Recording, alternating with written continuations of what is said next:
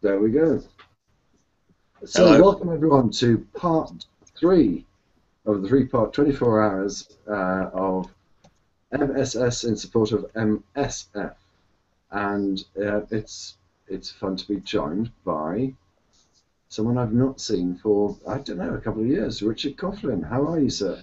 It seems a bit. We have spoken on Skeptic Fence a couple of times over the last few months, but you were incredibly drunk last time, and it was actually, I remember actually, it was Memorial Week. It was the anniversary of the oh God, was it the storming the beaches of Normandy and that, and you insisted on having a 2-minute silence on like Born Live, which didn't sort of work as well. Yeah. I remember. Okay. Yeah, but yeah, other than that, yeah. Yes, I am Richard the Dick Coughlin. Just for anyone who think, fuck me, AronRA's lost a lot of weight, and is affecting a weird British accent.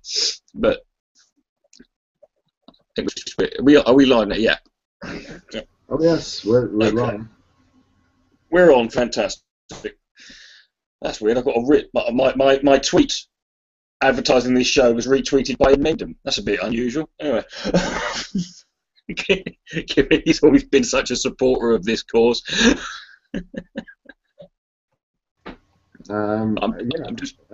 He's someone else I've not spoken to for a while. Yeah. I don't know who's still around. Of course. I hope he's in a better mental state. He's always sort of like lazy.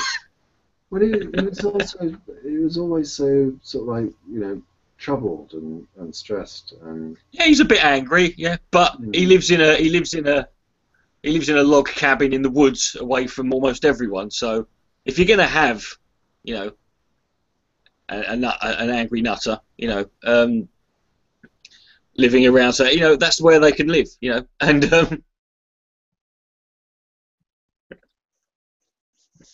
you seem a bit knackered. Have you been here for the whole thing?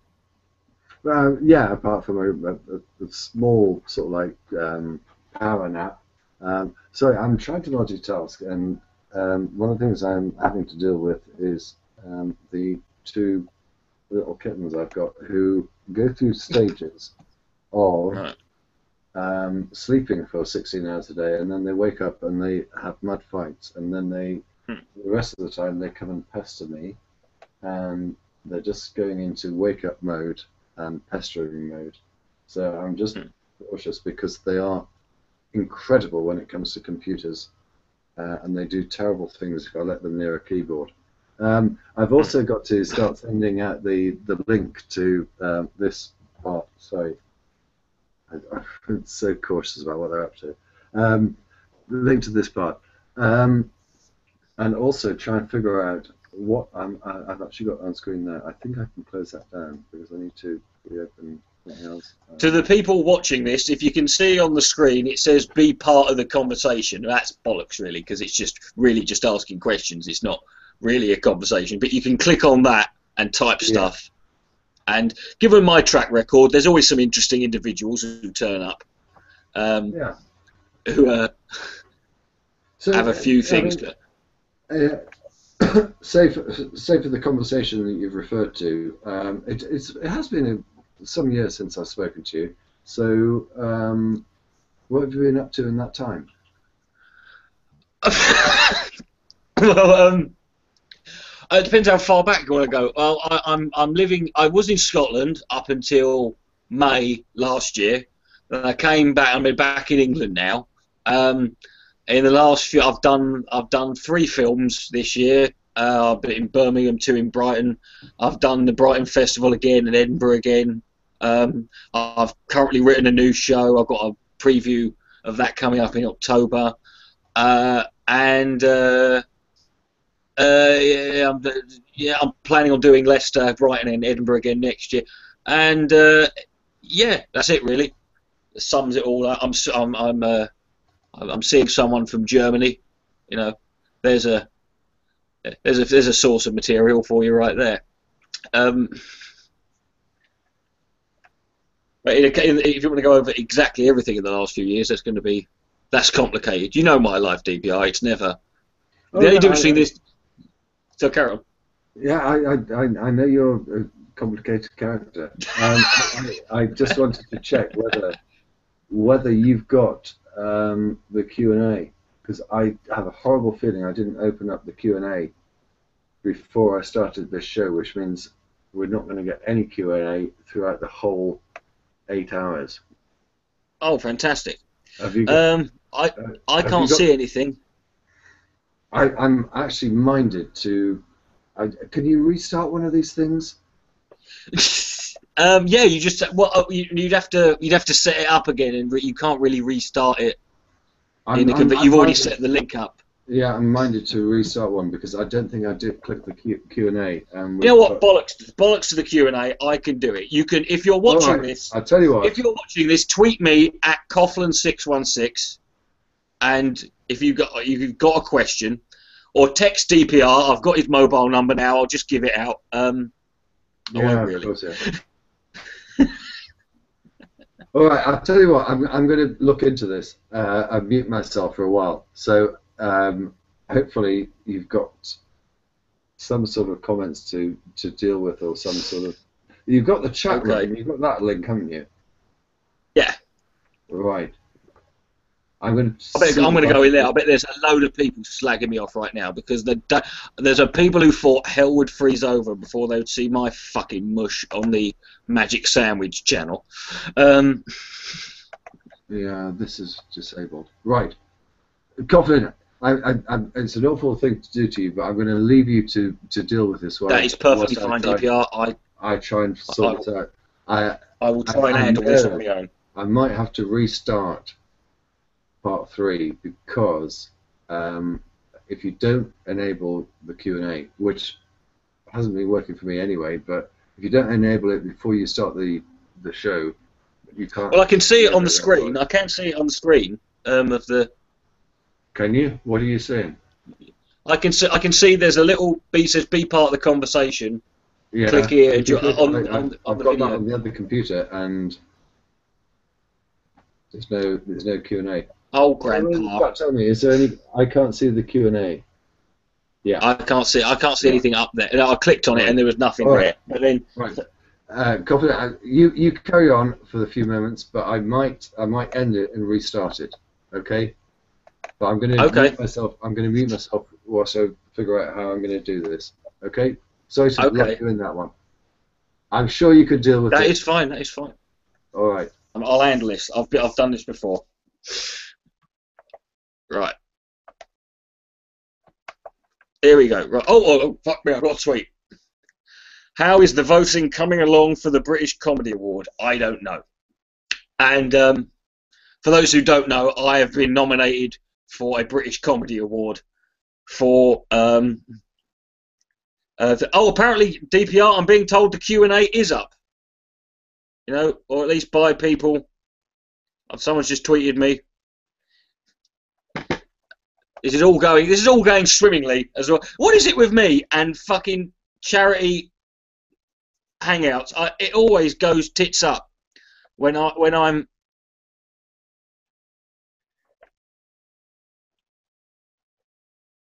This happened the last time I did one. I'm a fucking jinx. I don't know why anyone books me for these damn things.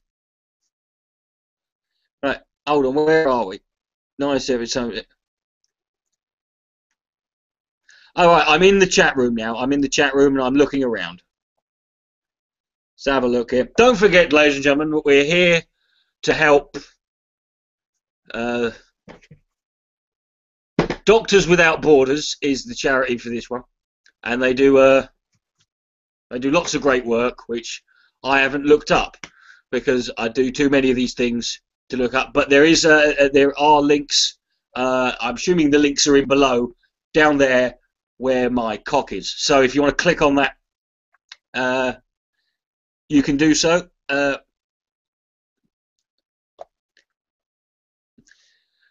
You're waiting for me to burst out crying. Don't start that stuff again. I have enough about me bursting into tears.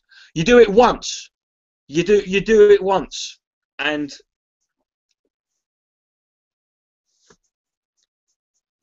people never let it go. Mano Creation sub. No, there it is. Right there's the link. So Hi, Coffin. Hello, Master Rottweiler. If that is your real name.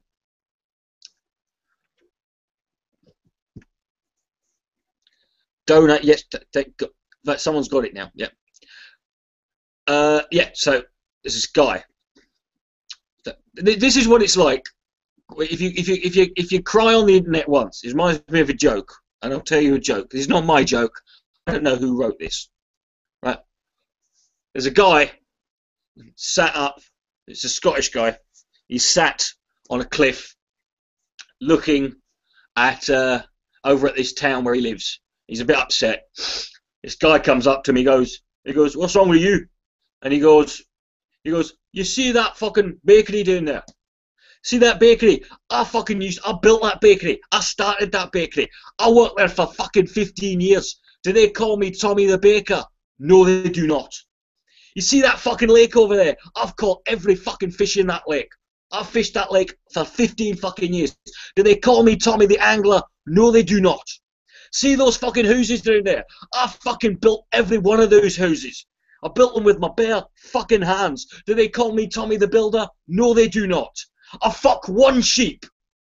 That's how it kind of ends up feeling on the internet. You do something once. Oh, I've got another question here. Will this hangout be on Spreaker? No, it will not. I've actually got stuff. I've actually got to do my next. Was he a true Scotsman? Do you know what? I had someone. I'm not joking. I had someone on one of my comedy videos post a comment saying, "No Scot." Literally, it was the first time I've ever had a literal "no true Scotsman" argument. This guy said, "Only pretentious English cunts find this guy funny. No true Scotsman would laugh at this." And I wouldn't mind, but the video he posted it on was a video of me live in Edinburgh, right? So, and he literally was trying to argue that none of the people in the audience in Edinburgh was Scottish. I will have a fucking another what's the magic? I will have another podcast out. But yes, so I am up for a British Comedy Award. It is kind of, it's not one of the big ones, obviously. It's just for their funniest internet video. But I've got Nazis about. I think I've got the longest one in there. But I had Nazis without aptitude, and it's audience voting. So who knows? I could end up not being on TV, picking up that award. What is my position on Scottish independence? Do you know, I honestly don't have a fucking clue.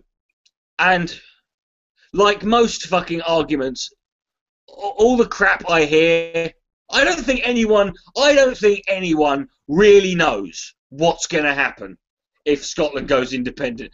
People can make arguments, but I don't think anyone really fucking knows. You can only surmise, and that's why 99% of the debate is just down to people who are going, "Oh, we can't break up the union." Oh, it's like the same thing when we changed the name of Marathon Bars to Snickers. We changed Jif, scouring, to cleaner to fucking Sif.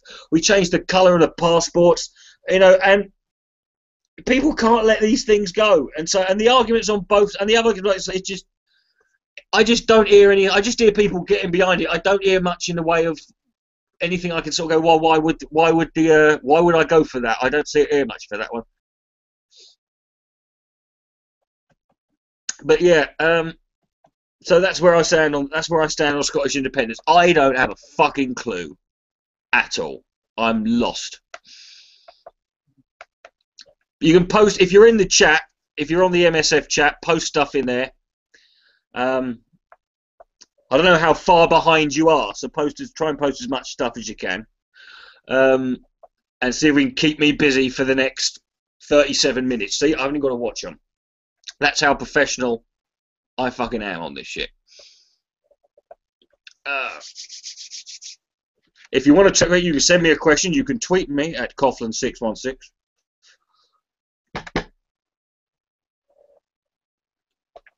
If Scotland goes indie, all the hipsters will move there. Well, Scotland's a nice place. I've lived in Scotland. It's a great place to live.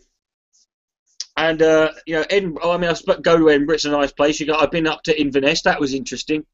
I did a gig in Inverness, Inverness Caledonian Thistle Football Club, and I've never been to Inverness in my life. I travel all the way up there from Edinburgh and arrive in Inverness at this little bed and breakfast. I get there, I check in, go and do the gig, get back in about 11:30, wake up at 7 o'clock for my breakfast, and the woman who runs the bread and breakfast, she goes to me, she says, "Well, can I just ask, did you get in late last night?" And I'm like, "Well, late-ish. I was, you know, probably about 11:30, midnight." She goes, "All right, did you see anything when you came in? Did you see anybody?" And I'm like, "No, I didn't see anything. Why, what's wrong?" And she goes, "Some bastards killed my fucking cat."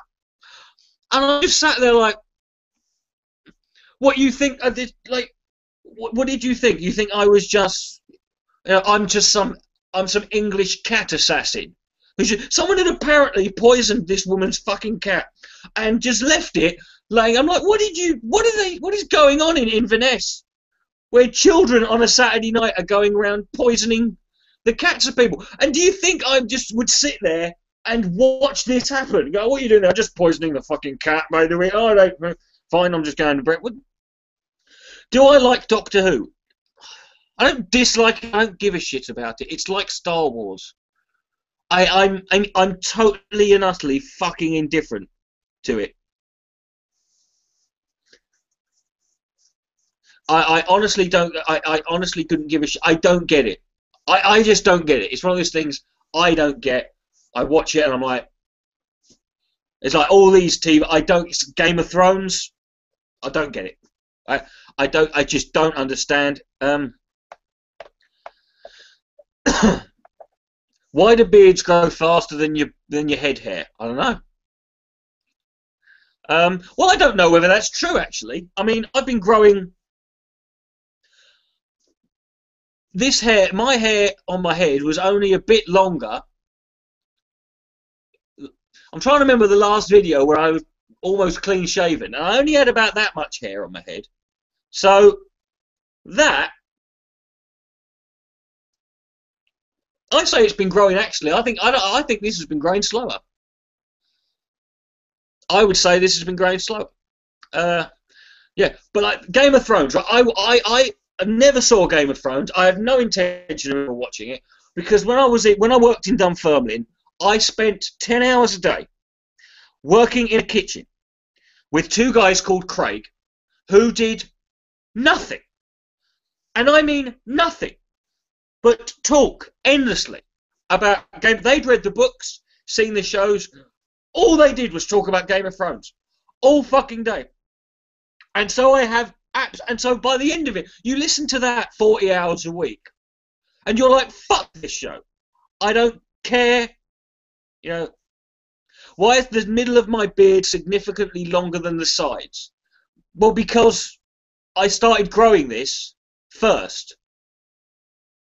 No offence, Toby, but I didn't grow it all at once. If you remember,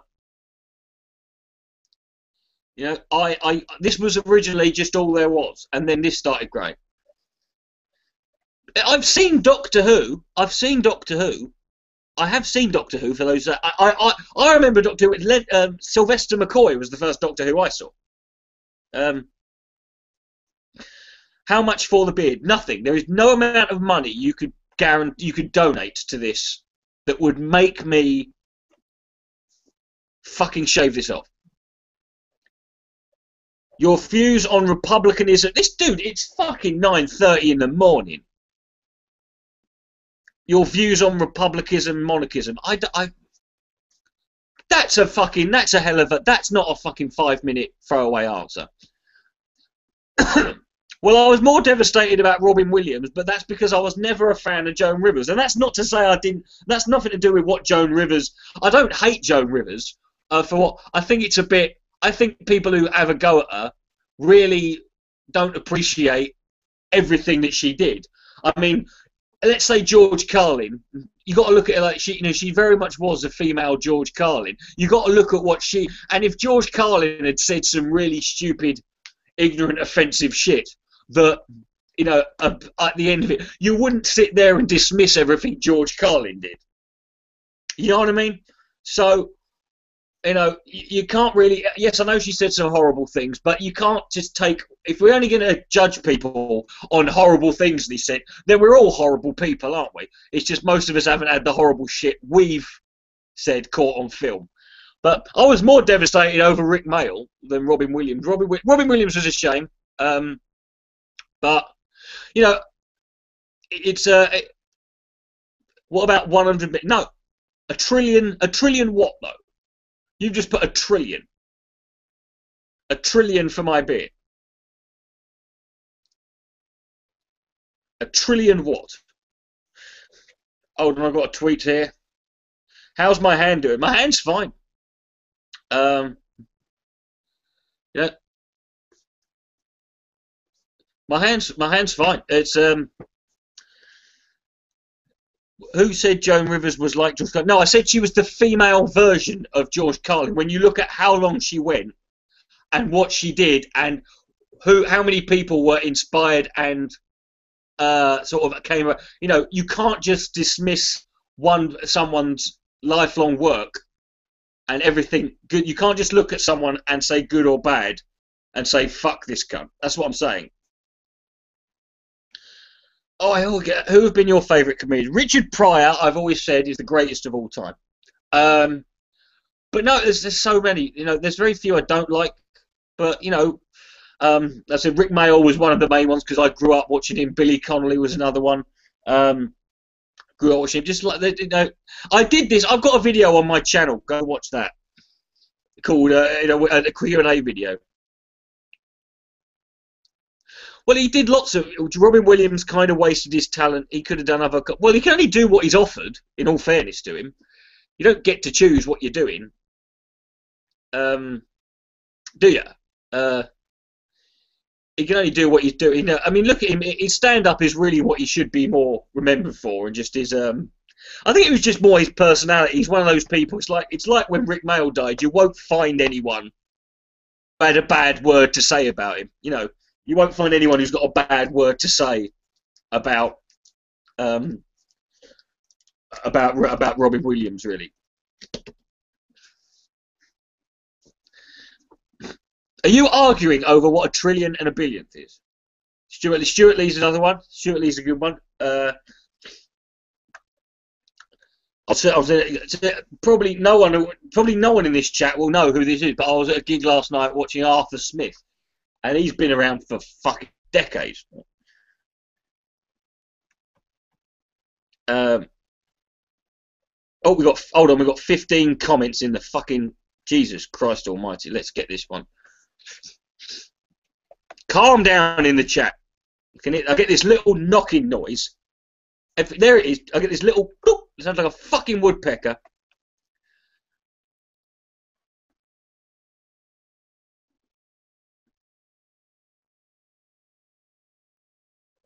Coughlin versus. Can we go? Can I do one live show without anyone bringing up fucking Thunderfoot? I can't, can I? It's never going to happen. Coughlin, if you love Muslims and hate the West so much, why don't you just move to Islam? Thank you, Klingshaw.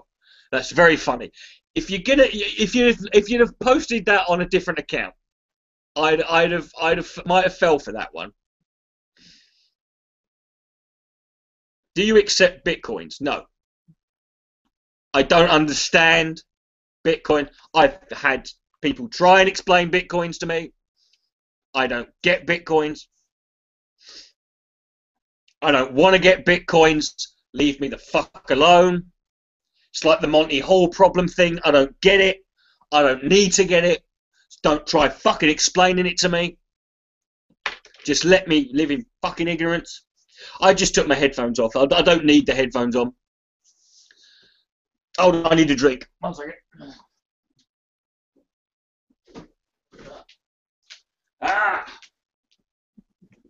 This is more like it. Yeah, I'm a Pepsi man. Want to make some coffee?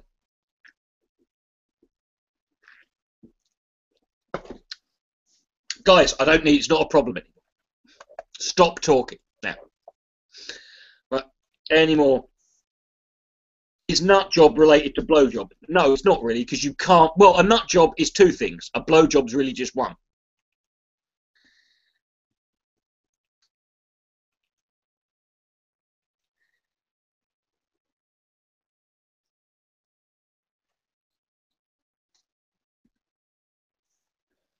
That's really it, isn't it?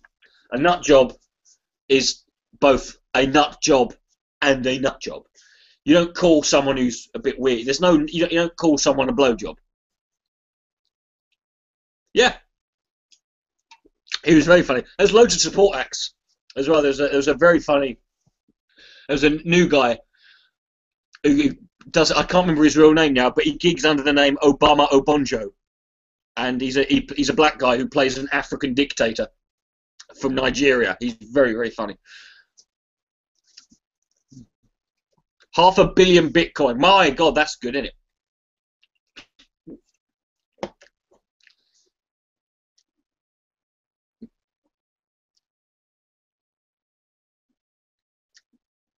I don't think so, Donald.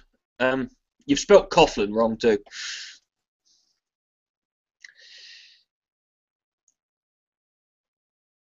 If you had to be caught in a perpetual argument with one person you don't like, who would it be? Have you not been on the internet? That's all the internet is. If arguments was energy, the internet would be able to run the fucking universe. That's all the internet is. It's the same fucking argument over and over and over and over again. Running the same fucking. I've been on this 6 years and we just go through the same fucking cycle over and over and over again. And that's all we'll continue to do eventually. Until the people making the arguments eventually die.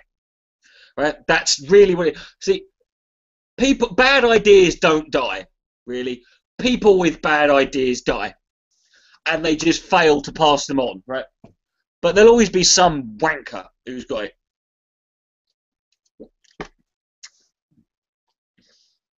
Pepsi's awesome, man. Fuck you. Fuck you. Your anti-Pepsi bullshit.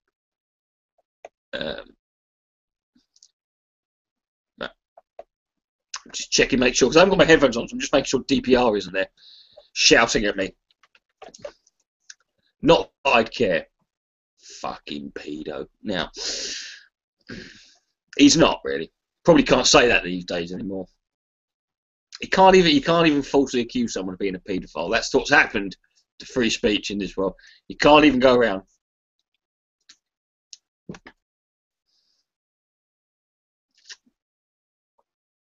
Why do you stay?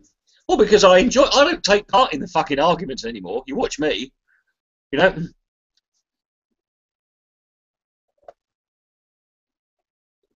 I do some of the arguments, but on the whole,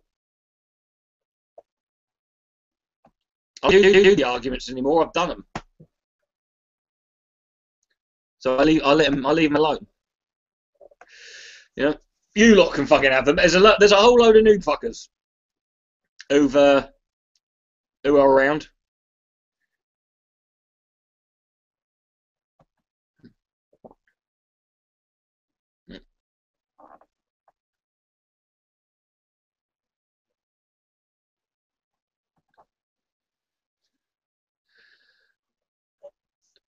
Okay, hold on. I've got loads of fucking questions.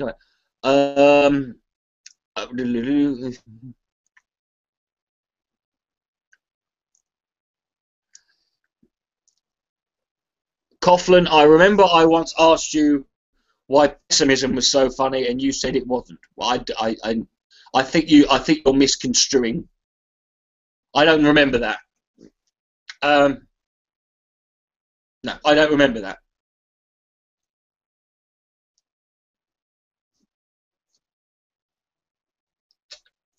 When Jacqueline Glenn was on, we ate babies. That would be about as entertaining.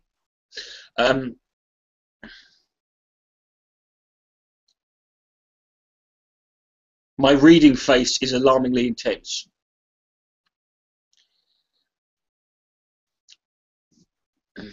I am in ISIS. Well, apparently, you know, they're winning. They're taking over. We're all gonna. You can laugh. We'll all be speaking Muslim by the end of the year.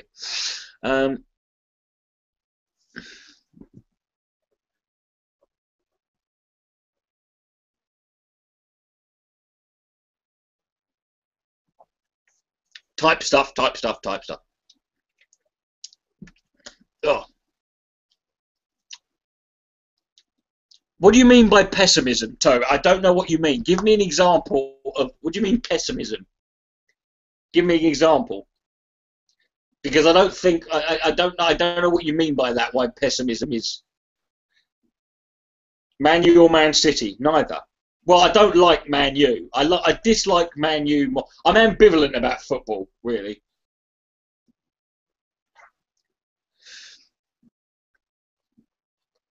Well, no, I mean comedy. Well, you know, the whole point of comedy really is to make something. The point of good comedy, I think, is to make something that's not funny. I mean, that's a natural human psychological sort of defense mechanism, isn't it? When things are, you know, like it's like you're in a situation where everything gets really, really bad, and you just start making fun of it. You start joking about it because you've got to find some way that's really what comedy does. That's what good comedy does. I mean, good comedy, it's easy to make jokes out of things that are already positive or happy.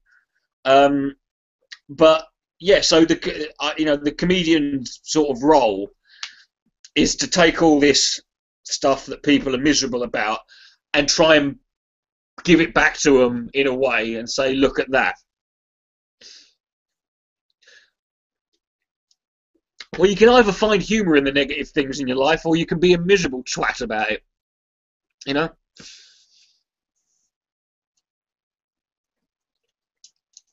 I don't think it's a strength, you know?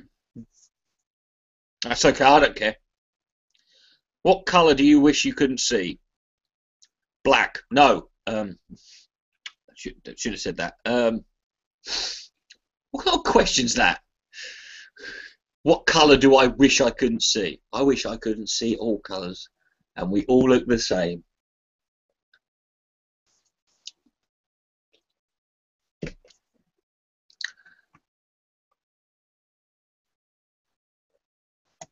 Or some other nonsensical hippie bullshit. Did you try some of Napalm's salmon? I don't even want to know what the fuck that means. Edible napalm preparing salmon. No idea what that means. I don't think good. I don't know. It depends who. It depends who. It depends who you're talking about there. It doesn't keep me. It keeps. It can keep you sane. But depends how many problems you've got in the first place. Hasn't always helped me out. What's the deal with airline peanuts? I like Jerry Seinfeld, so I don't mind him. Because he's clean, and you do have a beard, you hippie. Hippies don't have to have beards. Fucking beards have got like. I've had to fight with this fucking thing. I had people going around thinking I'm some fucking hipster cunt because having a beard is now the in thing. But like, they have all sculpted like manscaped beards that got. They don't have this bag of. I effectively, as my aunt put it, look like a potato that's been dropped on a barbershop floor, and that's effectively what I am. So I can't be accused of that.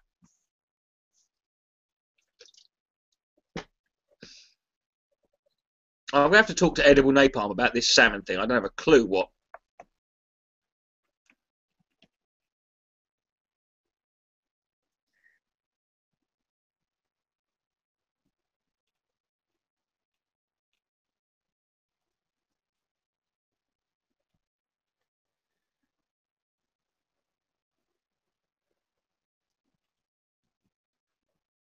What we got here? When you're done here, look up. Okay. Well, I've only been to like 3 places: New Jersey, New York, and Florida. I mean, it's not going to be New Jersey, is it?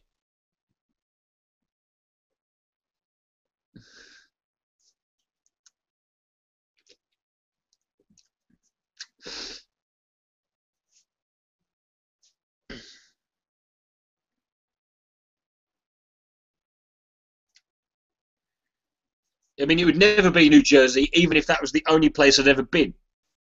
Why are Legos so expensive? I don't know, because I don't buy them. Grow up!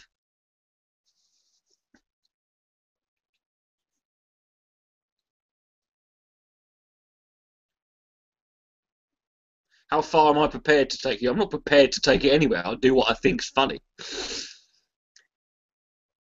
I don't see comedy as a mission that I'm supposed. I don't need to take comedy anywhere. It's already gone as far as it can go in terms of taste and boundary. Name one thing that, you know, there's this whole the whole thing about that whole era about the comedian who says the unsayable. It's over because everything's been said. There's not a single, you know, there's not a single fucking subject or topic or issue that has not yet been made fun of by someone, by some comedian. So this idea about saying the unsayable, there's nothing unsayable anymore. And it's this whole myth that, oh, these days it's all PC and you can't. It's bollocks. You can say stuff now, you know, oh yeah, this is why back in the 50s and 60s comedians got arrested. For fucking Lenny Bruce, he was banned from playing anywhere because he said the word schmuck. And people moan about political correctness now because, oh, I got my Twitter account fucking deleted, or fucking, or you know, some people had a go at me. And like compared to what it was 40, 50 years ago, Christ, you can say so much more now. It's just nowadays, the thing is, because back then you couldn't say a lot of things, no one ever really got a lot of shit for saying it from, you know, casually. And you didn't have things like Twitter, so you didn't have to deal with a lot of people giving you, or Facebook or YouTube, so you didn't have to deal with a lot of people reacting immediately to what you said, or maybe taking what you said the wrong way. And then as soon as you get that vitriol, you go on the defensive and you say things like, oh, it's just a fucking joke, or don't, you know, it's freedom of speech and all this other fucking bollock. Talk about, ladies and gentlemen, we're here today raising money for Drinking with Bob. Sorry, Doctors Without Borders, sorry. And they're a wonderful organisation who do lots of wonderful work, and I'm sure you've heard all about this before, so I don't need to tell you. But there'll be links, I'm assuming there are links being posted in the chat, and being posted in the thing, and being posted under the video, so if I can give some money, I'll come to your house and I'll shag you to death. And I'll find you. Yeah. But there are still people to offend. Well, offending people is not difficult. You know, offending people should not be the objective. You know, that's easy. This whole thing about, oh, you know, this whole thing about being offensive for the sake of it, it's really lazy. And it's not that incredibly funny. It's not funny. So it's not difficult. You've just got to find out, well, what offends people, what issues upset people. I'll talk about them, and I'll say something that's, does Drinking with Bob still make videos? Of course he fucking does.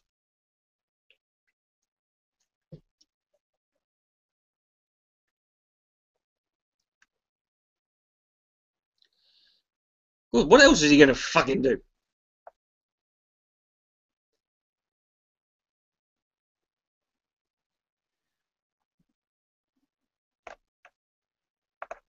Hold up.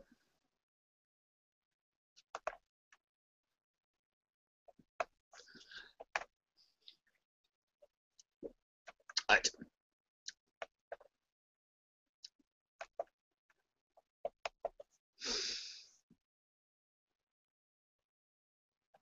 Where is Coughlin? How is McMuslimshire coming along? McMuslimshire is, I haven't done much in the last few weeks. but I have got I've got the sets designed. To be honest, the difficulty for me is just getting used to things.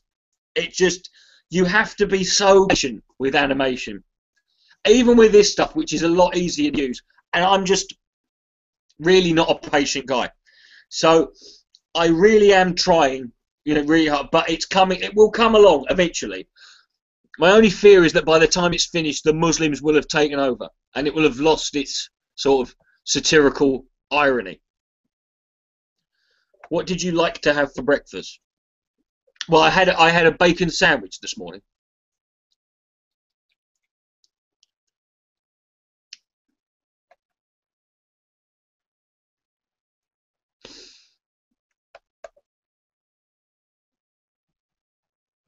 I'm just throwing shit to the wall to see what sticks. Yeah, I tried that on the bus once.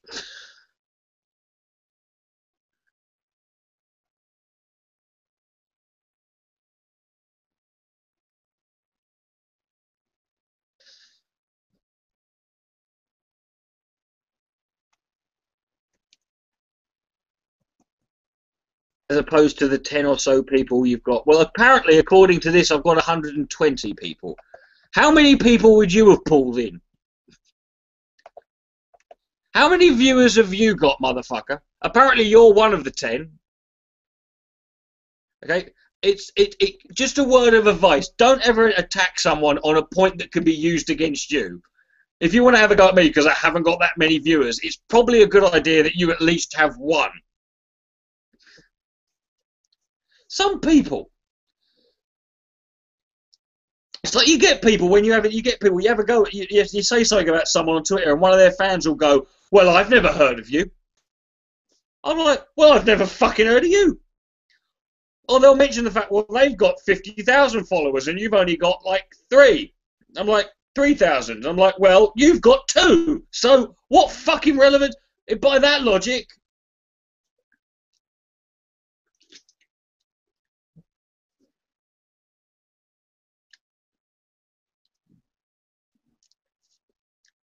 No. You're misunderstanding. What I'm saying, I'm not saying everything's been said. I'm saying every limit has been pushed already. What you've got to do now is there's no boundaries to push. What there is now boundaries not so much in taste, but in how you present them. And in fact, it's going the other way. Now the challenge, I think, is now trying to do comedy that's now where you can't just rely on that shock factor. And that, I think, makes comedy better. You know, because when you take away, think about the shock factor of comedy, of saying something that's offensive or near to the bone, is that shock factor can be easily gained, and it can enhance a piece of material that's relatively average. Whereas if you've actually got, you can't do the shock factor anymore, you know, or the shock factor is diminished, you've got to rely solely on your own creative writing process. So that in turn is going to make comedy much more better. This is what you get when things like Stuart Lee. Now Stuart Lee is actually, by his own admission, very politically correct, and you know, and I think, and that actually I think is a point that's made his comedy more interesting, because he's not one of these people who goes out and goes, "Hey, fucking hell, wanking, death, Holocaust, rape, babies, AIDS, race, fucking package." He doesn't go out there and just fucking flow a load of filth at people and hope he's going to stick. Oh shit. Bernard Manning. Oh fucking hell.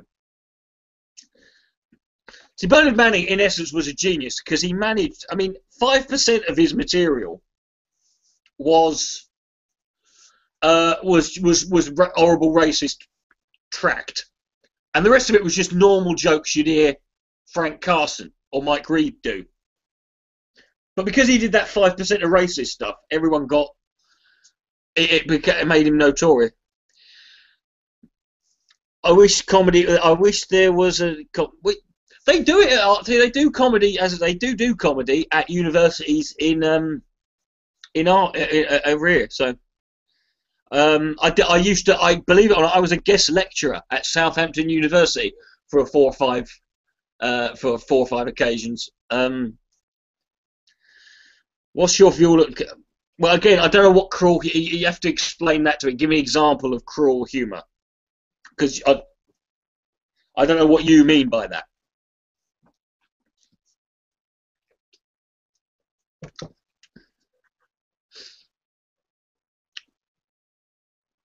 What voting system? I'd like them to have a Royal Rumble. I think we should have politics based fundamentally on the principles of wrestling. Let's just have a big Royal Rumble, and they also have like a Money in the Bank thing where one of the opposition, someone who's not Prime Minister can cash in and try and take the Prime Minister job at any point.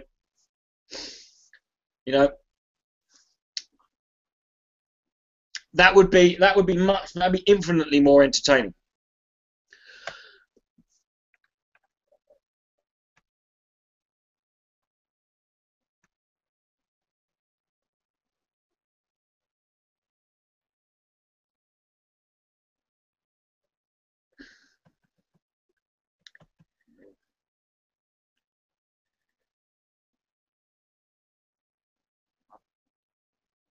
Could I do an interpretive dance for you? No.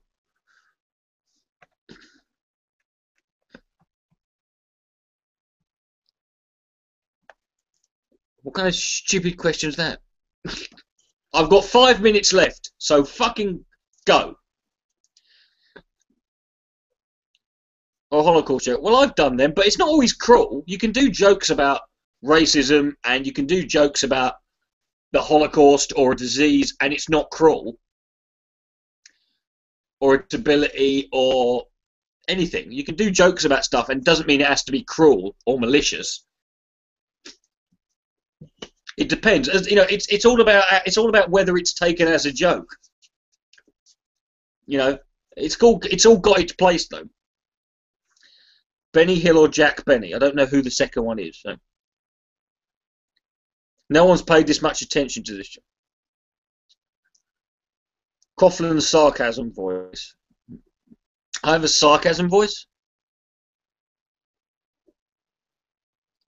Well, the thing about Robin Williams that's quite unfortunate, no one's going to bring it up now, obviously, and it really is a moot point. But I mean, in the 1980s, he was actually, when he was on Saturday Night Live, he was actually banned from a lot of comedy clubs. Because he was going on stage, he was going to comedy clubs during the week, watching comedians and stealing their jokes, and then doing them on Saturday Night Live. And it got to the point where it's like there were several comedians who attacked him because he was stealing their jokes. And there were times when he would go to LA comedy clubs, and people wouldn't actually. There were comedians saying, "I'm not going out there tonight because Robin Williams is out there, and he'll steal my fucking bit, and I don't want him nicking my material." So he's not fucking perfect either, I don't use Google Plus. No one uses Google Plus. It's great. Google Plus is like a nice little place you can just go and have a lie down. It's like a sort of, like a shed. You just sit there, a bit of a relax, no one around. Nano creation, grow up.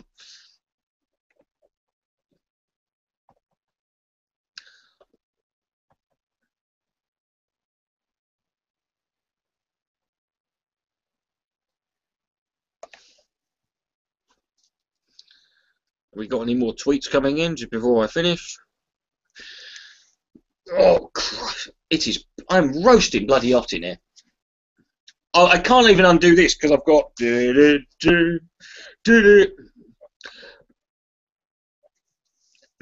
See, the fucking chat crashed when I did that. Okay.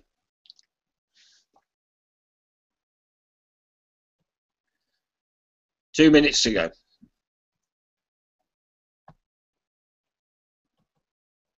There we go. Cruel humour, which isn't really funny. Well, it depends though. But it depends who you're hurting. I mean, I've said things that people find funny, but were said with malicious intent. But it's who you're saying them about, isn't it? I mean, if I make a cruel joke about Fred Phelps dying, no one's going to care, are they? And everyone, and also you've got to then sort of figure out what the intent is in someone. It's hard to figure out. And I mean, this is why so many people, come on, Dusty, get away with this whole, oh, it was just a joke. I was joking when I said the Jews were asking for it. You know, I was joking when I said that black people, black Christians like Martin Luther King and Rosa Parks were Uncle Toms and race traitors. I was joking when I said that looting was part of black culture. You know, do I have a comedy book? No. What's the meaning of life? Oh, shut up. Is college worth it? Yes, but probably not for the reasons you know, they tell you. I don't know. I don't know what a fulfilled life feels like. It's alright. It's a laugh, isn't it? What's the meaning of life? I don't know.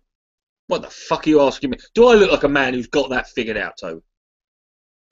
I think that's a wonderful moment to end it. Do I look like someone that's got that figured out? Yeah. What an odd question, but there we go. That was the honest question, was it? What's the meaning of life? Well, it's the most impossible one to answer, I suppose. I like the fact they waited till I had 1 minute left before they asked it. Well, They didn't ask it at like. if you'd had an hour left, you would have been able to answer that one. Well, no, I'd have had a better go though. I'd be like, it's not like I can sit there and go, oh fuck, oh right, meaning of life. If I'd had a fart lined up, that would have been even more perfect. But well, there we are. Coughlin, thank you very much indeed for taking up an hour. Okay, mate. I know that you did it at the last moment, so I'm That's very okay. Yes, thanks for not asking me right away. Putting me on the subs bench again. Second year in a row. I'm joking. I'm joking. You know me. Everyone else, please donate to the thing and enjoy Grappling Ignorance. I shall be off now. There we go. That's better. Excellent, mate. But no, seriously, thank you very much indeed. We'll take a couple of minutes for people, hopefully, to make a donation. If you need to know how to do that, go to the description under the video box, and there's the links there. Please make an effort to do so. And do so even if you're watching this not live, but after it's been posted on YouTube. We're going to be having an hour with Grappling Ignorance, starting, 2 minutes. We'll give you 2 minutes to make a donation, and then we'll be back live with Grappling Ignorance. Okay.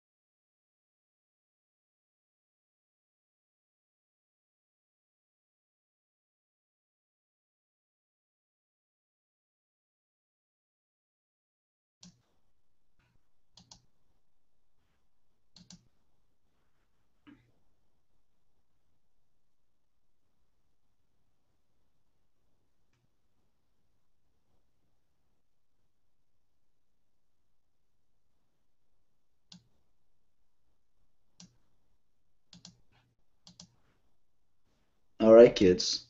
I hope I'm allowed to start talking now. I wasn't informed of a 2-minute radio silence period, but fuck it. We'll do it live.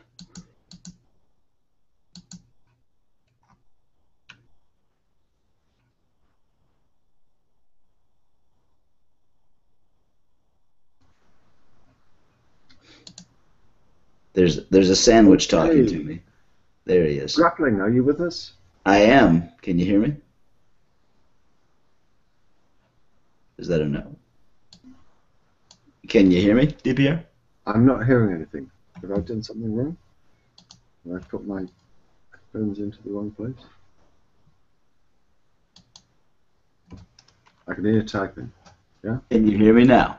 I can hear you now. Oh, okay. I changed literally nothing from when I was talking Yeah. before to now. So. Yeah, we're all fine. All right. I just want to give people a forewarning that the debate between Dragnauct and G-Man looks as if it is not going to take place. I've recently received an email, a Skype message from G-Man, literally in the last few moments, which reads as follows. DPR, are you there? I think you gave me the wrong time or schedule. You said 5 a.m. Eastern Standard Time. Actually, let me just see if that's true. What time did I say it was? Was it on the schedule? Yeah, that is not correct. It's 7 a.m. G-Man. He goes on to say that should be now. Yeah, it should be now, but it's not. That's not what the schedule says. Okay, I think there was a mistake on your part. The schedule says 12 in the afternoon. I don't know which time zone he's working on. I'm assuming Eastern Standard Time, or EST, he says. Drag is not online, to which I Is G-Man on right now? I have to work with. Well, he's not on Skype. Well, he's messaged me on Skype. Well, if he wants to come on at this time and he wants to talk about morality, I'll talk to him. Okay. I mean, I'll send him the link. Yeah. If he wants to do so and he can't just wait 2 hours, then I mean I'd rather him. It gets worse because he's not actually got a good internet connection because he's sitting in the library at the moment. Oh. So he says. I'm at a public library and want to make sure I got the time correct. But the internet is really low here. Blah, blah, blah. I think he's with us. Okay, hello? Oh, hi, are you with us? Yeah. There we go. Sorry about the Yeah, confusion. DPR, this is my situation. Yeah, DPR, let me explain my situation to you. You told me it was 5 a.m. Eastern Standard Time. I'm at a public library right now because where I usually do my videos, I don't have any internet access. That's why I told Dragnauct I had to be in the afternoon sometime. I can prove to you I'm at a library if you want. Okay. Hold on. Yeah, you don't need to prove anything, G-Man. Are you able to? We'll do it live. We'll do it now. How about that? Or I mean, the scheduled time for the debate with Drake is in 2 hours, right? No, DPR told me it was 5 a.m. That's right now. That's not what the schedule says or has ever said since I've seen it. But I mean, Okay, I'm here. I've seen the schedule too. I've seen the schedule too. But I can show you the Skype thing between me and DPR. He said 5 a.m. That's what time it is right now. It is 5 a.m. I'm also in Eastern Standard Time, and I agree it's 5 a.m. My name is Grappling Ignorance. If like I said, on my schedule, it's got drag at 7 a.m. with you. I've never seen anything other than that. But if you want to talk to me about the issue of Christian morality being superior to non-Christian morality, I'd be happy to have that conversation with you. I'm not drag, obviously, but if you've gone to the trouble of being here at this time and you can't be here in a couple hours, when he will be here, then I'm the best that we've got to offer. What, Christian morality versus secular morality? To my understanding, that's what your debate was going to be about? Yeah, but I can't promise I can do it for 2 hours because, again, I'll show you it. And I came here to try to find me a reliable internet. You know what? If we can do it in an hour and a half, I guess I can do it. But it's going to have to like be an informal one because I only got about an hour left of battery. So, well, yeah, like I said, and I have no problem debating you. Like I said, if you could wait for him to get here, that will be in a couple of hours, hour and a half, 2 hours, and you could just save your battery for that occasion. Well, I can do that. I have no problem with that. It was just some confusion over the time. Yeah. I was told 5 a.m. The schedule says 12 noon. That's 12. That's the afternoon, long when the sun's up, when I can get to an internet cafe or something like that. Yeah. Are you the one who made the schedule? No. I am. Okay. But it's 12 noon UK time, which translates to 7 a.m. Right. EST. So that's the confusion. But I don't want to steal Drag's thunder. I thought that, you know, if you couldn't possibly be here when he's here, then I would step in for you. But if you want to wait No. I understand now. I understand. 7 a.m. I'll be right. That's 2 hours from now. All right. Hopefully you can charge up your battery. There's a little more sun for you, and maybe a place will be open. So I'm sure I speak on behalf of DPR when I say thank you for making the effort, especially at this time of the morning. And hopefully you'll be ready for your segment when it comes. So yeah, DPR. I apologize about that. No, that's no problem. That's fine. But just to confirm, okay, we are talking about a little under 2 hours time, yeah? Yeah, 2 hours, 7 a.m. And let me ask both of you something. It doesn't matter what time. There's no way we can make it about 10 a.m.? No, we can't. We can't change things at 10 a.m. In other words, I will be in about 5 hours. No, I'm sorry, we can't do that. The schedule is too fixed to do that, I'm afraid. Can you do 2 hours time? Yeah, I can do it. Right. Yeah. Okay. That'd be great. All right. All right. See you, G-Man. Nice to meet you.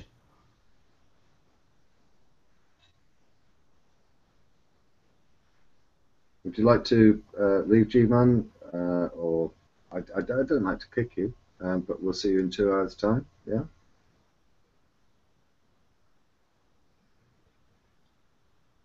Yeah. Let's just assume he's gone grappling. Grappling. I need to thank you very much for filling in the empty hours with dark matter.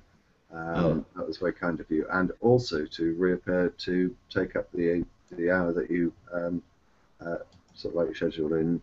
I'm going to be lurking in the background, but I have a suspicion that there may be a few things that I'd like to raise with you during the course of your hour, given that I've got forewarning of what you're going to talk about. I hope that's okay with you. Certainly. Okay. Over to you. All right. Thank you. There have been I've been able to hear a lot of. I haven't been here for the entirety of the event, but I've been able to hear quite a bit of what's been discussed. And there were a couple of things that popped up that I did want to touch on in addition to the topic I said I would. And one of the people who have been very active and following the event from, as far as I can tell, from start to finish, will hopefully be jumping in with me, and that's Toby Major from, or Toby Kid Major. She will hopefully be joining in at some point. But one of the things that was touched on was I didn't hear all of Peach's segment, but I heard the transition from Peach to Steve talking about the feminist label. And I'm one who doesn't really hold that mantle. I don't consider myself a feminist, though I would be defined as one in the sense that I'm all for equality for both genders. But even that being said, even though I'm for equality from like as far as law is concerned and as far as treatment in general is concerned, the reason I'm not a fan of the feminist label is because it just has femme in it, which seems to have a female slant. And if the term were masculist, but it still meant equality for both genders, I still wouldn't call myself a masculist. I'm just not a fan of it. But anyway, Steve's rationale for why he adopted the term feminist was that when he started hearing more of the MRA people, the men's rights activists, he wanted to distance himself from them as much as possible. So he took on the feminist label. But when I hear things from radical feminists, I want to distance myself from them just as much. So I think gender egalitarian, or there's some kind of anime reference to the term equalist, but I sometimes will use that. And it looks like Toby has joined us. Hello?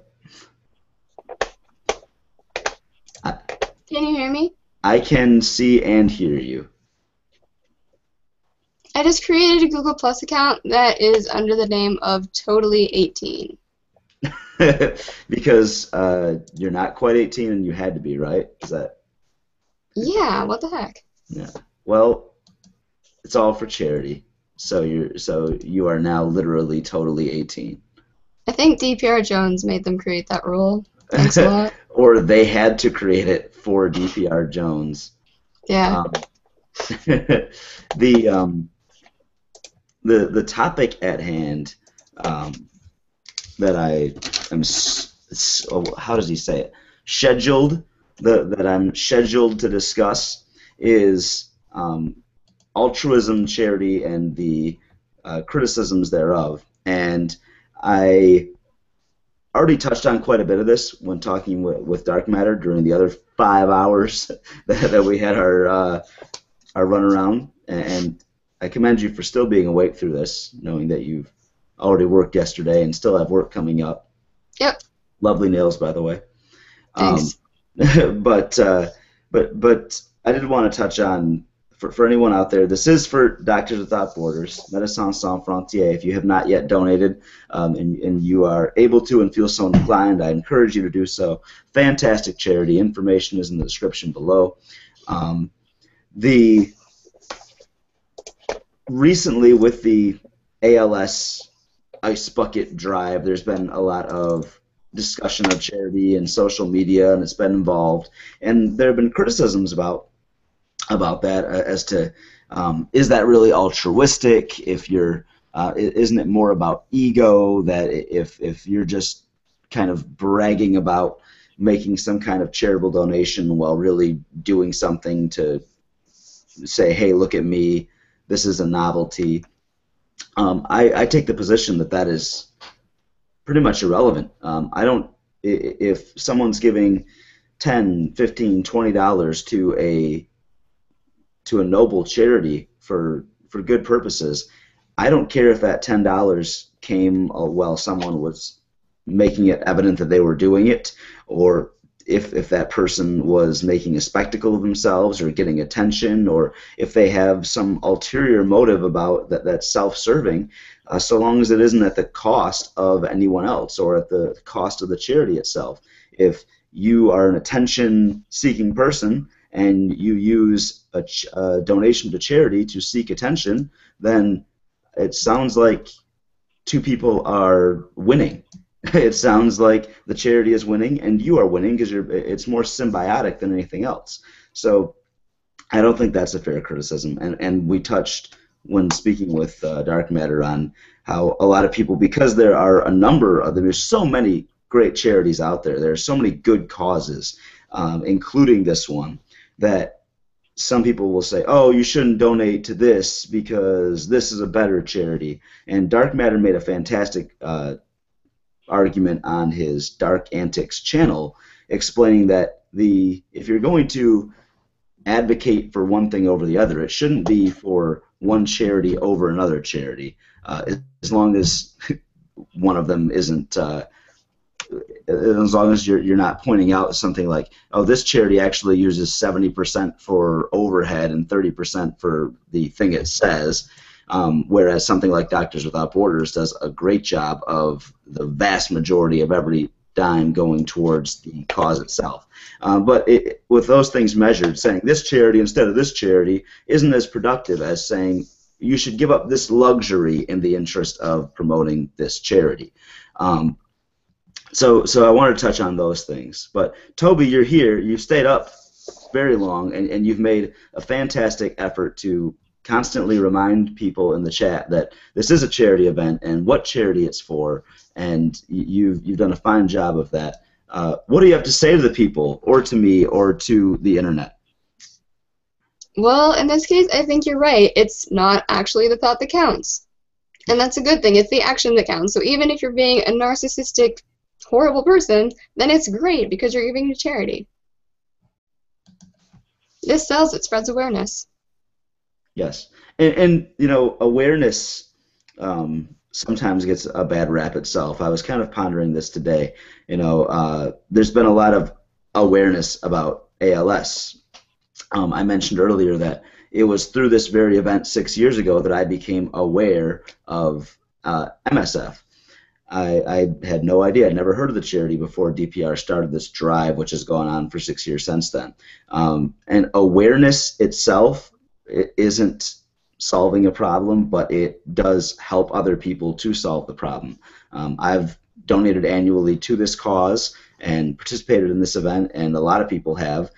And I can't be the only one who was unaware of this event before, was unaware of this cause before this sort of event. And this event brings in both donations and awareness. So I'm not really a fan of those criticizing awareness. Or to, even if it's awareness about the severity of something. There's every November, I believe, it's Breast Cancer Awareness Month, and you might say that not a lot of people are unaware that breast cancer is a thing or a problem, but there are people who don't, and there are people annually who find out because of organizations getting behind Breast Cancer Awareness Month, and donations come in because of that awareness. And in the case of breast cancer awareness, a number of women take preventative measures because awareness is raised, rather than seeking medical consultation being demonized or being something that people feel shame for. As with most medical situations, people don't like to go into the doctor and be probed and groped and investigated, but if you're aware that going through those mild procedures can help prevent something or catch something early on, can stop something as horrific as cancer, it makes that awareness meaningful. And I'm well aware that I'm talking at length. Toby, please interrupt me. Yeah, well, that's right, because it makes it accessible to, how would DPR say, to peasants like us. Because people organizing and making, like, petty challenges to each other, it just makes everyone aware of it. And yeah, awareness itself isn't important, but people's actions they take because of it is. Sure. And I haven't seen the sort of technique taken with the ALS situation. I haven't seen that done previously. It may have been, but the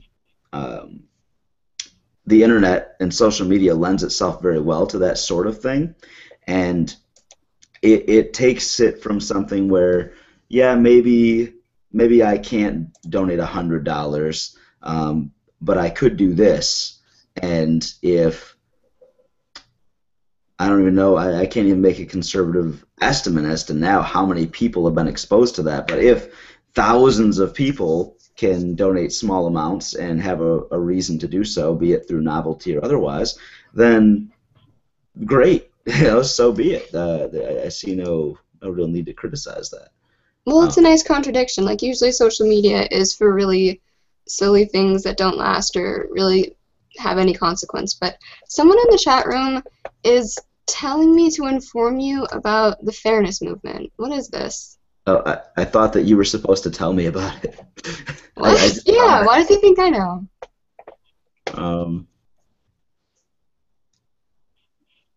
Like the linguistic connection, feminism. Without the... I don't know. Maybe that's in reference to my comments about feminism. But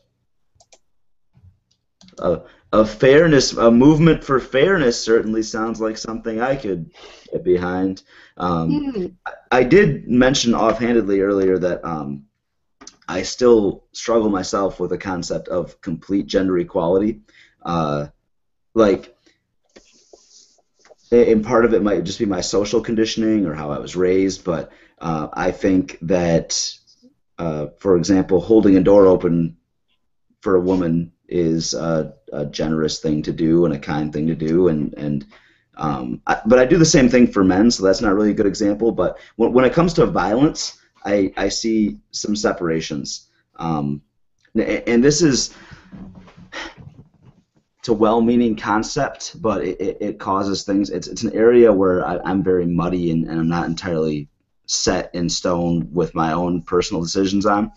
I recently had a neighbor get evicted because she was crazy and loud, and she would start fights with she'd get in fights with other women, and she would physically abuse her boyfriend. Her boyfriend would come over, and on more than one occasion, they'd be out in the parking lot in front of I live in a townhouse area, which is otherwise quite calm.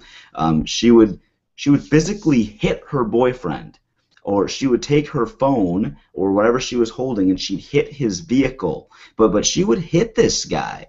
She would slap. She would punch this guy in his face or on the side of his head, and he would usually just try to take a defensive position and kind of give a look like, come on, don't do this, or he'd plead verbally, let's just go inside, and she would just get increasingly crazy.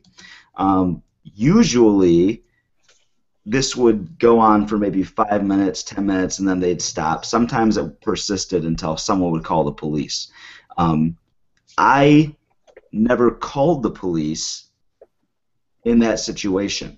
I never went outside and did anything about it.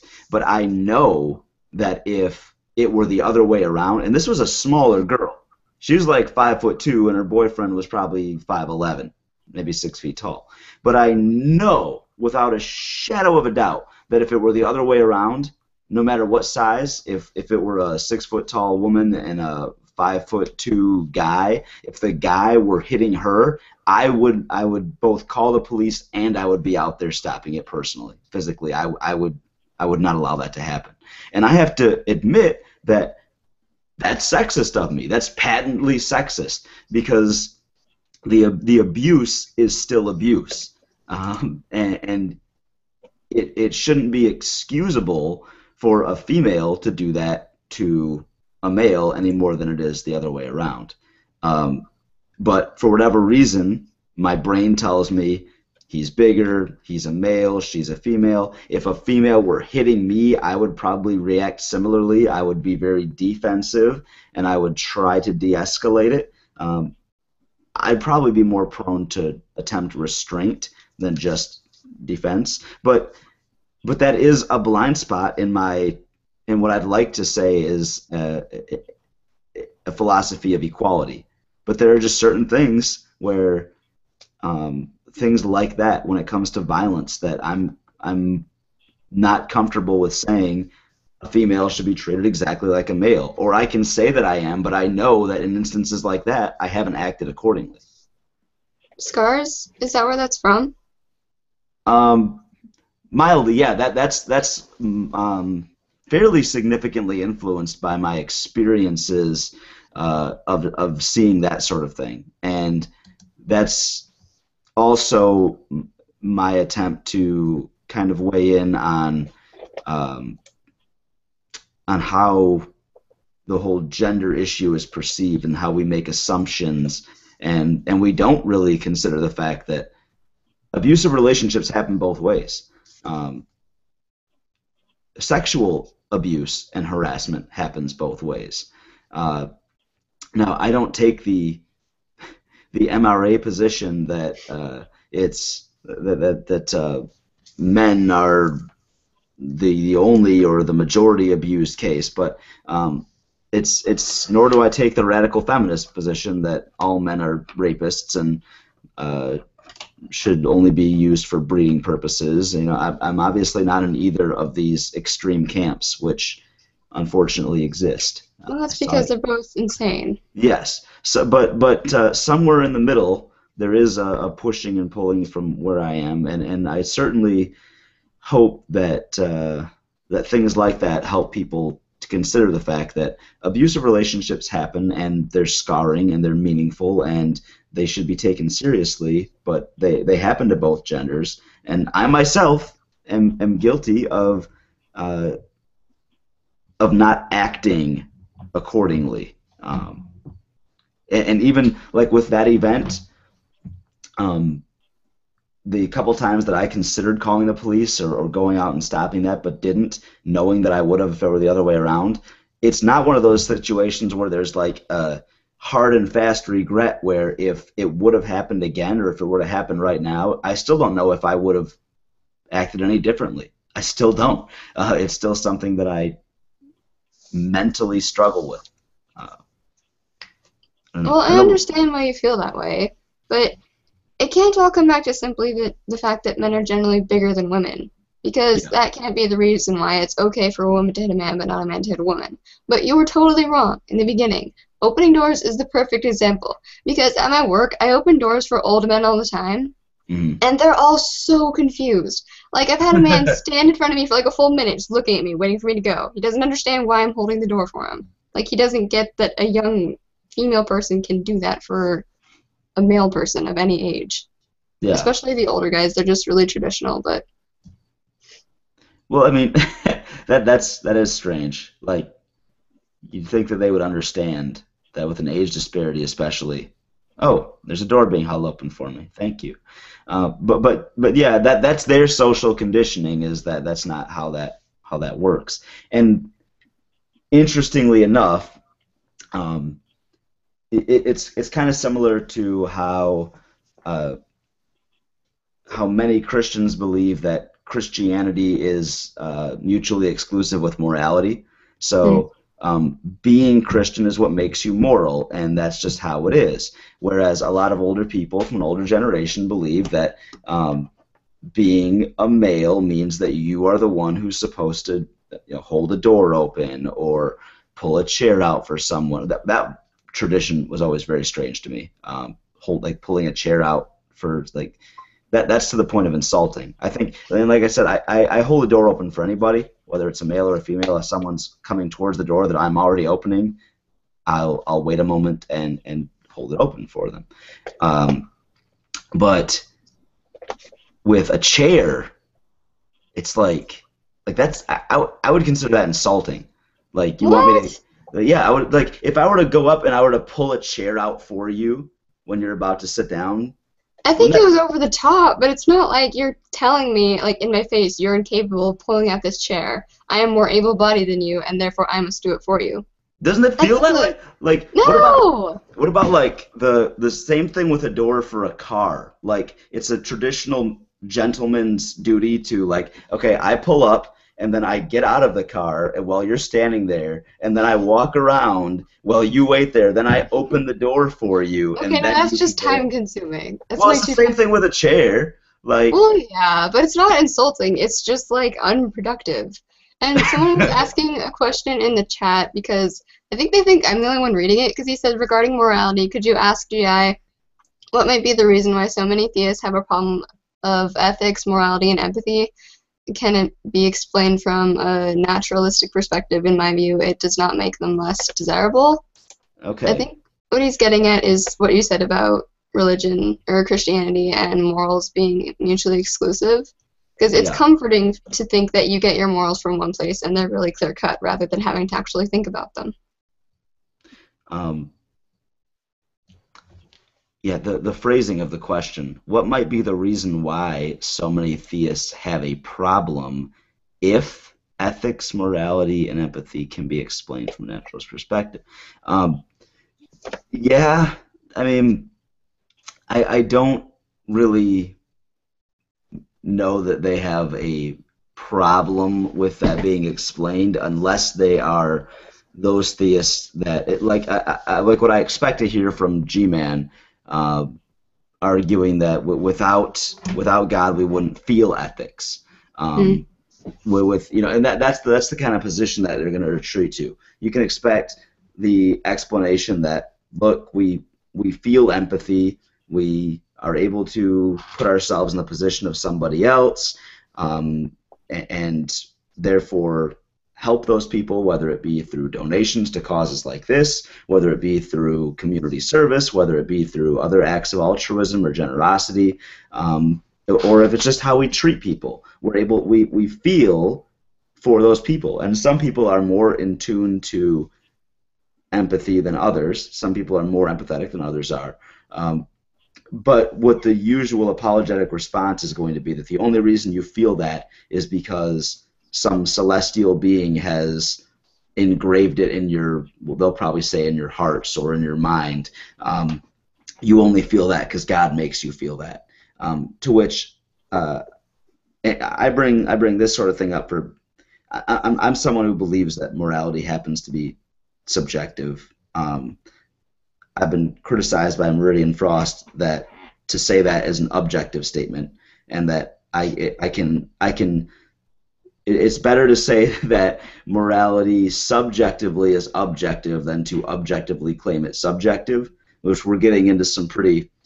This is the kind of conversations he and I have when we hang out, and they're really long, and they involve hours of.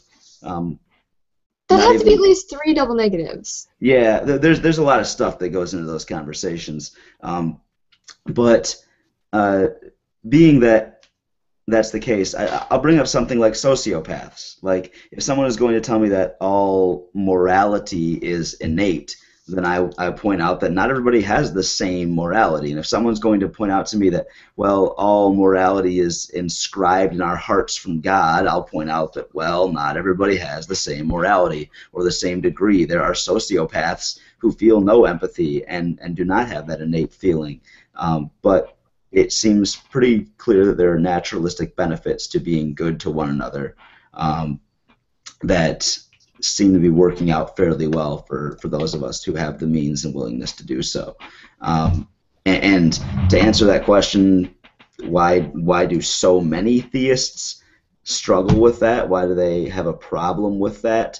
Like you said, for many of them it seems that their belief system, for them, it feels contingent on God being the only cause of morality. Yes, I agree, but some theists seem to think that empathy, having a naturalistic explanation, somehow makes it less desirable. If you feel that listening to your sense of empathy is less desirable because it's natural, not supernatural, then... Well, it's less comforting. They think that their God is infallible, and they're totally fallible. Well, I mean, there's fallibility, like, in the story. If you're looking at Christianity, God fucks up all the time. Yeah, but they can blind themselves to that. It makes them feel better. Well, I don't even know how, though. Like, while preaching the stories, you're turning on blinders to these things that, even as a child being exposed to them, they didn't seem to make sense to me. Like, God hit the reset button on almost 100% of the population because he wasn't happy with them. Like, and using this incredibly inefficient method of the flood to do so, like, God fucked up on such a level that he had to kill almost all people. And no, he didn't do that. He didn't do that. He just filled the world with water You just Yeah. don't think about everyone dying. There's Well- no mass murder. There's only happy little giraffes and elephants going onto a boat together. Even if he just filled the world with water, then he was fallible in not making the people aquatic, so or amphibious. So, yeah, I mean, any time that God has to like step in and intervene in the Old Testament and say, "Oh, nope, do it this way. Oh, you guys are you're building a tower to heaven now. I'm gonna scatter you and give you different skin colors and languages." Well, you fucked up because you didn't account for that in the first place. Why didn't you just program their minds to not try to build a tower to reach you? And of Well- course, go ahead. G.I., you're smart, and your parents weren't super religious, like, they didn't force you to come to church every Sunday. But you could work through that easily, but a lot of people whose parents were really, really religious and who every night read them Bible stories with little pictures of the animals and none of the genocide, don't underestimate the power of denial. It can be a really, really strong motivator. Oh yeah, there's no doubt, and that I don't chalk that up to intelligence, but there's a lot of cognitive dissonance, and I went through it it took years for me to make that process. I don't think that I think my parents were confused about religion in general, and they never went into much detail. Like I mentioned earlier, I had a strict Catholic grandmother who did go into detail, and it was, on occasions when I'd see her, and she would preach about things, but it's completely out of context for, what does this mean or what's this about? There's questions happening in the chat. Did you see what I trying to tell you? No.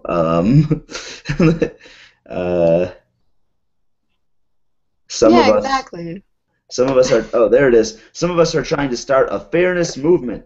So people who want fairness can identify as fairists, which is both an improvement over equality and an etymological acknowledgement of the feminine roots of the equal rights movement. They are the fairest of them all. If somebody please mention it. Okay. I don't really see the need for a complete separate movement. It's kind of like, okay, I think that eventually, if the species lives long enough, we should probably get to a point when we have one world language. I really, and I get criticized for suggesting this, but I think that eventually we should get to the point where at least everybody speaks one language, and as a planet we can agree with this, and you can have other languages if you want to. It would take a lot of effort, well, a little bit of it. It would take a generation of commitment to make that happen. But with technology, that'll become moot. Yeah, I mean, doing that will become a lot easier, and there are pushes for that. But so I think that the most pragmatic way to do that is to pick the most widespread language, which happens. Like English. It happens to be English, which is why I'm so heavily criticized for that, because I happen to speak English, so it's easy for me to say that. And you teach it. Yes. Now the most spoken English language, I believe, is still Mandarin Chinese, but that's not spoken in multiple, in as many countries, whereas English is the most popular second language. It's the most published on the internet, that sort of thing.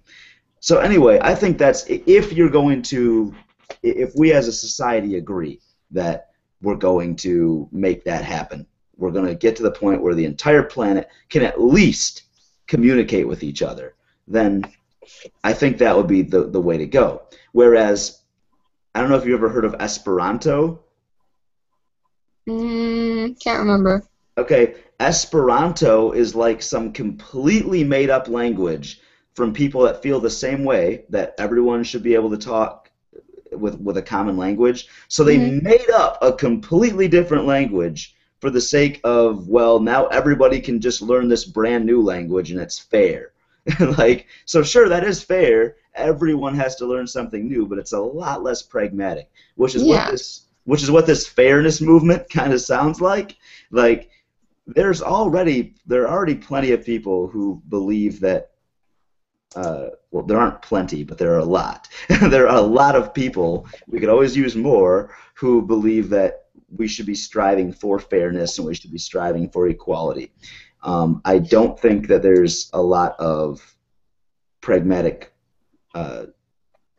strength or fortitude to be found in starting up a new movement and calling it a fairness movement, or calling yourselves fairists. I think, like I use the term equalist or gender egalitarian if someone asks where I stand on that. But, you know, regardless to what label you give yourself, you pretty much always have to explain yourself. If I say I'm a feminist, I have to explain, no, I don't mean that I believe women should have superiority and I don't associate with these people. If I say I'm an gender egalitarian, people are going to say, huh, what's that word mean?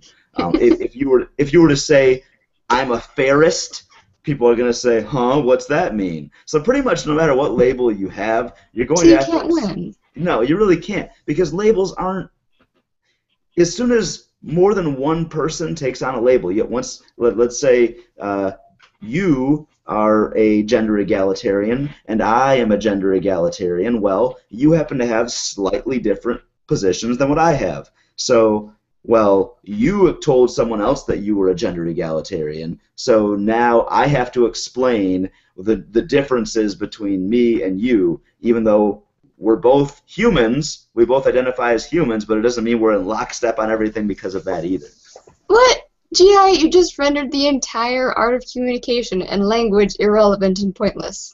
No. Only the part, not So to render it pointless. Or just adjectives. It's not to render it pointless, it's just to acknowledge that labels in particular are insufficient for a complete understanding of people. So just adjectives. No. Like, for example, you can say that you're happy, and now I have an idea of how you're feeling. If I want to know exactly how you're feeling, though, you might need to give me some more adjectives than just happy or good.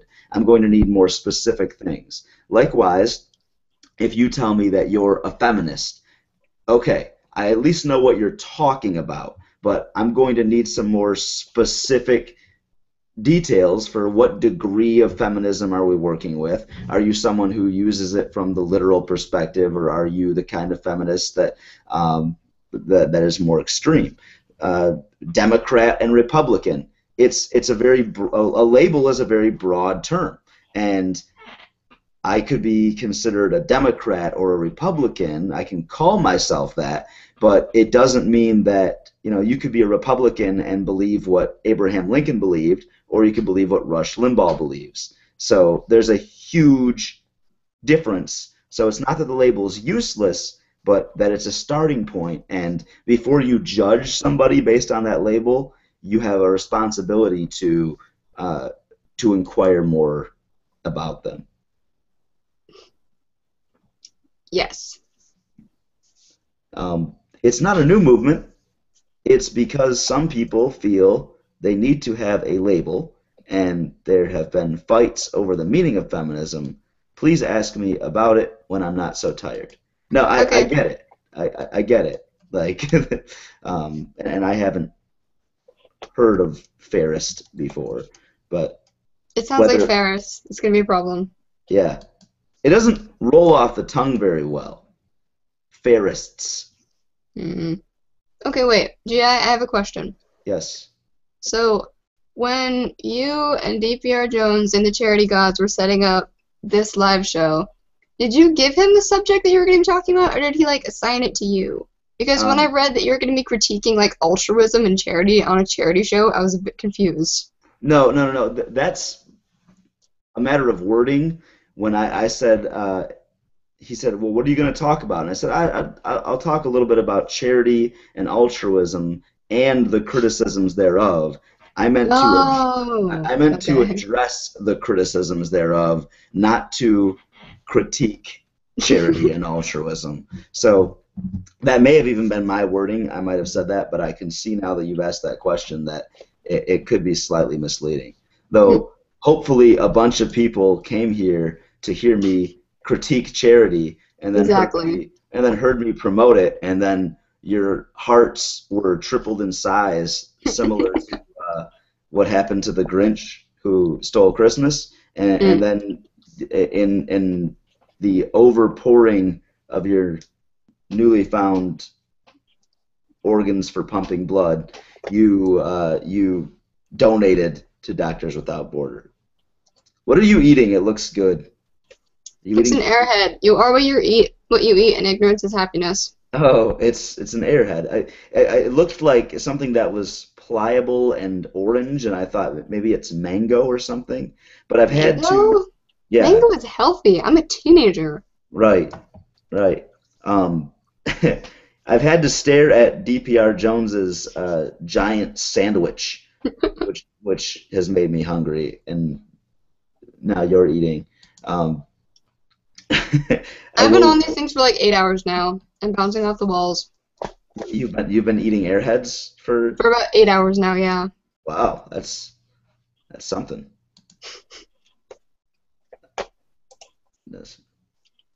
Okay.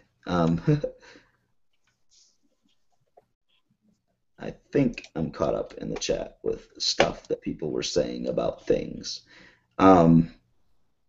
This is a good time to remind everyone that this is a Doctors Without Borders charity event. Please, if you have the means and willingness to do so,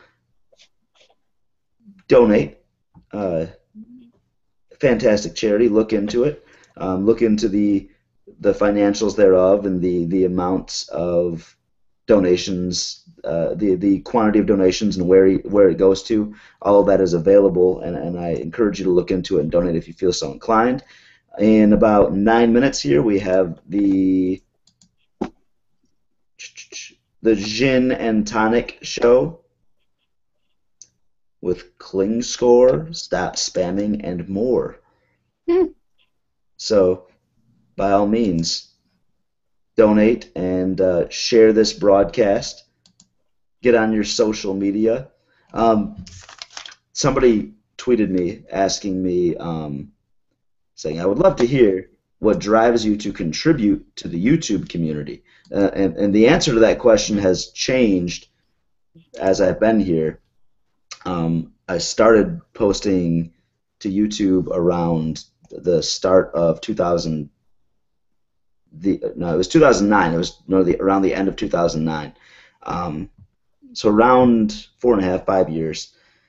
And originally, I started posting videos on my first channel when I was unemployed and looking for a job, and I had nothing to do but apply for jobs and then just be on the internet.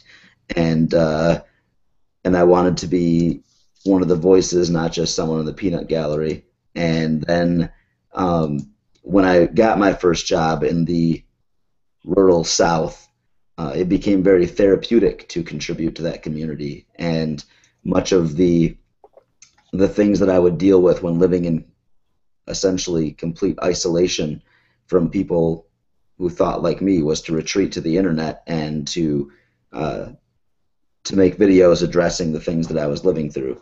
And I still have some degree of that, as I am still in the South, but I'm no longer in that particular area, and it's far less rural, the place I am now. But there's still a degree of that. There are things that I witness in my community and in this country in general that I wish I could do or say more about, and that's an avenue or motivation to make a video about those sort of things. And I take a great deal of joy in seeing. One of the things that I've enjoyed is seeing comments, and I'm whether I get comments that are encouraging me and saying good things, I find those enjoyable, obviously. But I also take joy in the fact that no matter what I make a video about, I'm sure to get a great deal of criticism. I mean, I could post a video tomorrow saying that the sky is blue and the sun is hot and the Earth orbits the sun, and by 24 hours later, I'm going to have more than one.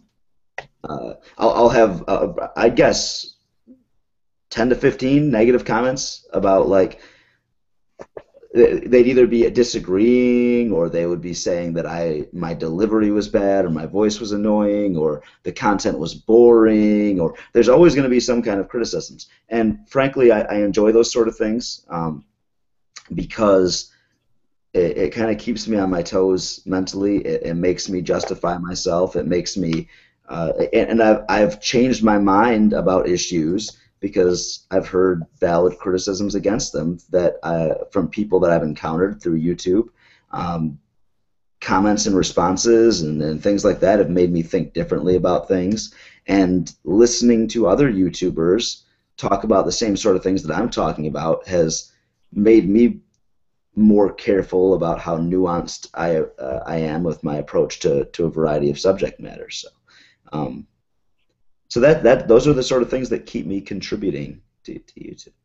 Would you still do it if you were surrounded by people who are like-minded in real life and you didn't have to use this as an escape? Yeah, because I am more surrounded by, I'm less surrounded by the frustrations, and I'm less reliant on this as an escape now. I just ended a relationship that was nearly 3 years long with someone that who was also non-religious, and that certainly helped me as a means of escape, being that I was living with someone that that kind of empathized with me and that sort of thing. But so I didn't so much need it during that time for that purpose, but I still, like I said, I get a lot more out of both the positive encouragement and the ruthless criticisms and everything in between. I enjoy that interaction. There aren't a lot of other ways that I could have my every idea criticized and ruthlessly torn down or complimented, whatever it is, and I enjoy that. It keeps me constantly reshaping and reforming and questioning my ideas. I have to either say, no, I'm still right about this because of this, this, and this, or I can say, well, damn, I don't have an answer for that. Maybe I need to think about it harder, and I feel good in those moments. Only a writer would like that. Well, you can relate, I'm sure. Oh my God, there are questions here, and there are like 4 minutes left. Someone's gonna record that and say, he said, "My God, we got him, we got him." Do you have good stories about a student that was questioning their religious indoctrination and they came and talked to you? I know that's not your place to talk to them about their beliefs as a teacher, but what if it's them coming to you outside of the classroom? And something that that people assume because I post to YouTube anonymously is that, like, I hide my atheism in my personal life when I don't.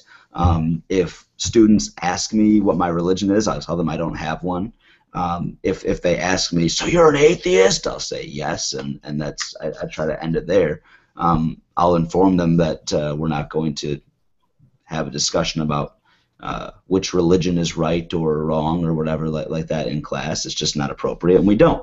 And of course, you know, that usually involves some whispers and whatever. But and if I've had students who, when I was teaching in North Carolina, in rural North Carolina, I had a couple of students who were non-believers and who did come to me, and they appreciated the fact that there was somebody in their life, there was some adult in their life who didn't think that they were just some angsty, devil-worshipping teenager, and it's good to know that they had some comfort and that they saw some validation in an adult figure who wasn't going to chastise them.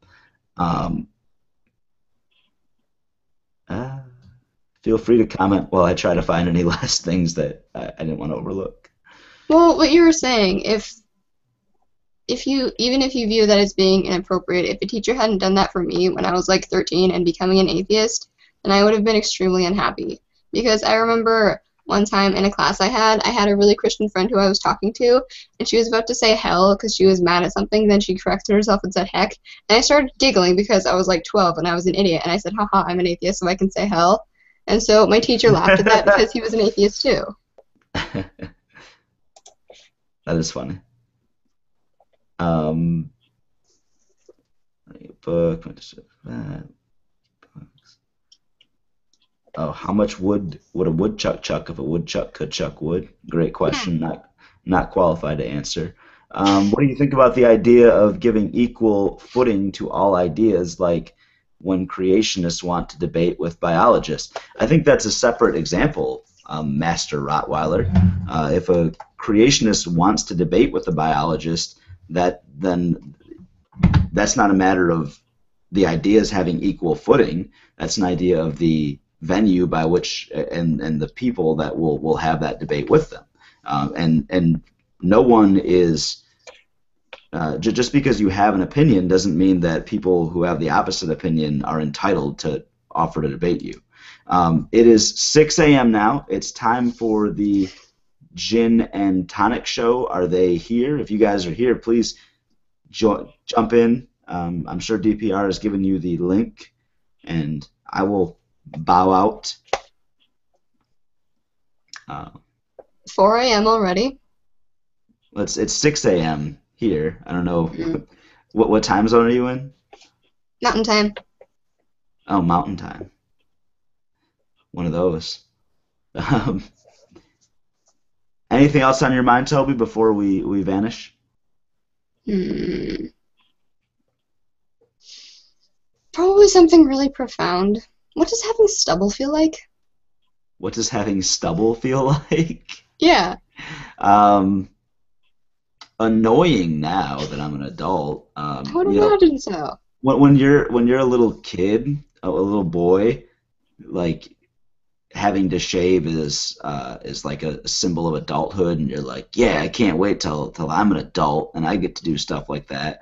And then around age 19 or 20, that novelty phase, and you're like, damn it. I get this horrible feeling like that's the truth about almost all things that kids think they're going to enjoy about being an adult. And when you actually become an adult, it all freaking sucks, and it's all really difficult. One of my earliest videos on my channel touches on some of that. But people misperceive that video. The one about shaving? No. No, the one, the title escapes me at the moment. Give me a description, I'll totally name it. It's I wrote it so long ago. It's about how when you get at a young age, you have an expectation that when you become a teenager, you'll have all this freedom, and then that disappears, and then you just want to be an adult, and then that freedom disappears because you realize that these things faded away. I'll put a link to it in the chat. Wait, that's not. Is that the toothpaste one? That was recent. No, that is not the toothpaste one. But yeah, I'm sure you've heard it before. But anyway, we have company. Yeah, we do, and I am going to DPR. Come on in, and you can introduce the next people, and I will throw myself on my sword as you phrased it before, and I'll let you deal with the fact that there's an angsty teenager in Mountain Time who may or may not be willing to relinquish her own presence on this show. I'm pretty sure he can kick me off. He could, but he doesn't want to. So you could take advantage of that if you feel so inclined. DPR! This is why I don't work with amateurs right here. Amateurs, okay. He probably fell asleep again. That's my my guess. Members of the Jinn and Tonic show, feel free to unmute your mics and take over. Greetings. Hello. Hello, everybody. Make sure everything's working. Okay, excellent. I can hear you. Can you hear me? I can hear you. Are you guys both here now? You all set? I think so. All right. Now, I'm supposed to be the Jinn and Tonic show, and what you see is a different logo because Google has decided to use me as somebody completely else. I don't know what is going on with that company. I don't know Who are the technology people behind it? There's a technology company, and they don't even know how to get somebody logged in, signed in, and then use the flipping logo. I don't understand it. Okay. You know, I have a theory. You know when sometimes you're trying to go into a YouTube video and it, like YouTube has a brain fart and it says, "I'm sorry, this page is not available for this second for some odd reason. A team of highly trained monkeys is currently working on it." Have you ever gotten that before? Yeah. Yes, all the time. It's literal. I think maybe it's not a metaphor. I think there's something to that. No, it's amazing how Anyway, they manage to screw things up. And then every week they change something, and everything you've just done is suddenly gone, and you need to be retrained like the proverbial blonde secretary who comes back from a break and needs to be retrained. Yeah. All right. It seems like you guys are all here, though. It's been a pleasure. Yeah. Thank you very much. How much did you make? Well, I didn't make anything, but I'm hoping that MSF benefited something while I was here. Yeah, we had 6 new donations. Oh, that's great. So I'm glad that whatever they were that people gave during that time, please continue to do so if you have the means and willingness to do so. And I turn it over graciously to you, fine gentlemen. Thank you so much for joining me, Toby. And it's time to get a few hours of sleep before going to work. Adios. Bye, Incidentally, you may have noticed we've been joined by a surprise. Oh, who's that? A blast from the past. If it isn't the one and only Lawmaster Nojah, perhaps better known as the Almighty Atheismo. Surprise. All right, so the Jinn and Tonic show. For those of you who are not familiar with us, we're an online call-in panel discussion show. Weekly online call-in panel discussion show that focuses on the religion of Islam and related topics in juxtaposition to the propaganda of Muslim apologists, the far right, conservative Christians, conservative Zionists, perhaps, and other parties of disinformants. The Jinn and Tonic show aims to bring a balanced perspective to issues pertaining to Islam by presenting accurate information in order to educate its viewers on Islamic history, scripture, theology, and politics. Normally, we're hosted weekly at 9 o'clock a.m. Sunday UTC on Google Hangouts, and we stream live at the allotted weekly time on the Jinn and Tonic Show official YouTube channel. But today, we are instead streaming as part of this charity event. So I will be habitually reminding y'all, as they say, to donate. Can you hear us, Atheismo? Because we cannot hear you. No, the picture's gone as well. He's fixing his technical things. Yeah, but at least with him, it's on his side, and he can do something. Yeah. At least the show isn't stymied. All right, well, he'll be back. In the meantime, I don't think we have a particular topic. Perhaps you begin with your normal introductory spiel. It's a general introduction to Islam and Islam-related topics, and then we can focus in on some particular issues. And I'm going to try and locate the chat and see if people have any particular questions. Perhaps we could answer those. Okay, so but because it's a short show, I'm not going to go through the whole thing. Yes, I was going to say that. Be brief. Short, yeah. Certainly. Because in the biggest difference we represent in talking about Islam, and we talk exclusively about Islam because there's a lot of brilliant people, brilliant shows out there which are addressing Christianity. We do the same for Islam. So we don't have an agenda. We're not Christians, so we don't try to proselytize anybody, or we don't try to convince anybody that our view is much better. And always maintain, if somebody needs a God to get them through life, then so be it. I mean, there's no problem with accepting that people are different. If somebody wants to believe, they can believe. We don't. We are atheists, and there's this discussion at the moment what an atheist actually is. I maintain that I was born without a belief, and this briefly changed due to circumstances beyond my control, and then as soon as I started thinking, I went back to being an atheist because I don't think there are any gods and I don't need one in my life. The same way as I don't think that dragons exist and I don't need any dragons in my life. We're talking about Islam. Now, as opposed to what normally you hear, that Islam is the religion of peace and things like that, I maintain that it's something completely different. And we're seeing this now in Iraq. ISIS or ISIL or IS or whatever they choose to call themselves this week. They're trying to establish a caliphate, in other words, a country, because the Quran and the accompanying literature, the texts around the Quran, because the Quran is notoriously vague and ambiguous, it requires explanatory texts. And these then provide the basis for an entire state. In other words, they give you laws, they give you financial advice, they give you economic advice, they give you all sorts of things, which is sufficient in the eyes of Muslims to ground an entire state in the name of their God. Now, the name of the God in Islam is not a name, but it is just God. God is called God, and in Arabic, God means Allah. It doesn't matter what religion you follow. If you speak Arabic, it's always called Allah. So Allah is not a name. Now, that means that Islam is a socio-political system. In other words, something that a lot of people follow, and it gives the people a social context. And they derive their values and everything from the social, excuse me, from the social environment. And this means that it's an ideology because they are following certain paths and certain ideas. It's a political ideology because they follow everything that their God tells them. And it's a worldview. And of course, it is a religion because they pray and have all sorts of rituals which are grounded in paganism but have been adopted to the Arabic culture. So parts of the religion determine the other elements because everything is based on their God. And is based on the interpretation of this book, the Quran, which doesn't really tell you very much. And then because it is so vague and ambiguous, you have the interpretation again of secondary texts, the Sunnah.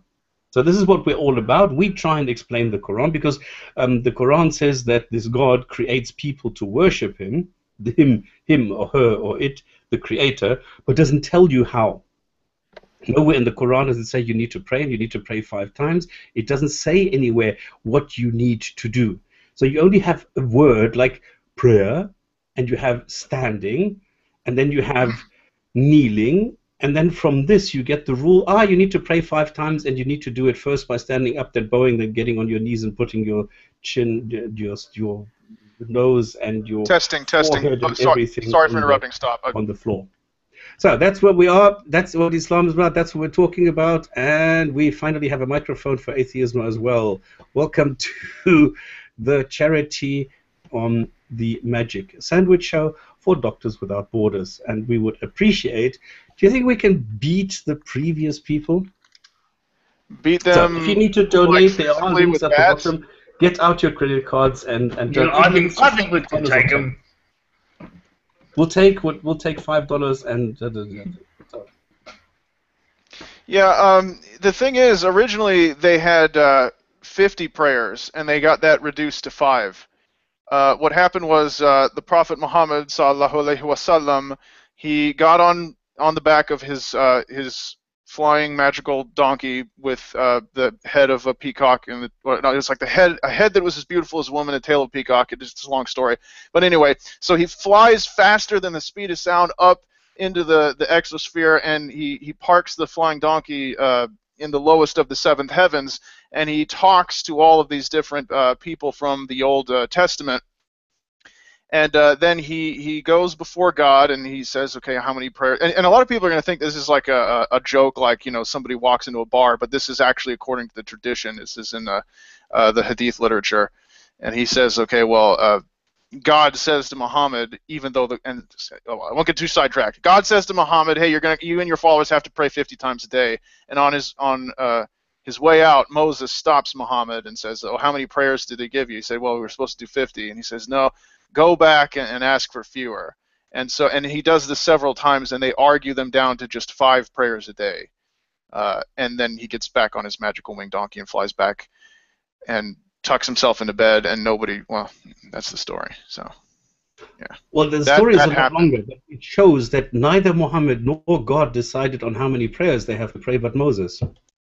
I don't know. Haven't you ever seen the Matrix movies? Maybe. I mean, God is omniscient. He sees everything in advance. So he knew in advance, like that vase that Neo broke, he knew that he would come in and argue down to 5 prayers. That goes without saying. But he needed the haggling in the bazaar. Yeah. 50 shekels, you must be mad. Yeah, that's part of the process. What, you're not going to haggle? There's no fun in this anymore. There's no ethics. You need to haggle. Yeah, I mean, I can't watch Life of Brian these days and not think that it's Muhammad and not a parody Jesus. Which makes the movie, I mean, adds so much to that movie. It really does. You know, when the first time I watched it, the People's Front of Judea, the Judean People's Front. I didn't realize that this is actually like a direct parody of like the Palestinian People's Front, the People's Front of Palestine, blah blah, all these different factions. It went over my head. So it's funny how you come back and you watch these things when you're older and it has new significance. You know. There you go. Okay, we make fun of the things of the Holy Scriptures. As you can see, we don't really take them that seriously for us. We do take them seriously when we go and we give advice and we answer questions. Then we go into all the scholars and we go and take this very serious. So this cheerful banter is not always the approach. We do try and be serious and give serious advice, but you can't always take everything seriously. This is my approach, and this is how I explain that sometimes we're joking around about these things. Because on the serious side, when Muhammad climbs on this flying donkey or this flying mule, he actually first flies to Jerusalem and parks his mule outside a mosque, ties it up there, then goes inside to pray before he climbs up to heaven. And nobody sees it parked there.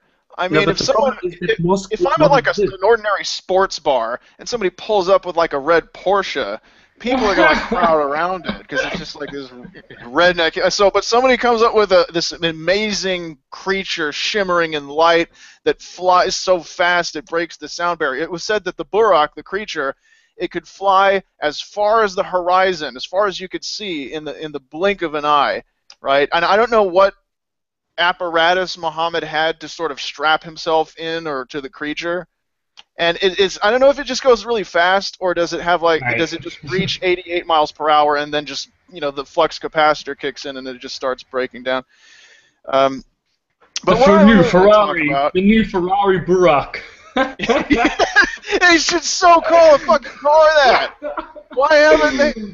The new Honda Burak. It has wheels. No wheels. It goes the speed of sound. That's where these huge spoilers come from the new Boeing Burak, Burak 77. But we are going. The problem with the whole story is that Muhammad parks his mule outside a mosque and goes inside a mosque which did not exist at the time. This is the point that I was trying to make. Because that's he was like Chuck Norris, a place open for him years before it was built.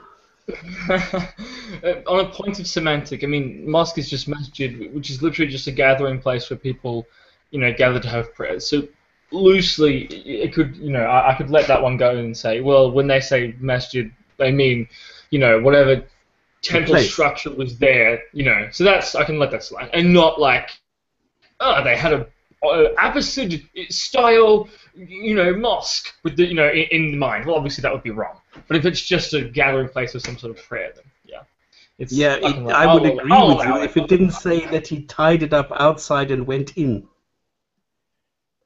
Well, I'm sure that the Byzantines had something built there, didn't they? Or am I misremembering? No, was that destroyed in 70? And then there were some attempts, but they never really put any structure on top there again. This is the Dome of the Rock, isn't it? This is what would later become the Dome of the Rock. Is that correct? Well, and so, it doesn't say. No, there's two. You see, this is the problem. Because you have in 692, you have the end of the construction of the Dome of the Rock. But then it's another 30 years before the Al-Aqsa Mosque is built. Huh. Okay.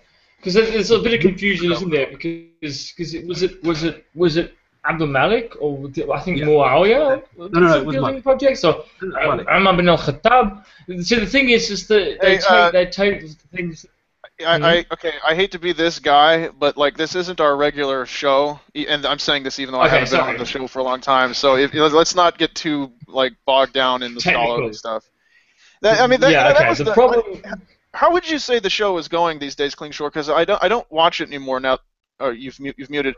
Because I remember it was a really difficult balance between keeping it lighthearted and watchable, and also keeping it informational. Because to be honest, even though I take the piss a lot, when we started up, I mean, it was the whole show was Cling Shore's original brainchild, but he and Rationalizer wanted me as the host at first, and well, some people think you're funny. Allegedly. Yeah, but the thing is, as much as I like to take the piss, I would have I really wanted to do something that was really like public television dry, but I knew that people wouldn't necessarily go for it, and I don't know. If you look back at our ratings, we had some that were just like history lessons, and I don't know if people just fell asleep during those. But I found the history behind it really fascinating once I started reading it. Yeah, I found it absolutely. I mean, it's like obviously the bloody Islamic. Eat, sleep, and breathe. This shit. Yeah. It's the Islamic Game of Thrones. It's absolutely fascinating. But I mean, that reminds me. People in the chat were making a sport of the flying donkey thing. There was another magical donkey. His name was Yafur, and I helped Dark Matter do some graphics for a vid of his, and we did some setup, and he was taking the piss at various world religions, and I told him that Muhammad also had a pet donkey that could talk named Yafur. And he's like, well, we got to put that in there. And then I said, okay, well, we might as well make this enchanted sword, and we'll call it I forget the Arabic word for it, but it means spine breaker. And the guy says, okay, Dark Matter says, so this guy, he flies around on a magical donkey, has another talking animal pet, and he has a magical sword called the Spine Breaker. This is a fantasy novel. Are you sure that you haven't confused a fantasy novel you've read with the Quran? Yeah, so it was pretty awesome. I mean, if Muslims in general weren't so sensitive about like how Muhammad was portrayed, he would have been like a badass Saturday morning cartoon show, flying around, slaying the kuffar with his magical sword. You know what I mean? Like He-Man. It would have been awesome. Have you ever heard of the relics? The relics of Muhammad. No. I don't know about his sword, but I've been in Turkey. I've visited the museum where they have like Muhammad's beard. The staff that belonged to Moses. Like Muhammad's cloak is there as well. Like, I mean, I'd love for them to carbon test this stuff. I'd be very interested. I like the beard, especially the beard. I'd love for them to take that beard, that beard hair, and to subject that to genetic testing, because I guarantee you it'd end up being some Anatolian peasant or something. Or some like Central Asia, like Genghis, some like descendant of Genghis Khan or something. Like, I don't know. I can't pet relics, huh? Yeah. Someone pointed out in the chat that Christianity and Judaism as well, because it's in the Book of Numbers, they also have a talking donkey. And what's funny is you can look at sites like Christian apologists who criticize Islam, and they'll say, well, look at Islam, look how silly it is. They have a talking donkey, and they'll say, okay, yeah, we have our own talking donkey, but our own talking donkey is legit, which is funny because it's only the New Testament that has that, before you pick the the splinter out of someone else's eye, pick the plank out of your own. Yeah. I cannot stand watching a Christian and a Muslim argue. It's God, it's so awkward. I mean, it's. It's like your book is so illogical. Oh, it doesn't make sense, and there's all these historical problems, and modern critical research has undermined the veracity of your holy text. It's like, yeah, I mean, but the Bible has emerged unscathed in modern scholarship. Yeah, yes, of course. I mean, it's God. Yeah. Well, I mean, we can talk about Islam a little bit. and maybe try and explain what is going on in the world and why it is Islam that is driving this and not just local culture? Okay, what? Do you want the long version or the short version? The short version, remember that we have a lot of viewers who are dying to donate and are only waiting for you to give them some entertainment and tell them some useful information, but within 5 minutes, what Islam is, what it is doing, and why, for example, do we see Boko Haram and other groups like Mr. Baghdadi, who is now terrorizing Iraq? Okay, I'll tell you what Islam is, okay? A long time ago, the angel Gabriel was tasked by God to go down and spread the last true faith to humankind. So he goes down, he finds a guy, tells him gives him a little religion starter kit, comes back up to God and says, I did what you said. And God's like, you fucking idiot. That was the wrong guy. Joseph Smith won't even be born for centuries. You idiot. And Gabriel, of course, is mortified. He gets fired. He gets another angel to go down and talk to Joseph Smith. The whole thing just gets completely out of hand because of this bureaucratic mix-up. Gabriel ends up getting demoted. He's working in the mailroom now to this day. So yeah, that's what Islam is. The Lost Book of Gabriel. Yeah, and so he had his gold tablets confiscated and all that. But what I really want to talk about, I mean, if people want to ask us questions about Islam stuff, whether it's whatever, lighthearted, serious, whatever, we're willing to do that. If you want us to stop talking about Islam, I'm also up for that because I'm kind of sick of talking about it, and I have been for a long time. You know what? If people want to know what's happening now, I can give you in a few sentences the summarize. I'll break my normal style of rambling and going on into obscure detail and getting segued, and I'll give you really succinct, really quick, in a nutshell. Here's what's happening. All right. So without going into the origins and all that, Islam is a religion that has a legal tradition and a political tradition, very strong legal, political, social tradition as well, which is very common with pre-modern religions. So, for example, Confucianism is a religion that is also a complete societal model. It tells you how everyone lives, how the government is run, everything. Right? For example, Confucianism. Judaism is the same. The Jewish law monitors every single aspect of your life. What kind of clothing do you wear? How do you eat? How do you have sex? Everything. Catholicism, or traditional Catholicism, was to an extent similar as well. It had all these different rules about how you do everything. Islam is the same as that, right? Except the notable thing about Islam is that most Muslims live in what is now the developing world, which means that most Muslims have not experienced, modern industrial, liberal, whatever, civilization. So they haven't had the benefit of the sort of the urban, economic, and social context that allowed, for example, Christianity to liberalize and Judaism to liberalize. Right, so this is something important to take into account.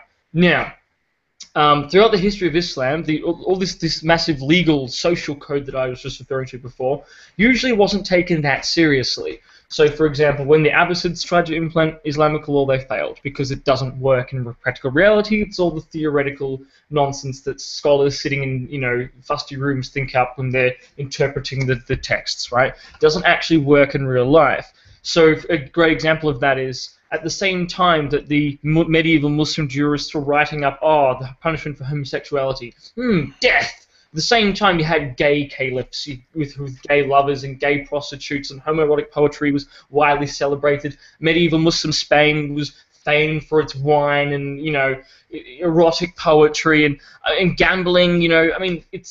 Islamic law punishes all these things very harshly, but people didn't give a crap.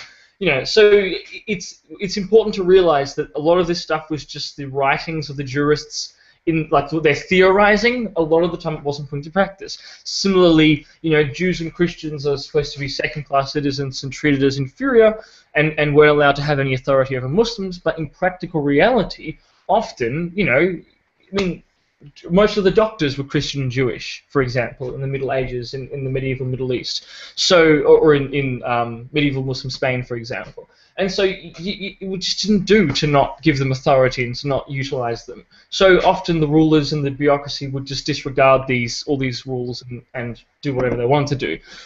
So this is something important to realize. Now, at the same time, you did have within the history of Islam periodic rising and falling of these extremist, literalist, fundamentalist groups, if you will, these ultra-conservative groups who wanted to literally implement all these rules and all these, punishments and all that kind of stuff, right? So you had I won't go into too much detail because you won't remember the names, but you've got the Hanbalis, you have the El Moravids, the El Mahads, in North Africa and Spain, whatever. You've had them coming back and forth, these periodic rise and fall of these literalist movements, right? Now, when we come to 200 years ago, European powers are conquering the whole world. They've sailed around. The Spanish have gone and completely destroyed, the Americas and enslaved and brutalized the populations there. And now the Europeans are coming around Africa in the 1500s, 1600s, and 1700s, and they're taking over the rest of the world. So Africa's slowly being colonized. India gets screwed by the British, and so on and so forth. The Opium Wars in China, etc. And in response to this, you have lots and lots of native rebellions, native movements. In response to this European imperialism, one of the most successful resistance movements was Muslim resistance movements. So Muslims drawing upon their tradition of holy war, the tradition of jihad and martyrdom and paradise and all these things, this sort of intellectual infrastructure, if you will, that they had available to them, fiercely resisted this, and so in India especially, you had all these Wahhabi rebellions, for example, against the Italians, the Senussi tribesmen in Libya, for example, the Mahdi and the Messianists in the Sudan, for example. Do any of you have you heard of that? The Mahdi of Sudan. It's quite famous. Oh yeah, and then, definitely. Anybody who's not on the topic, yes. Hey, look. Here's what Anyway, the point is. Whoa, let me just get to this because this is in a nutshell what is happening down in the Middle East, right? So these movements are all crushed. They're all unsuccessful, and the Europeans, are successful and they conquer the world. And in the meantime, the influence of European secularism and nationalism is influencing the whole world. And so you have the rise now, instead of these religious movements fall into the background, and you have the rise of these ethnic nationalist movements, so Arab nationalism especially. And these guys end up succeeding in getting independence by about, let's say, the 50s or whatever. After World War II, most of them become independent. You have the Cold War, you have a lot of communism throughout the Muslim world, very, huge communist movements. They all get, a lot of, like in Indonesia, it gets crushed and wiped out and mass destroyed. In other places, they're more successful.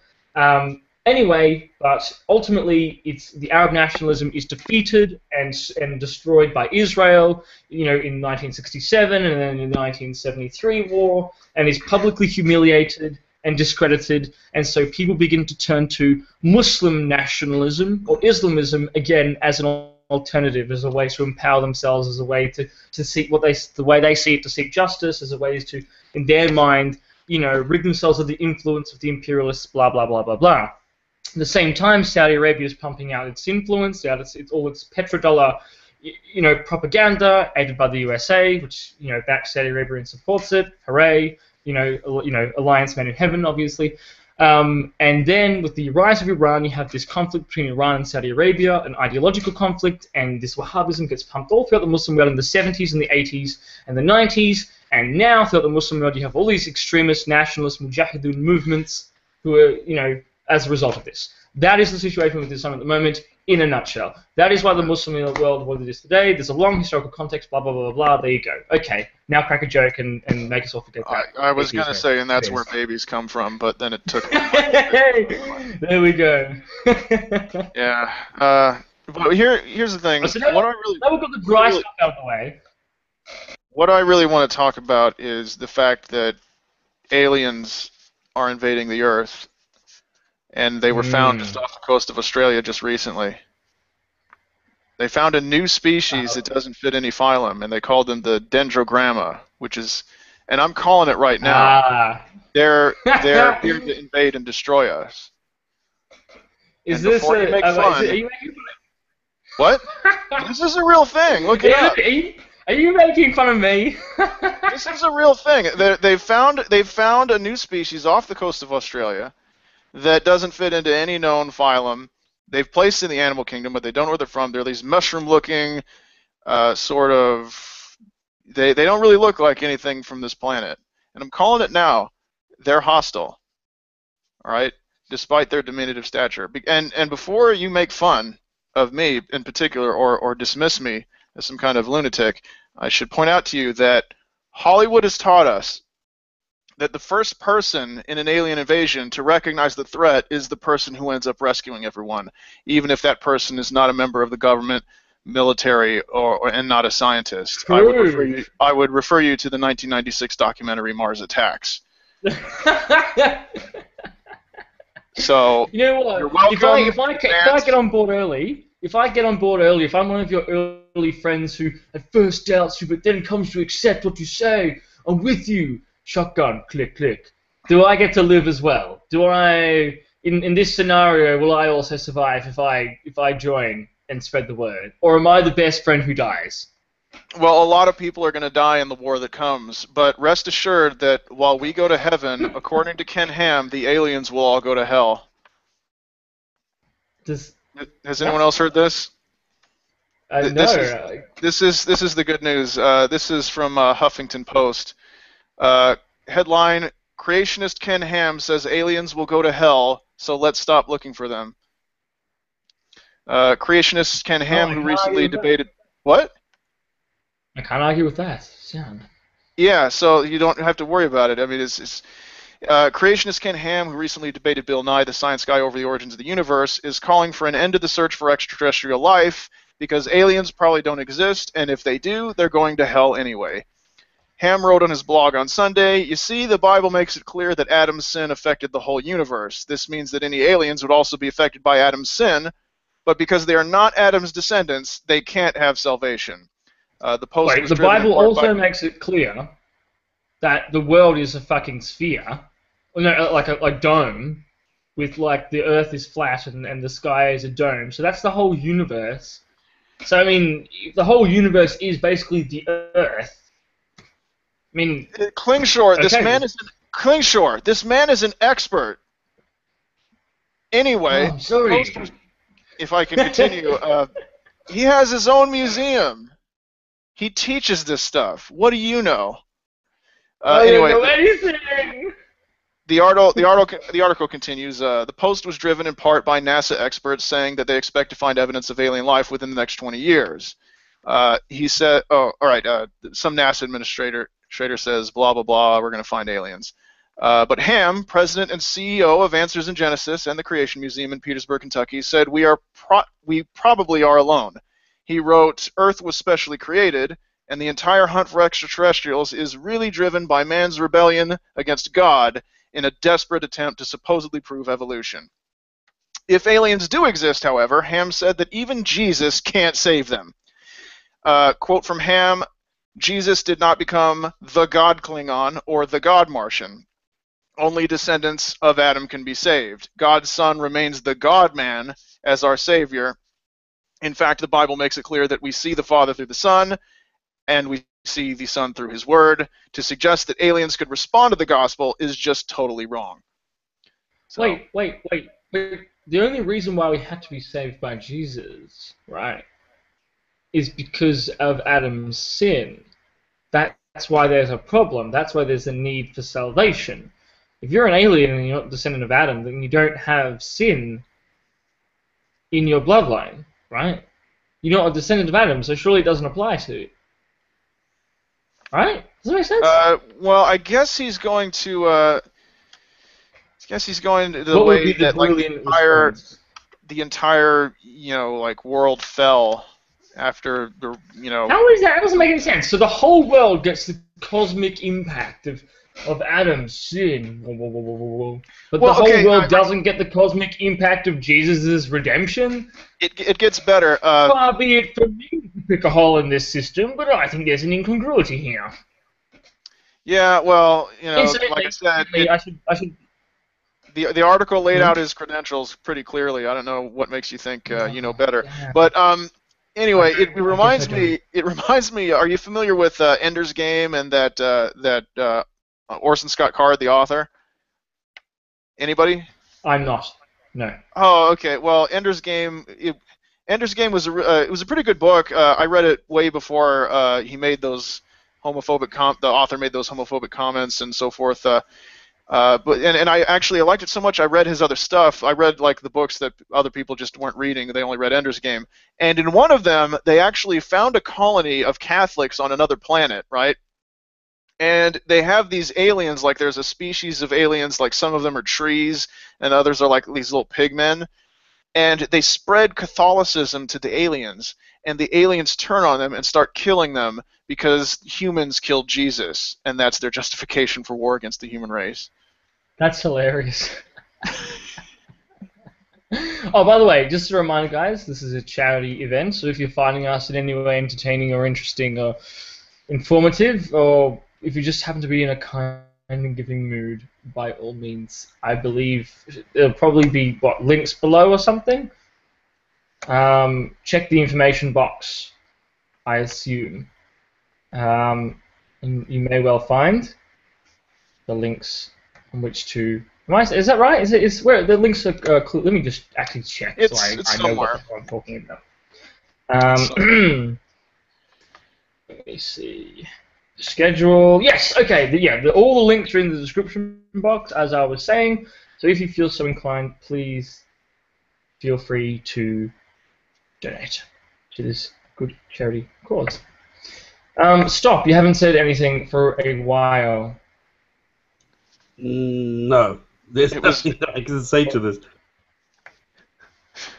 No thoughts, no contributions, no funny things happening to you lately in regards to an Islam-related topic or anything along that line? I think No. I rather unfairly derailed it completely against that, away from that topic. I mean, we can let our hair down a little bit. It's just. I mean, especially since this isn't an audience that will be fully familiar with all the normal base information. So, if I say hadith, they hear potato, so like, maybe it's a good idea not to get into too much detail. Redneck Atheist in the chat said only the first book in the Ender Saga is worth reading. I enjoyed the other series. I mean, for people who, Ender's Game was about for people who've seen the film or watched it, it's just about what goes on the school. Then they did a spin-off with one of Ender's friends. But then they sort of diverged in two different ways. Like one series of novels went and dealt with Ender as he travels through space, and that's where the alien Christians come from. And then the other deals with like his brother taking over the Earth, right? And that was kind of interesting, even though it had a lot of really implausible things going on, and like China invades and conquers India.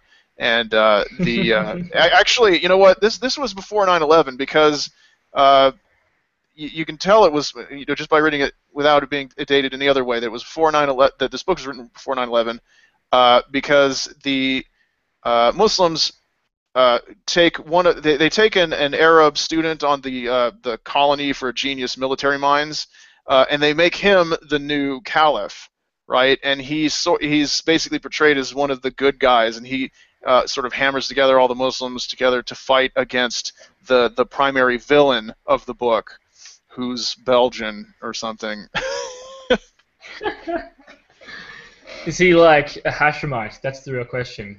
I don't know, but I mean, it's just so funny that it's back in the day, and now it's. Is he of Quraysh? Because only Quraysh can be proper caliph. I don't think he was. Well, he's disqualified. No one would follow him. Pwned by hadith. Someone asked if we ever had Hamza Tsortsis on the Jinn and Tonic show. No, we've never had that pleasure. Pleasure is a broad way of saying it. There was a time we had a couple of guests who were of like significant footprint. My goal at one point, before I just got kind of burnt out on it, was I wanted to get as many Muslim Nobel winners as I could, and I ended up with a grand total of 0 because what?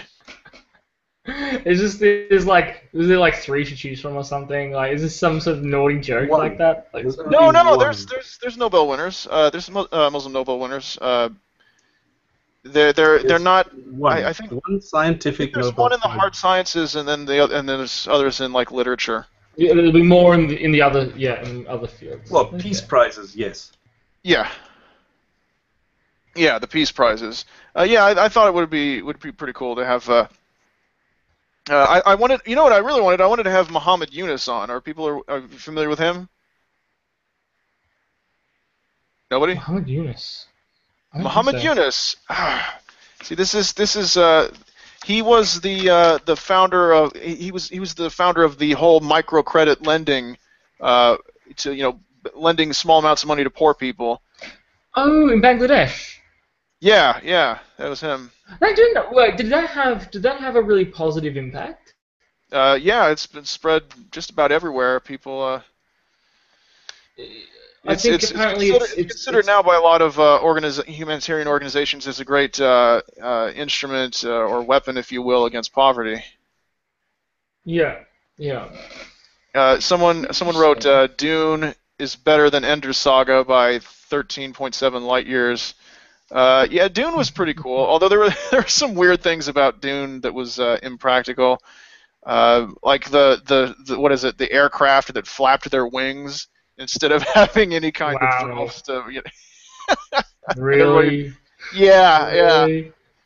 And like if someone with this is someone said you should get Barack Obama on. He's a Muslim Nobel laureate. Yes, Barack Hussein Obama. Yeah. Oh my God, Hussein! Like, Saddam Hussein. There's a connection, guys. I mean, yes, of course. I mean, but I was having a really excellent conversation. Oh, no, sorry. That's another book. I mean, Dune. I remember. It's all coming back to me. Oh, yeah, now. Dune. They had this all Arabic-based culture, and I was going to say that actually. What's that? Yeah. I was going to say that actually. I was going to comment that Dune's actually. I'm surprised that like Sarah Palin and a bunch of other people aren't trying to have Dune, banned as like pro-Muslim propaganda from the schools and shit. Yeah. I was having a recent conversation with a friend on the subject of the near future and the technological, the imminent technological advances that will be upon us soon. Things like near immortality is almost within our grasp. Being able to extend the human lifespan by hundreds of years, if we can figure out certain few key, key discoveries. 3D printers, virtual realities around the corner. Like micro robots, micro drones, all this really important stuff. But what I was thinking about recently was how is this going to impact religion? And in particular, I'm thinking about Islam, for example. Like it's when we're out in space, I don't know, colonizing Mars. What psychological impact will that have on people in regarding the way that they perceive their religion, and particularly with things like, okay, so I'm supposed to pray towards Mecca whilst I'm on Mars, like not the practical impracticality of that, but the implications of advanced technology upon religion. So, for example, people used to think that God lived in the sky, but science has changed religion, because now we know that the Earth is spherical, and the sky is just the atmosphere around the Earth, and there's no physical location for God to be sitting in his throne, right? So science is changing religion. How do you think imminent advances in technology will alter religion, if any? And with a particular thought on Islam, I think. I'm sorry. Like, take for example. What? Just like for example, recently scientists, I think, did their first ever, not telekinetic, but a scientist was able to send information from his brain to another scientist's brain using some special technology and something or other. It's some famous big thing. Oh my God, they were able to send information, from one brain to another. I mean, when this, like, think in 50 years in the future, when this kind of stuff becomes far more advanced, and maybe they even replace having to do verbal language, what impact does that have upon the claim that the Quran is magical and perfect Arabic, and that you know what I mean? Like and that the Arabic is the language that God speaks. Well, I think that you're going to have some conservative. There's typically like a snapping of a rubber band. What happens is conservative-minded religious people, especially of those of a literalist bent, they tend to fight it. Like Ken Ham saying, don't explore space, because he doesn't want to know what we're going to find. But then he says, okay, if you do find anything, I already have a stock answer prepared to explain. So that's they'll react. They'll react, and they'll probably eventually say that their scripture predicted it, and that all along, they thousands, exactly 1,000 years before it was discovered by the West. The Quran already speaks of it. Alhamdulillah. Yes. Yeah. Yes. In this verse, which says that God will cover their hearts or something, this really means, biochemical engineering. If you go back to the original Arabic, what you'll find is that the root, if we throw it backwards through a hedge with our eyes closed and ignore it and chop it up and reverse it backwards and forwards and play a game of, checkers, suddenly it all makes sense. And this is a measure, this predicts. This is obviously indicative of, flying rocket ships. Or, whatever. I mean, it's just... Anyway, what were you going to say, sorry? I can't find the root. Somebody remembered Paul Atreides' Fremen name, and I'm trying to find the root word behind Mu'addib. And everything just keeps me. Yeah, it's not. Is it actually based upon? Is it actually based upon an Arabic root? It could be, because it sounds like it's based. Okay, the mu is a noun creating prefix, and then the a is an ain. It's too bad. What is it? Our old friend Hassan isn't here. The following. I'm still looking it up. What's the name? Mu'addib. Ain. Yeah, it's Dal. Ain. One of the two D's. It doesn't tell you which D it is because of the transliteration. Ba. Yeah, and then ba. I would say that would be the. Let me just verify, because I'm still. Dal. Yeah, I'm gonna say dal. I'm gonna say ain, dal, ba would be my guess. Yeah, same here, but I'm not finding it. Just a quick reminder, guys. Please, if you feel so inclined, if you have a spare penny, I don't know why I'm saying penny, because I live in Australia, but whatever.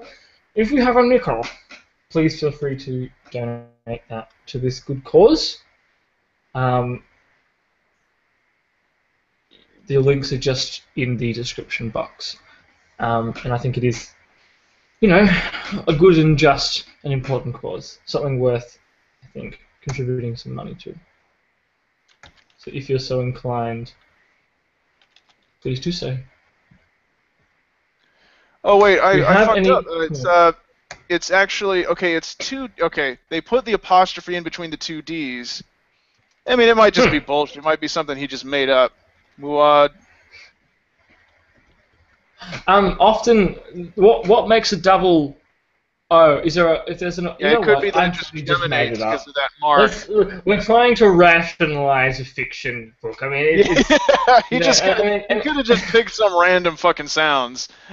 I mean, unless unless he made a conscious effort to structure it upon like an actual existent language, like Tolkien did.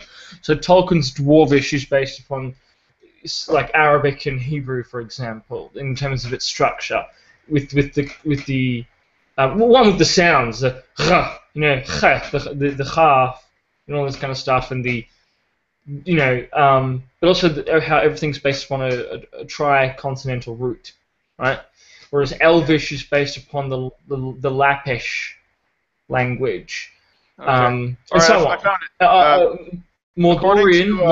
According to Hans Wehr, of the Dictionary of Modern Written Arabic, Mu'addib means the educator, and it's but with an emphasis on someone who disciplines or teaches manners. Does that fit in the context of the story? Yeah, kinda. Yeah, well, yeah, they actually, okay, I'm reading more. They actually follow up on that, and they say, yeah, so that was a great waste of time. Oh, what are we doing, a charity show? I'll just tab the fuck out and just fish around looking for Arabic roots. Alright, well, stop. Okay, so let's get back on to something stupid and tongue-in-cheek. Okay, anyway, as far as Dune is concerned, that's another example, like with the Ender's Game books, of novels that the novels after the original Dune, they just get crazier and crazier. I don't know if any of them have read any of the others, but like this guy on the desert planet, right? He takes the sand trout, which are like the baby versions of the sandworms, right? And he covers himself in sand trout, and he enters this meditative state, and they fuse with him, and he turns into a hybrid human sandworm kind of monster, and people start worshiping him as a god. Seems legit. Yeah. And then it's a crazy fucking thing, and then it goes even further in the future, and like the world, like the military is entirely made of lesbians, and they're called the Fish Speakers, which seems like the most bizarre, name for like a military group or anything. They were called the Fish Speakers, and it was an all lesbian army. Honestly, I love sci-fi, but at the same time, I really hate most sci-fi because most of it is so dumb. Like, even with the technology that we have now, there are certain things that we can foresee. Like I just, oh my god, anything that like aliens invade is just dumb. Why? Why would they be? Oh my god. Like, what could we possibly have that they would want? What could we possibly have that they couldn't make themselves? If you're that advanced, then surely you can fabricate any material or extract any material you want from asteroids or something. Like, why? And why would they invade themselves? Why would you come physically if you could just send, AI robots or whatever to do it for you? Like, oh my god, this ruins most sci-fi for me.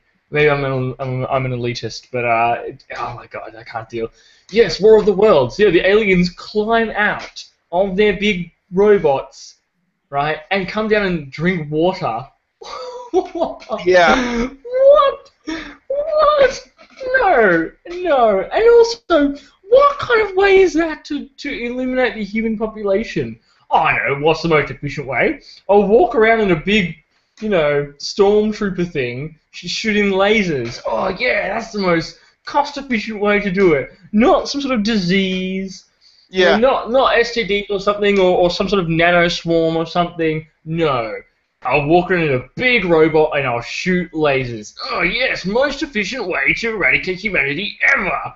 Like, oh god. Anyway, I'm ranting about something totally unrelated to. Well, I mean, it's always so I'm gonna stop now. it's always some kind of trope like the aliens are allergic to Earth. You know what I mean? They're like 12 feet tall and breathe acid, and they're allergic to cats and they die. You know, dandruff, fucking house animals, so fucking ridiculous. Yeah. Yeah, like Predator was, I guess, had the only. Somebody in the chat mentioned Predator. Predator had the only believable or even remotely plausible, motive for an alien to just come down and fuck with people. And that's just to fuck with them and no other reason. Or maybe it's supposed to be some kind of cultural thing for them.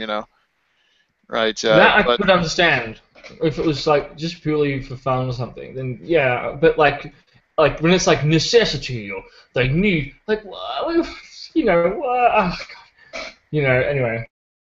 I don't know. Honestly, but anyway, we're out of time.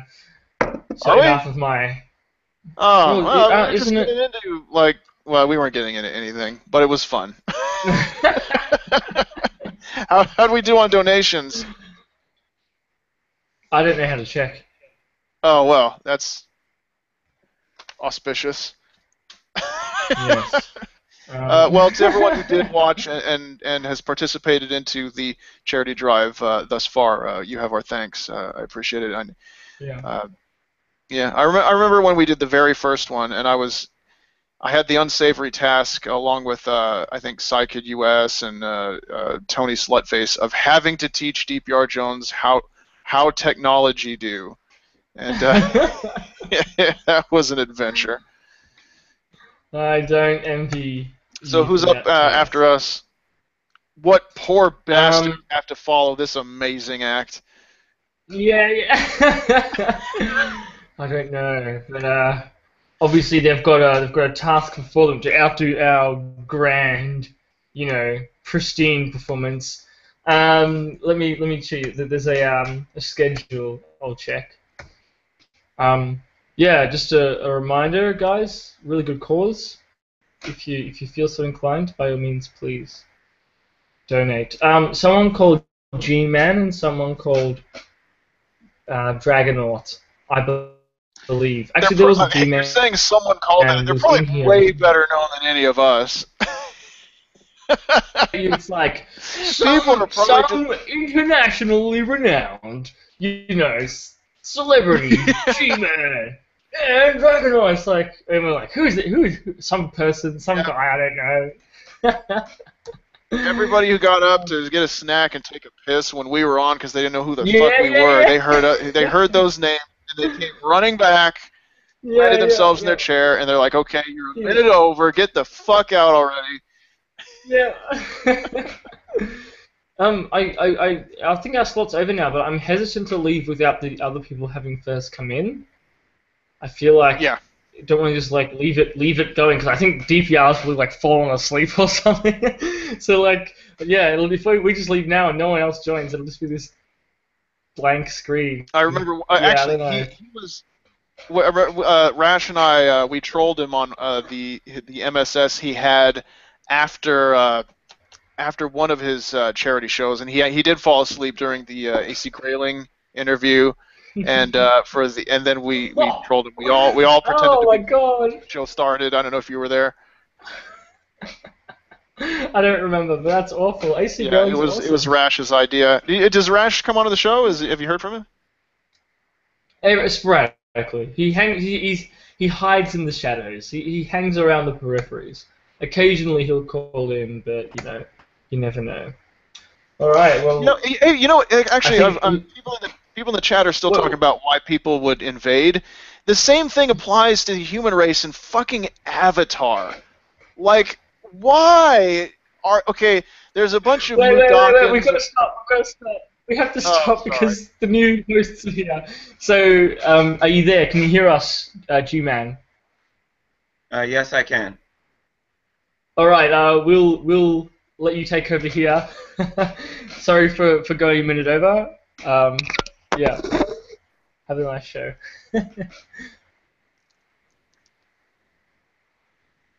All right, we should get out. atheism. But only an hour of listening to my own voice just wasn't enough. Yes, it's a sacrifice we all have to make, I'm afraid. Yes, I am also deprived of your voice for an hour, so think of my suffering. Everyone is, God damn it. Good luck with the show, G-Man and Dragonaut. Thank you, everyone, for having us on. If you want to find the Gin and Tonic Show, you can find us at the Gin and Tonic Show on, well, anywhere, Facebook, Twitter, YouTube, whatever. Okay, see y'all later. Assalamu alaikum wa rahmatullahi wa barakatuh. Asham alama ding dong.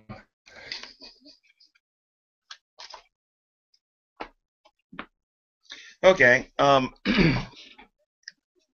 supposed to be having a debate with Dragnauct Savalis, so I'm going to be waiting for him. The DPR, are you there? DPR? Okay, so I'm scheduled to have a debate against Dragnauct Savalis. Secular humanism and secular morality versus Christianity and Christian morality. And just waiting for Drag to get here. For those of you out there who don't know who I am, I'm a Christian apologist here on YouTube. You can find me by typing G-Man in the YouTube search engine, and you can also type in XX0054 to find me on YouTube.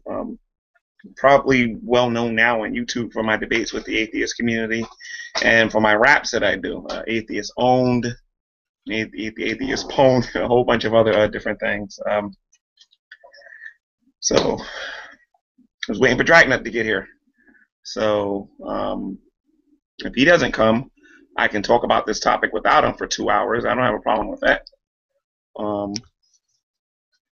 This is my first time on the Magic Sandwich Show. I was told to be here at 7 a.m. I'm here at 7 a.m. I almost didn't make it, so I'm just going to wait for Dragnaught. And while I'm waiting for Dragnaught, for those of you who are out there, hold on. For those of you who are watching this, just know that this is being done for a good cause. They're trying to raise money for the Doctors Without Borders. For those people who are suffering with the Ebola virus, feel free to give. I believe the link is in the description box. If you have $5, if you have $1, $5, $10, $15, $20, or whatever, feel free to give to this wonderful cause to help these poorer nations be able to fight off that terrible virus. And again, I'm waiting for Dragnaught to get here. So I have a little bit of a history with Dragnaught. At first, he didn't want to have this debate with me, but I have no problem having this debate with him. I believe that you have to have an absolute authority in order to have any real sense of morality.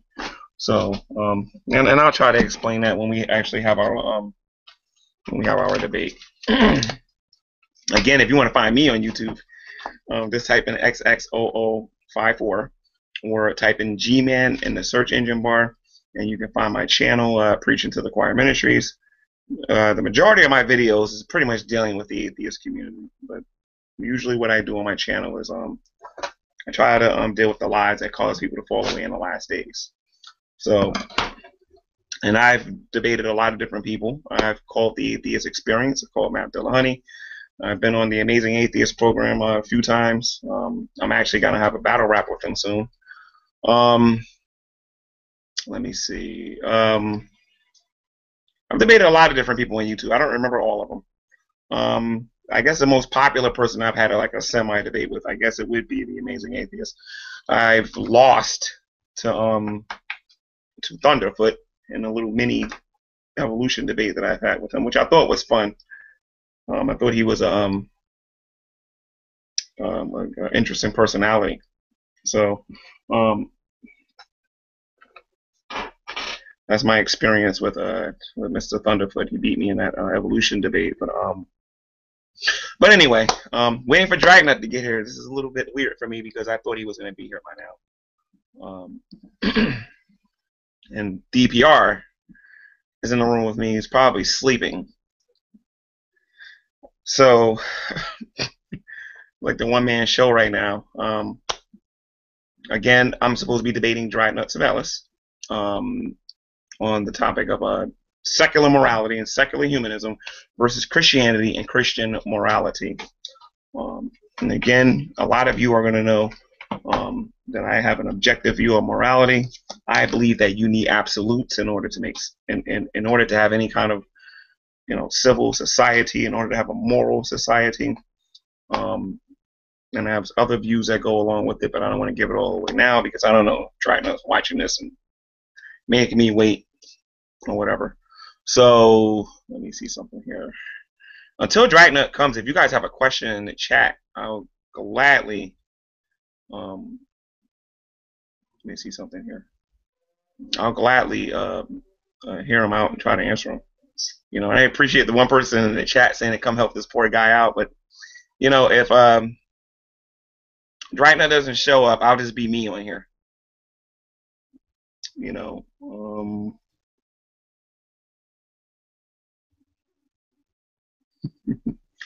By the way, if Dragnaught can't make it, I'll debate anybody on this particular topic of secular morality and secular humanism versus Christian morality and Christianity. And I mean anybody. I really don't care who you are. Even though Thunderfoot beat me in that scientific debate, I don't think he's got a prayer on beating me in something like this. So, and I know that sounds kind of cocky for a Christian, but the truth of the matter is, I believe that the arguments from the atheist side regarding this are off. I'll put it to you that way. So again, I would urge as many of you as possible to give to this wonderful cause, raising money for the Doctors Without Borders, helping some of these poorer nations get money for the Ebola virus. So to fight the Ebola virus. So if somebody wants to come in here who's scheduled for later and wants to have a debate with me regarding secular morality, secular humanism versus Christianity and Christian morality, feel free to come in here because Dragnauht's late and I have no idea where he is. Let's see something here. Let me on my Skype.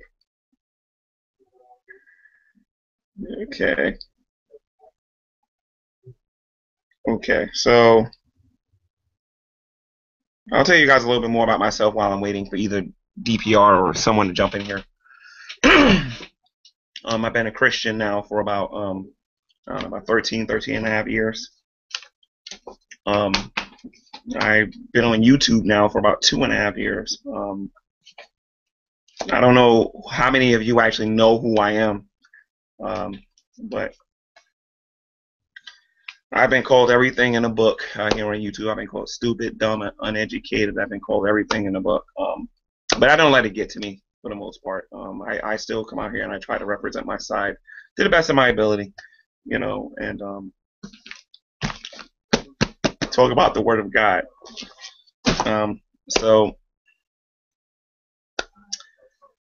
this is kind of weird because I don't even have DPR in here to help me out here a little bit. So let's see.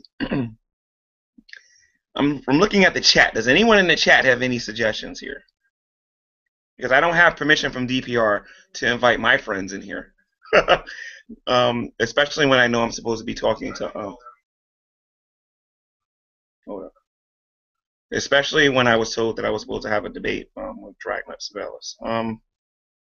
Coughlin, I'll debate you. Thunderfoot, I'll debate you. If DPR was awake, I would debate him on this matter. I'll debate any atheist on this particular matter. Anyone who holds to secular morality or secular humanism. And atheists are not the only ones that hold this particular position. So, is anybody who just, somebody who's not, I guess, a Christian or Muslim or something like that, I guess. Because I don't think all religions necessarily think that their morality necessarily comes from their particular deity or whatever. So, another way that some people like to argue these particular things is they like to say that especially if you're debating a presuppositionalist. I like to say that you don't that if you don't have a basis for your morality, then you can't really talk about what's good or evil, and you can't really point the finger at anything. Lord Master, please tell me you're a dragnauct. No, I'm not, but I just couldn't watch you like stranded up here by yourself and not come up here and at least talk to you about something, because it's like you came out here, you knew that everybody, like 99% of the audience would be against you, and you still had the courage to show up, and then we just let you go on the stage and die, and I don't think that's very hospitable. But I don't think we should do a warm-up debate, because then it'll make your actual show redundant. So I mean, we can just talk about whatever. Did you watch our earlier segment? I watched the tail end of it. You guys were talking about like movies or something like that, or trivia or something like that. Yeah, it was just some lighthearted random stuff. Anyway, what? So as a Christian, what do you think when people like Ken Ham made the statement that he did about aliens and salvation? Did you listen to that part? No. What did he say about aliens and salvation? He said that there probably weren't aliens, and if there were aliens, they couldn't be saved. He said that the fall of Adam affected the whole world, however far the world goes, and yet Jesus died for human beings and not for aliens, and therefore aliens would go to hell. He said aliens would go to hell? Yeah. Aliens will all go to hell. Are you sure? Are you 100% sure? I'm positive that's what he said. Which I could read the exact quote if you like. Yeah, can you do that for me, please? Yeah, certainly. Ken Ham, aliens,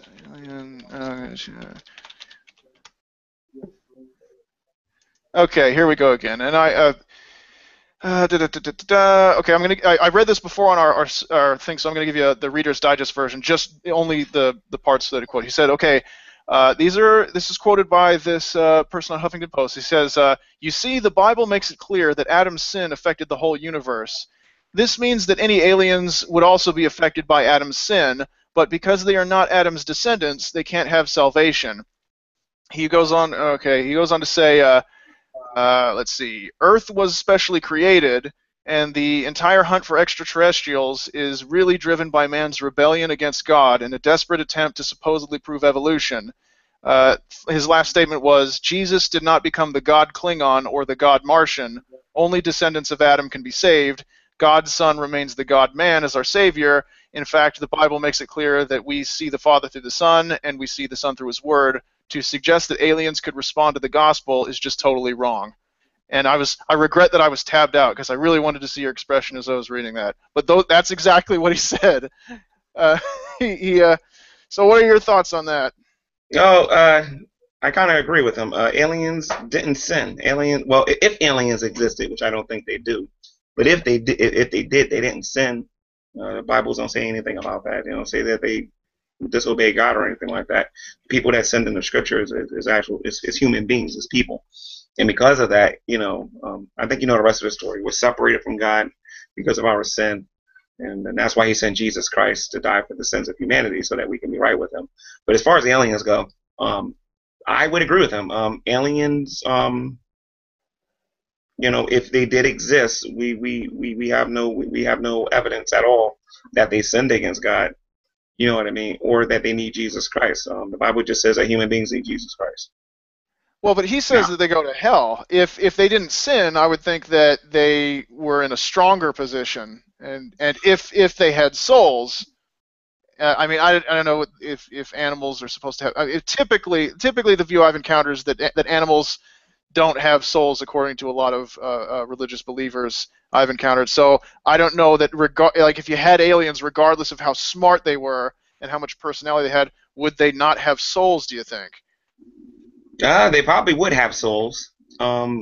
Since I have to try to explain this to you a little bit. When God made man, He made, according to Genesis, when God made man, He made us out of the dust of the earth, for example, right? And then He breathed the breath of life into us, and we became a living soul.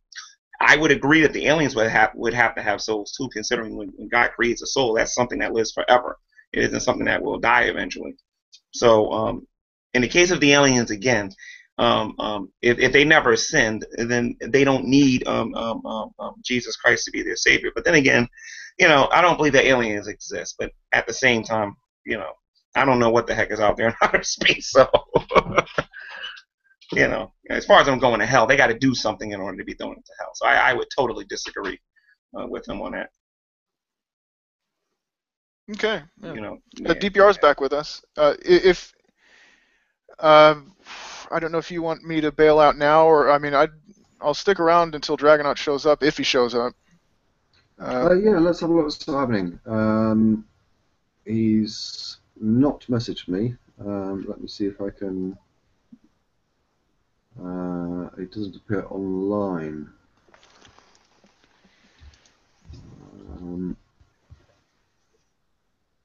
Which is a bit of a disappointment, isn't it? And I know that G-Man, thank you very much for turning up. I know that there's some confusion over the time. Well, I don't know. I presume you were having a similar discussion, which I think is probably the best way to go, isn't it? We can just carry on a discussion. Yeah, we can do that. I have no problem with that. Yeah, no problem with that. I missed the first few moments that of this discussion. The topic that we were discussing was if aliens existed, would they have souls and would they achieve salvation or be damned? Yeah, that's not quite what Dragnauct was going to discuss. Yeah, but that was the point. Is I wanted to steer as far clear of that as possible in case Dragnauct show up, so that way it didn't make a redundant discussion.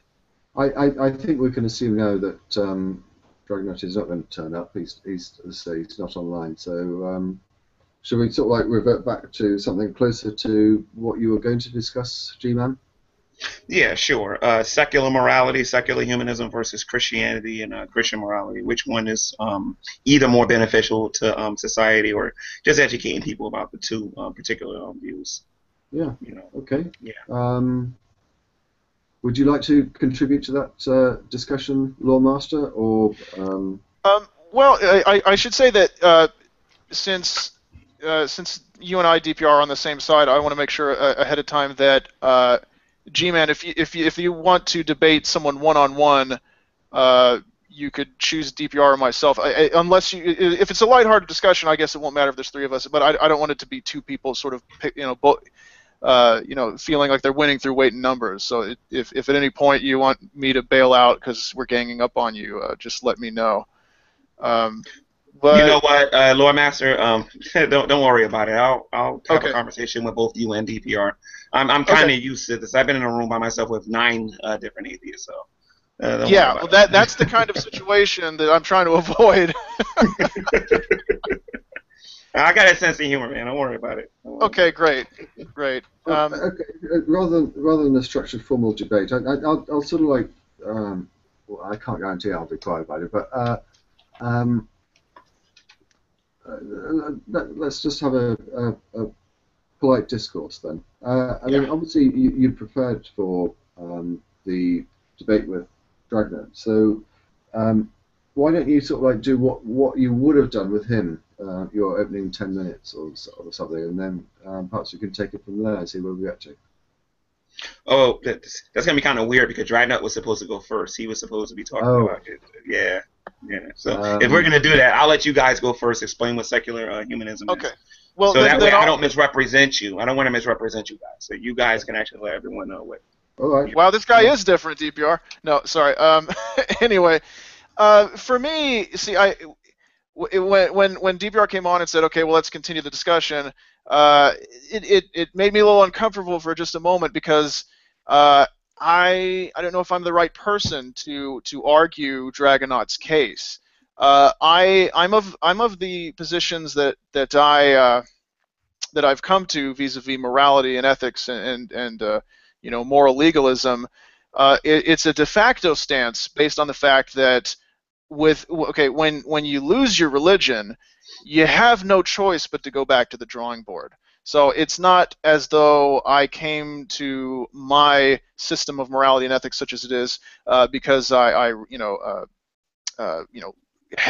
was enthusiastic for that model. You know what I mean? It's just that in the absence of the rules that I was operating on previously, I had to go back. I was forced to go back to the drawing board. So whether the only way I could go back to going to, for example, a religious perspective on this would be to pretend to practice a religion that I didn't actually practice, and I don't think that that would be productive. So for people who have just examined the arguments and found the claims of the major world religions lacking, we have no choice. We have no choice but to develop a ethical system from scratch. Not entirely. We still have environmental influences, historical influences. And no shortage of literature has been written on the subject, religious and secular. But I didn't come to the position of using primarily what you would call, well, obviously you'd call it secular morality because it doesn't derive from religion, but also largely subjective values. So that's how I came to that position. It wasn't necessarily an ideological drive. It's just that I was raised religious, and then as I examined the claims of the religion I was raised in, I found that I couldn't really, I didn't think they held any water. So then that had far-reaching implications on how I viewed the world. I didn't feel like I was being monitored constantly, and yet I didn't become a horrible cannibal or something like that, because the proverbial security camera was unplugged. But you have to rethink everything. So that's it. We don't have a choice. We don't have a choice in the absence of the sort of objective morality that is taught by major world faiths. If we don't believe that we're getting commandments from the other side of some physical and material and immaterial plane, what else are you going to do? You have to come up with some kind of a system, or society would just collapse. Okay. Yeah, go ahead. So that's it. I repeated myself several times. That was pretty redundant. I should have just kicked it over to you a couple minutes ago. But yeah, give us your rebuttal or the explanation of your position. Well, actually, I'm gonna let DPR go, and then. Oh, okay. Then I'll go. Go ahead. Well, I wasn't going to add to it. I guess I'll just pose a few questions then, if I can, and see where we get to. I mean, I think my position is that we are inherently moral entities, beings, humans, and I think there's a good reason why we are, because if we weren't, we wouldn't be here. I think that we all have empathy for other human beings, save for the sociopaths or psychopaths. When we see someone suffering, we feel what they are feeling. When we see pictures of well, let's just leave it at people suffering. We can empathise with that, and that's because we are inherently, say, moral people.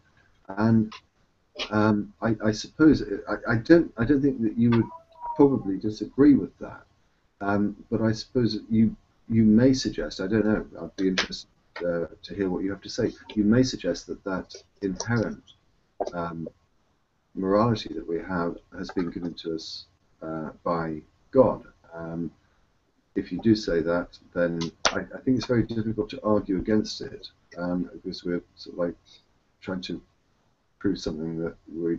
Well, I don't know. I don't want to preempt what you're going to say. But I think, as I say, I think there's a perfectly good evolutionary explanation for why we have this sort of like moral code, and why it's not as precise as it would be if it came from a different source. That is to say, I think there are difficult, problematic sort of areas where touch on morality, about which people have perhaps slightly opposing views, but on the whole they're the same. But that divergence, as I say, is probably better explained through the evolutionary process than it is through some sort of divine given morality. So I'll leave it at that for now. Okay. This is gonna be a little weird for me because I think both of you are coming at this from different angles, but you know, I'll do my best.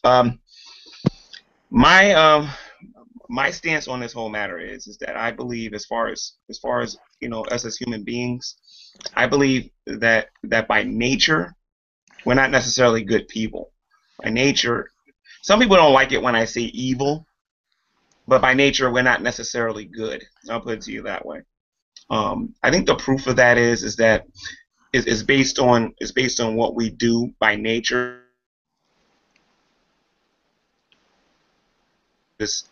Okay, we all have good intentions to feed the hungry. We have good intentions. Even this charity event that you have here, this was a good intention that you actually put into practice. You set all this up. You got the people to be on here. You know what I mean? And you're actually going about raising money for this wonderful charity that you're putting together, that you're supporting. But most of the time, people don't do that. We have good intentions and we don't follow through on those things. Most of the time, when we're doing things, it's always about us, putting us first. And from my worldview and from my perspective, as a Christian, we would deem that as sin. We would deem that as being selfish, as putting ourselves first. Not the charitable not the thing that you're doing here where you're trying to raise money for the Doctors Without Borders. I'm talking about by nature, when we're trying to do what we would deem to be good, the first person that we're usually thinking about is ourselves first, rather than the other person. I believe that God is the one that tells us that this is right and that this is wrong. He gives us the reasons why this is right and this is wrong, and why it's better to do it from His perspective, because He knows how He created everything. Now, I understand that a lot of people in this world don't necessarily believe that A, that God exists, or B, doesn't worship the God of the Bible. But at the same time, I believe that the Bible points out that God, through the Bible points out why these things are good, why these things are evil, or why human beings are the way they are, and why we do good when we do them. You understand what I'm saying? So as human beings, while our intentions are good, and while we're basically bad people, as I believe the scripture says, sinners or whatever, I believe that we are capable of doing good things. Again, the charity organization that you have here, the event that you have here today, where you're trying to raise money for Doctors Without Borders. And don't get me wrong, there's a lot of secular people out there that do a lot of good things for this world. The same by nature, we don't necessarily do these things all the time.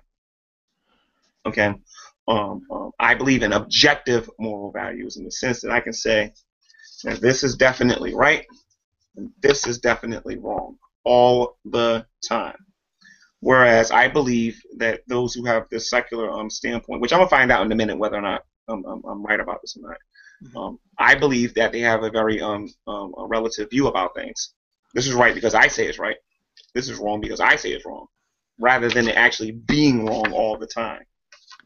So I'll end there and hear what you guys got to say. You know, I have such I'm so sad right now because, G-Man, you seem like such a nice person. But what's better than that is you seem very open-minded, and you know, we deal with so many people who have absolutely no interest in our position at all. They enter discussions with us telling us what we think and not caring at all. Okay, so I mean, I don't want to draw my weapon in this debate. I really don't, because there's so much evidence in the Bible that absolutely just crushes everything that you just said. And I don't want to do it. But I'll start anyway, because this is what we're here for. You started out by saying that we're evil, right? And you tried to couch it a little bit, right? So it wouldn't sound very offensive. But that is a very biblical perspective, and it's certainly a very popular perspective again with many schools of modern Christianity.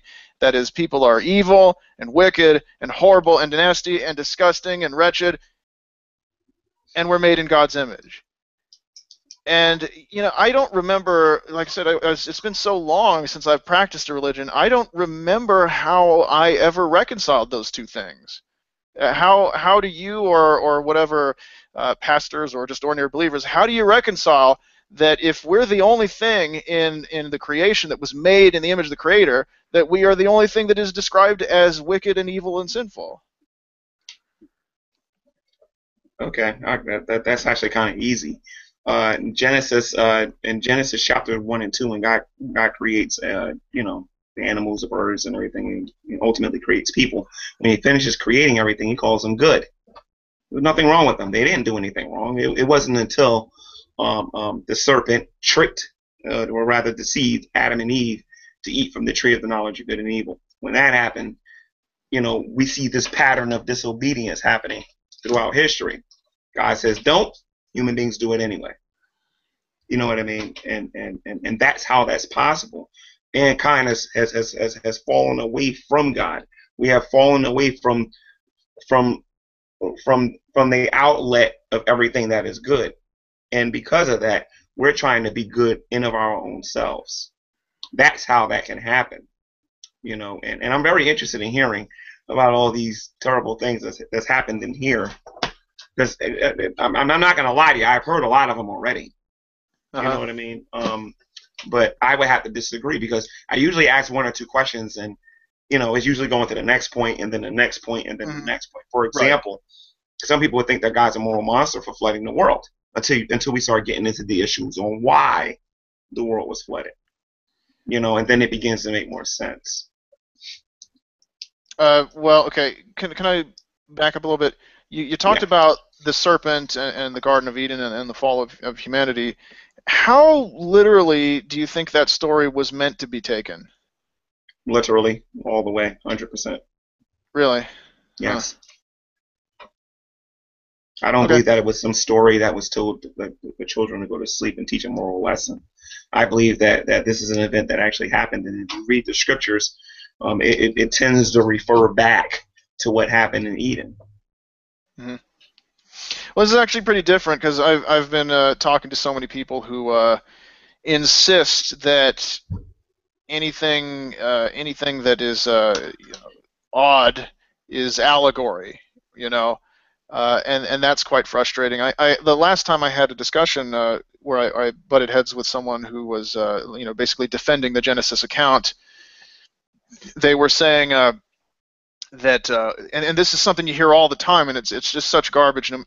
They'll say that, well, the word day in the Genesis creation account can mean any period of time, but then you look at the actual account and it says there was evening and morning, and then that was the first day, and there was evening and morning, and then that was the second day. So it seems pretty clear that they're meaning an actual day in at least some sense if we think a traditional day. I'm so accustomed to people who say, I don't know, say that everything is a metaphor or allegory, but I'm blown away that I've met someone again who thinks that it all happened quite literally, and frankly I don't even know how to respond to that.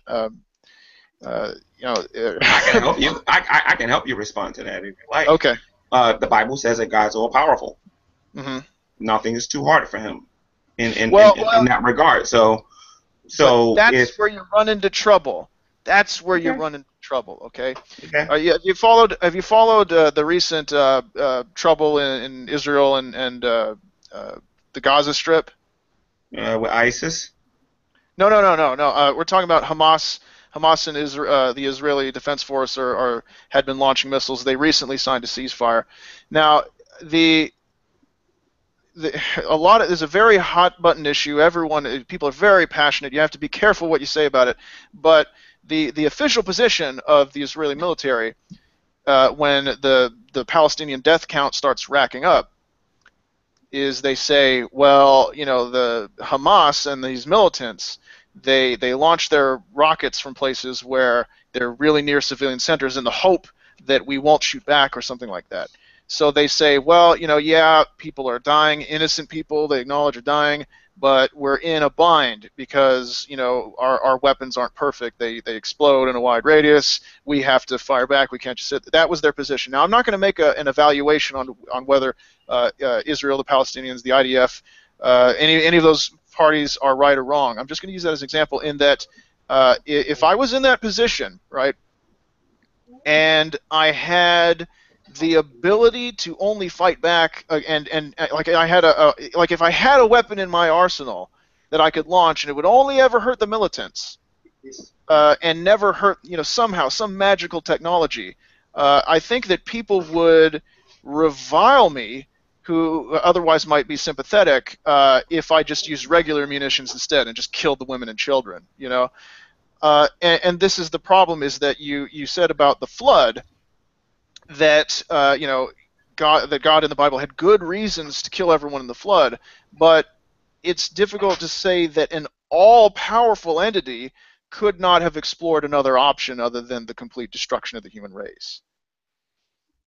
Well, I would be inclined to agree with you that that there could have been other ways to handle it, but I trust that His infinite wisdom is greater than my finite wisdom on the matter, considering what actually happened. Number one, mankind's mind was on evil continually. That's number one. Number two, the scripture says that that the Nephilim, the fallen angels, had come down and corrupted the seed of man. And the reason why that's when I say corrupted the seed of man, that they was having sex with women, and they was producing these giants. You know what I mean? These people, these things that wasn't even people anymore.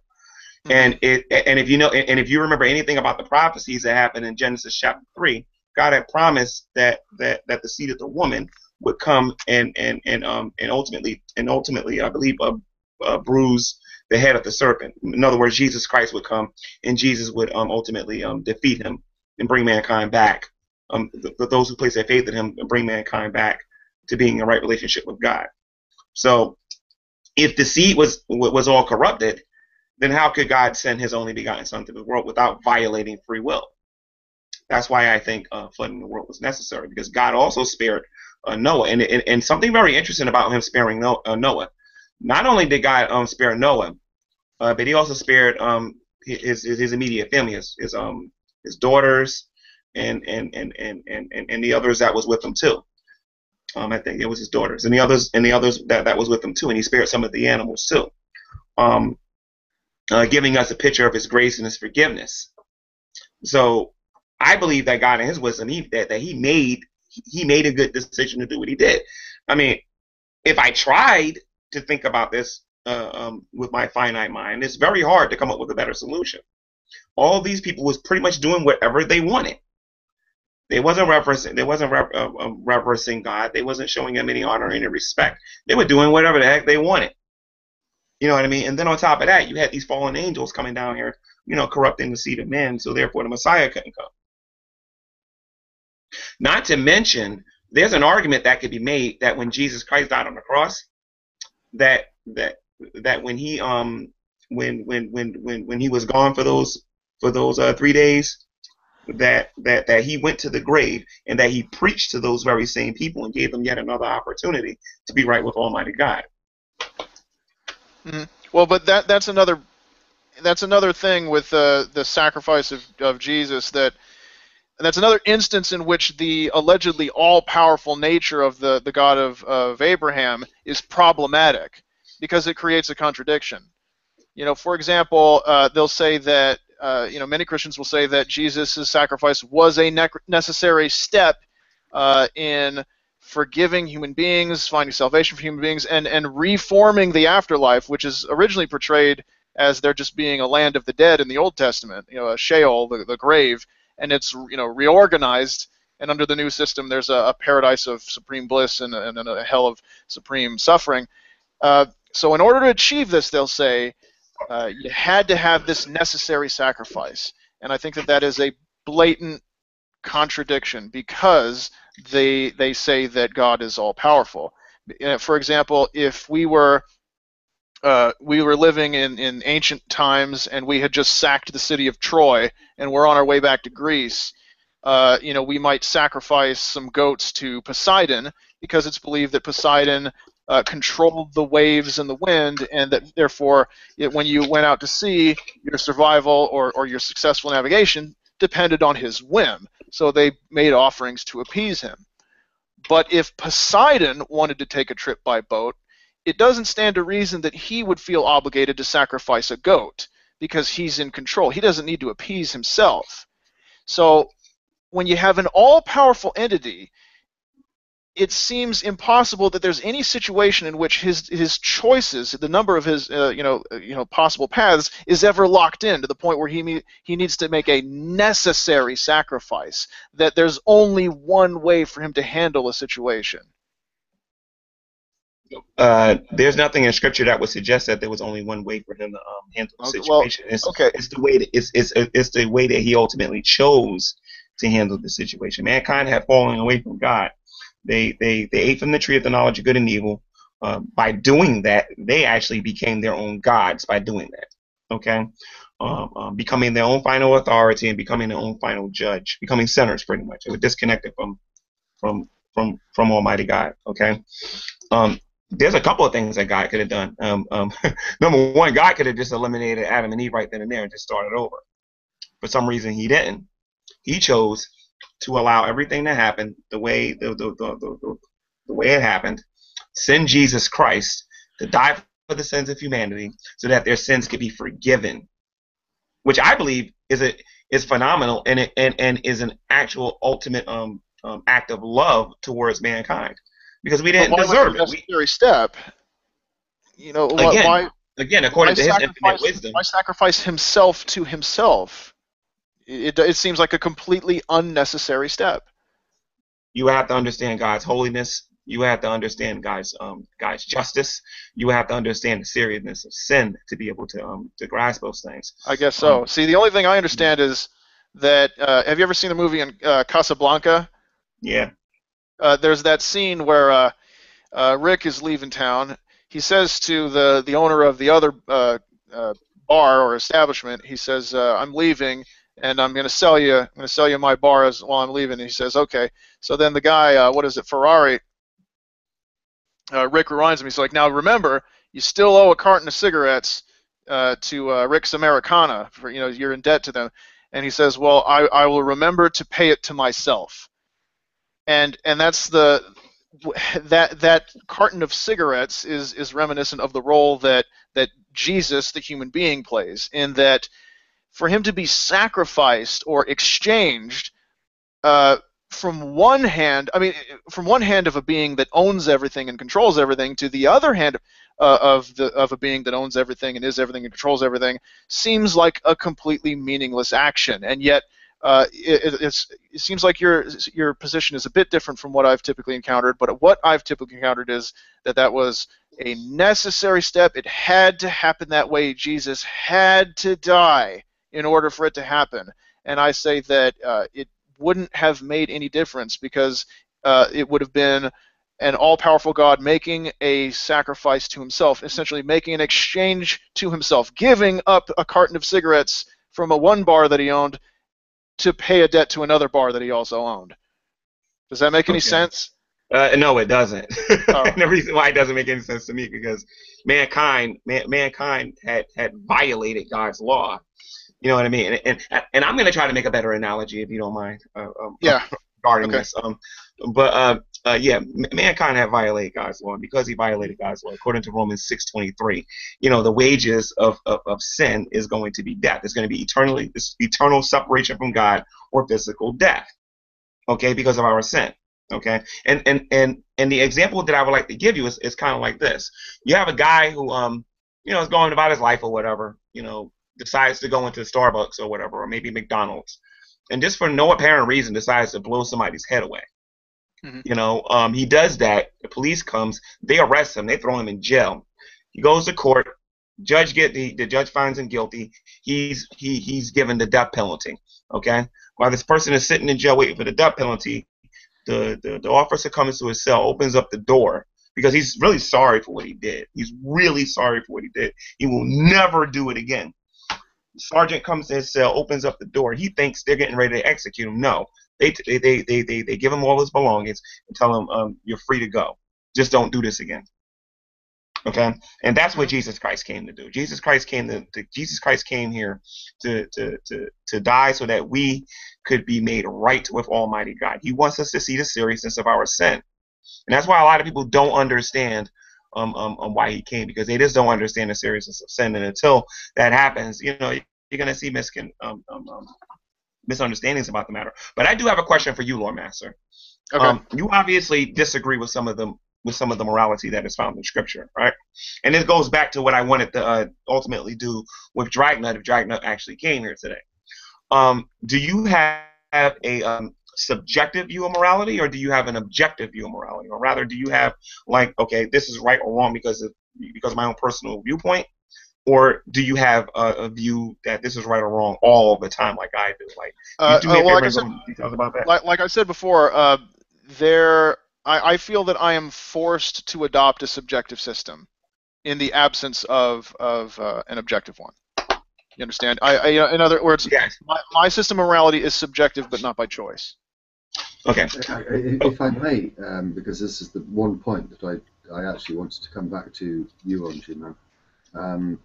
I have absolutely no compunction in accepting that my morality is entirely subjective, if that helps you progress an argument.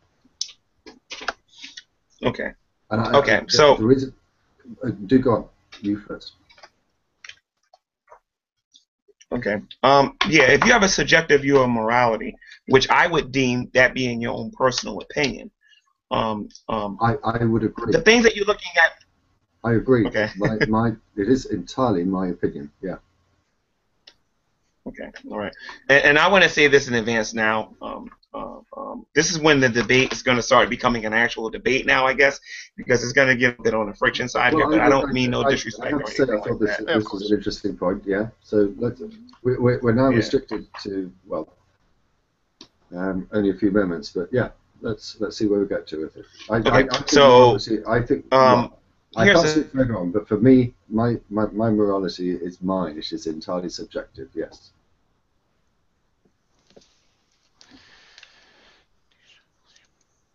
Have we lost G-Man? No. No.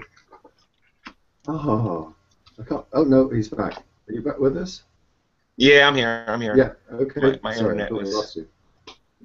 I'm here. Can you hear me? Yes, we can hear you. Yeah. Please go ahead. We're running short of time. Oh wow, we really are running short of time. Okay, yeah, go ahead, G-Man. Yes, we can hear you. All right, cool. Yeah, so what basis of morality are you using to come to the conclusion that the global flood was wrong? Because from where I'm sitting, I believe that it was right and it was necessary. I would use my own personal opinion. Okay, but a society can't be built on opinions. Well, it has been. A moral framework can't be built on opinions. They have to be built on facts. Well, in fact, I would disagree with you there as well. I think the legal structure that most countries have has been developed through culture, through society, and I'm terribly sorry, I don't want to be accused of using a black cat as a distraction. I think it's self-evident that, as I say, the legal framework of most countries has been built through society. So it is a sort of attempt at making an objective sort of like framework from group subjectivity. Do you understand what I'm saying there? Yes, I do, and I got some good news. Dragnaugt's online. Oh, good. Unfortunately, there's only 8 minutes left of this hour before we have to move on. But let's forget about him. How would you respond to that? Okay. I'm sorry. You're gonna have to repeat that again. I'm sorry. I was a little distracted by my Skype notification. I'm sorry. Just say that one more time for me, DPR. Yeah. I think that when you look at the legal systems of any country, you will find that they are an expression of group opinion as to what is acceptable and not. So what you're seeing is basically an attempt at making some sort of objective legal framework from a collection of subjective opinions. Okay, I'm inclined to agree with most of that. Because if I can say it a little bit differently, you have all these people that have their different opinions, and they vote for this particular person to be in charge to make objective decisions about. Not objective. You see, well, you gotta let me finish. I think you've got to be careful when you use the word objective, because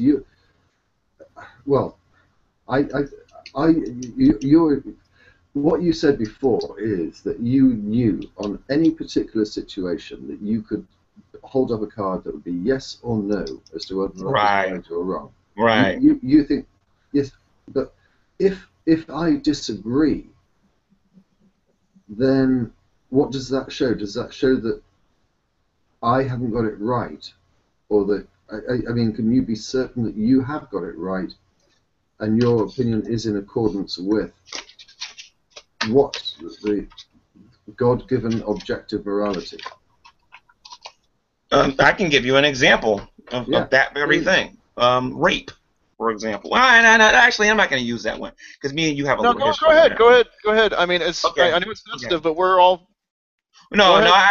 Actually, I would like to use something else, something a little bit more in your face, if you don't mind, because we only have but so much. I know where DPR stands on this. I know where DPR stands on this. Yeah, yes, okay. Somebody comes into my house, right? Or your house, and they get a gun and they go boom. They shoot somebody in your house and whatnot. Is that 100% right or is that 100% wrong? I say it's 100% wrong. But then you might say, well, there's not. Well, the person shooting the person that's got the gun blowing the person's head off or whatever, or shooting the person, is going to say that they don't think there's anything wrong with it. Hey, one less person taking up oxygen in the earth or whatever. One less person getting government benefits or whatever. You know what I mean? Very compelling argument. But the point of the matter is, there's always going to be the opinion thingy until you're the one being shot.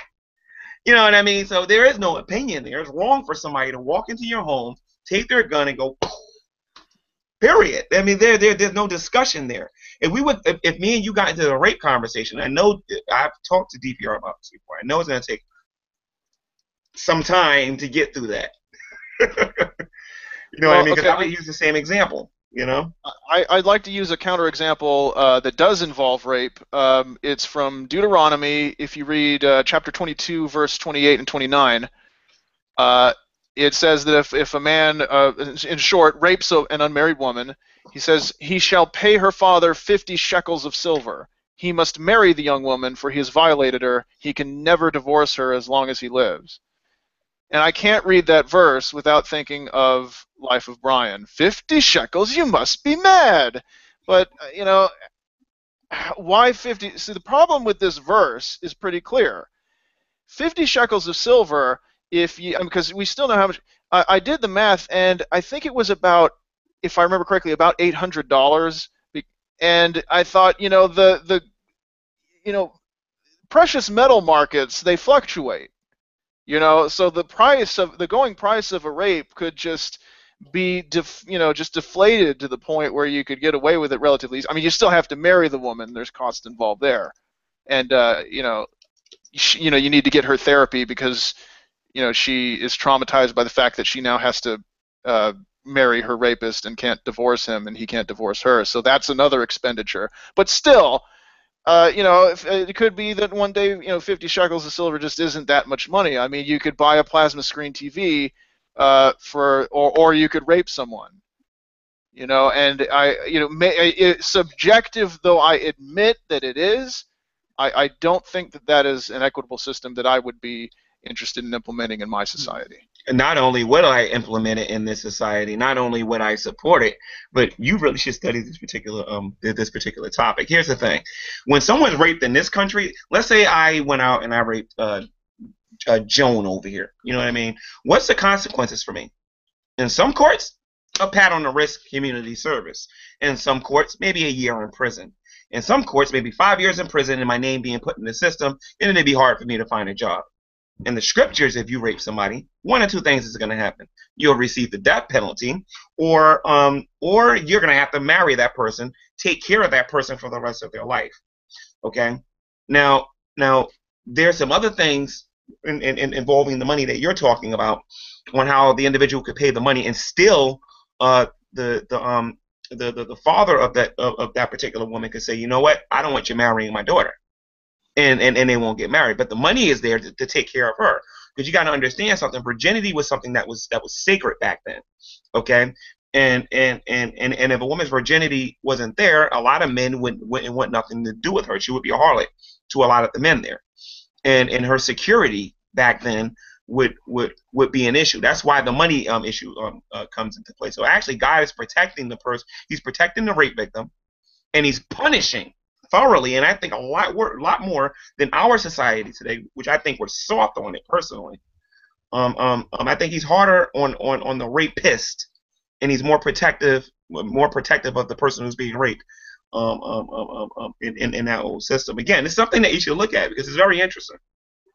Well, I have to pause you there. I'm really sorry, okay. but we've got less than a minute to go before we are introducing our Australian contingent. But interesting. Unfortunately, too short because there's so many points that I would like to raise. But G-Man, thank you very much indeed. I appreciate the invite, DPR, and I hope people actually give to your cause today to raise money for Doctors Without Borders. Thank you. We may disagree about many things, but at least we agree on that one. We agree on a lot more than you think. We agree on a lot more than you think. Okay. I'm not so sure about that. And Lawmaster, thank you very much indeed. Could I invite you to both leave the call as I hopefully bring in, as I say, our Australian contingent. All right. Thank you for the invite, DPR, again. Thank you very much, D-Man. Take care. All right. Take care. And I'm now getting messages. Oh yeah, yeah, dragnauct, you have turned up, yeah, but unfortunately, a little late, and I know how that feels.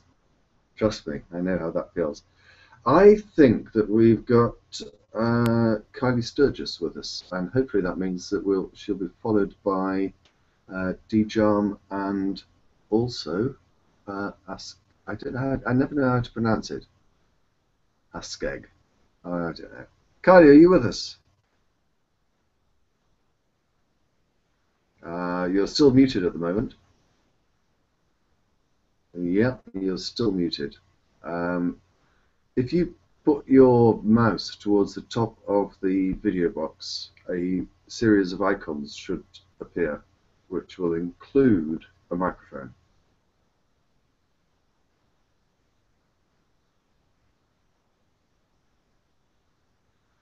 Let me see if I can do it at this end. I shouldn't.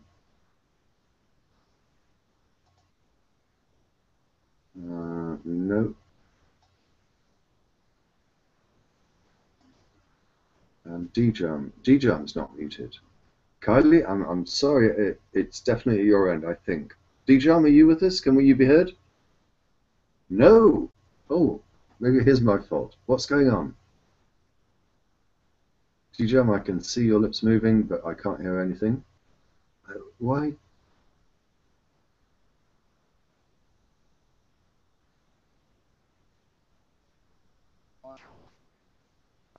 I'll just change mics. Can you hear me now? There we go.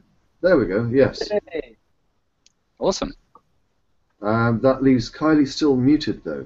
Kylie, I think it is something at your end.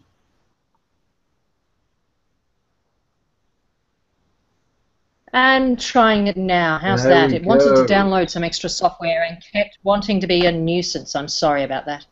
Here we go. As long as Pro Studio is running, dumpty-dumpty-dump, clicking buttons, and we should be fine. Done. We are absolutely fine. Welcome. Sorry about that. Are we missing someone? Hello. I think it's just us, unfortunately. Yeah. Everyone's so busy. Andrew's got to do like something like 72 hours in the next week, and he's got to get up at 5 in the morning. So it's like 10 o'clock at night here. He's tucked into bed, all nice and cozy, with his koalas. djarm, I spoke to you for the first time more years than I care to remember, and you also, I think, you were involved in the very first one of these events we did, and since then, I think actually, hang on a second. When I first spoke to you, you were a Christian. That's correct, yes. And now, what position do you hold? Now I'm the Vice President of Australia. You broke up. I hope everyone else heard that. The Vice President of the Atheist Foundation of Australia. There we go. That's a bit of a turnaround, I guess, isn't it? Yeah, I blame you. Good. That's fine then. Well, I don't know what you want to do with this. It's your hour to do what you wish with. My intention was just to turn my camera off and let you get on with it. Have you got things planned for this hour?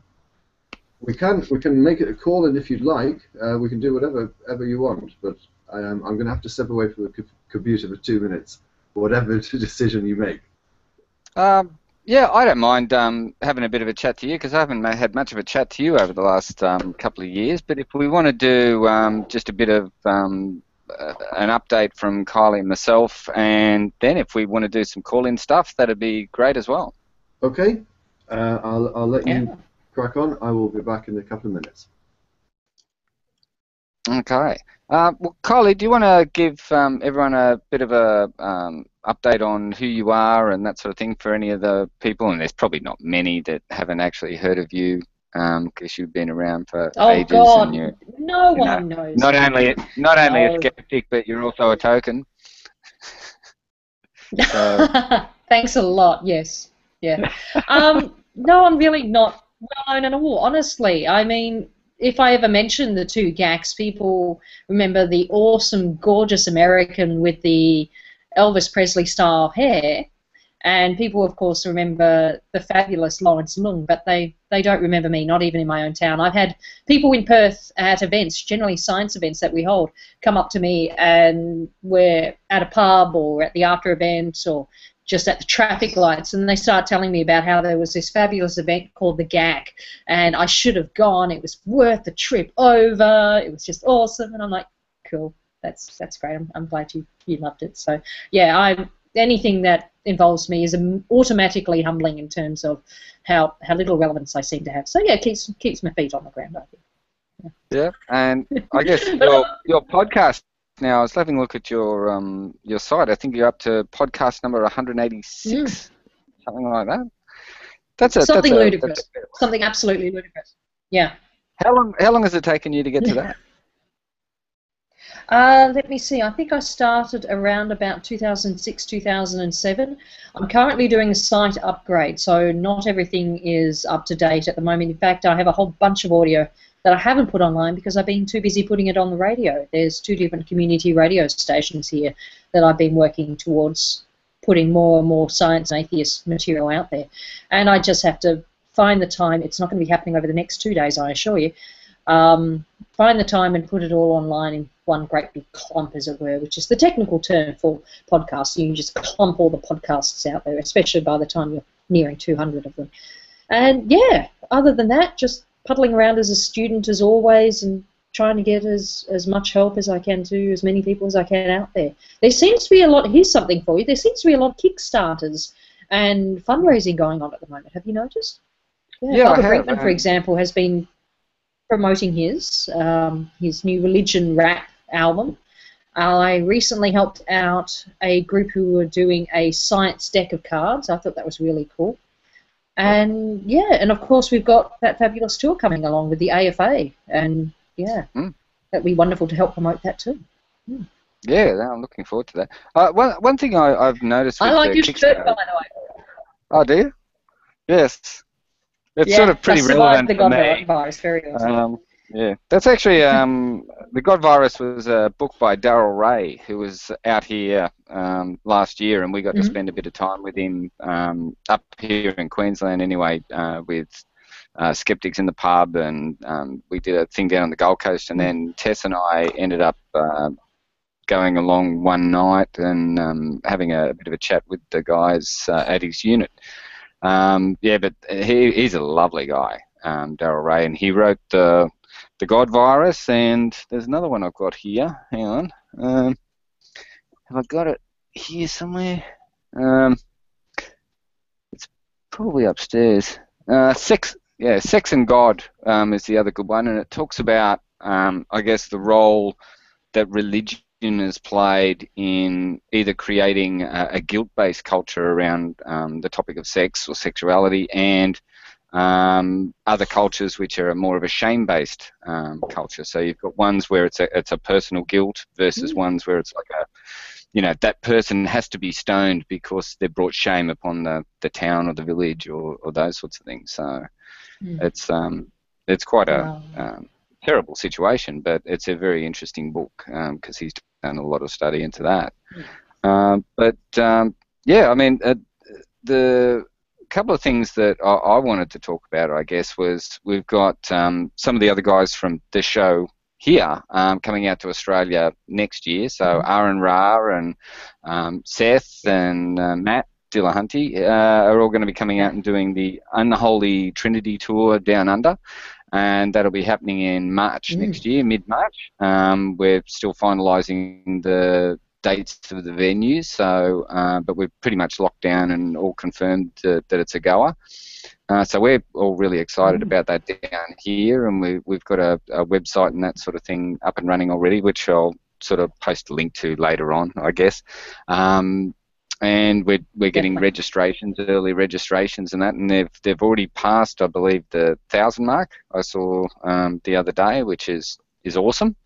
So there's obviously a lot of people that are just hanging out to come and see these guys. I took a phone call. I didn't send this off to the management committee the other day, but a guy rang me and he said, I just think it's fantastic that these guys are coming out to Australia and everything, because I was actually thinking about jumping on a plane and going over and seeing them over there. That's how keen this guy was to actually catch the three of these fantastic speakers, and really just wonderful examples of grassroots activism within the non-believing community.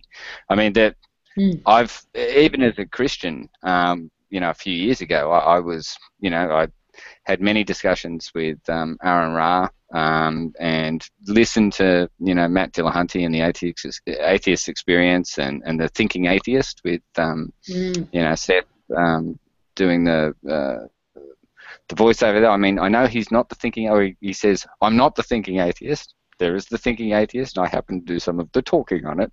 But yeah, I'm just really over the moon to have these guys come out, because I just want to hang out with them myself, just be there and do the fanboy thing. Yes, there might be a slight element of the entirely selfish about it, but we're willing to share, so that doesn't make it selfish at all, does it? No. You've met Aaron before, though, haven't you? Yes. Aaron came down for the Global Atheist Convention in 2012, and we got to hang out and have a beer and that sort of thing, and then there was actually the morning after. He's quite small in real life, isn't he? He looks like a tank. In fact, you coined the phrase "Texan tank" when you saw him on video, but he's about 4 feet tall, isn't he, in real life? Yeah, he's only very short. It's like Gimli out of the Lord of the Rings. So I was surprised by that. The Gimli of atheism. I'm not sure if we could get T-shirts with that printed on it. But there is an interesting story. Sorry, I interrupted you.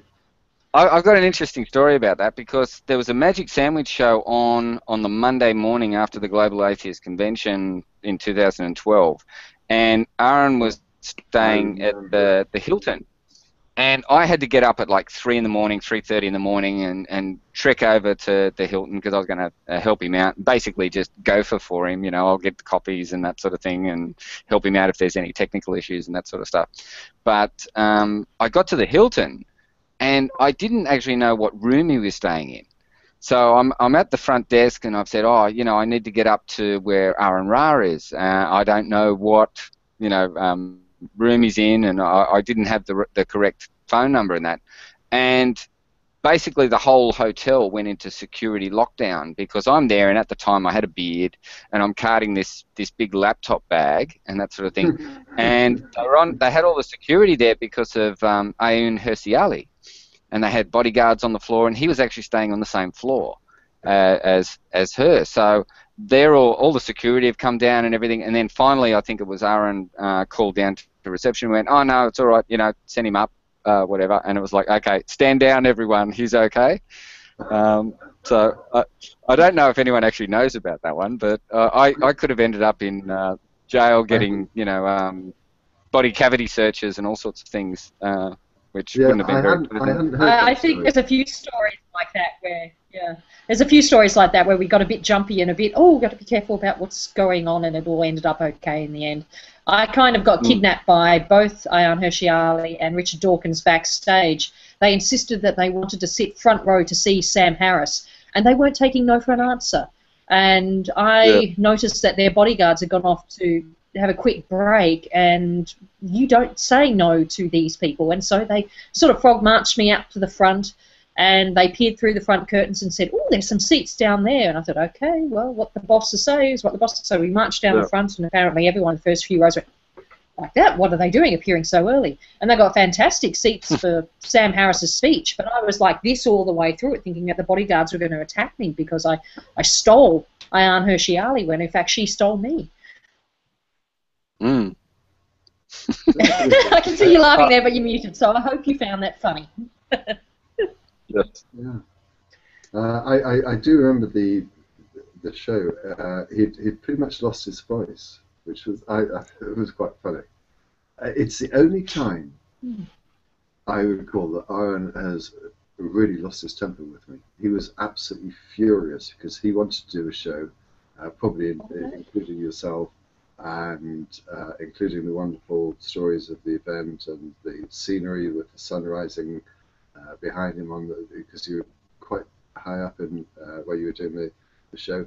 And what had I done? I've got Eric, Hovind, and Ty. It was Ty. Ty. Yeah. He was livid. He was. Before the show, he was running. Well, you were probably there. You probably witnessed it. He wasn't a happy man. It was quite funny, actually. He'd lost his voice, and put Eric and Si on the show. He was not happy. It's the first time I've ever heard Aaron with a phone sex voice, and I thought this could be the beginnings of a new fetish. On a more serious note, though, I did want to ask you about this. I imagined and imagine that, correct me if I'm wrong, that Australia was probably going to be similar to this country in its religious beliefs. And in this country, the reason we don't have a particularly strong atheist movement is because religion is pretty much a background noise. It's of no significance at all. And so there's no reason for there to be a strong atheist movement in this country. And I thought Australia would be like that. Have I got this wrong? Do you want to speak to that one, Carls? I think that there are certainly some similarities, but Australia has quite a lengthy history as one excellent collection of an atheist anthology that came out by Warren Bonnet of Embiggen Books.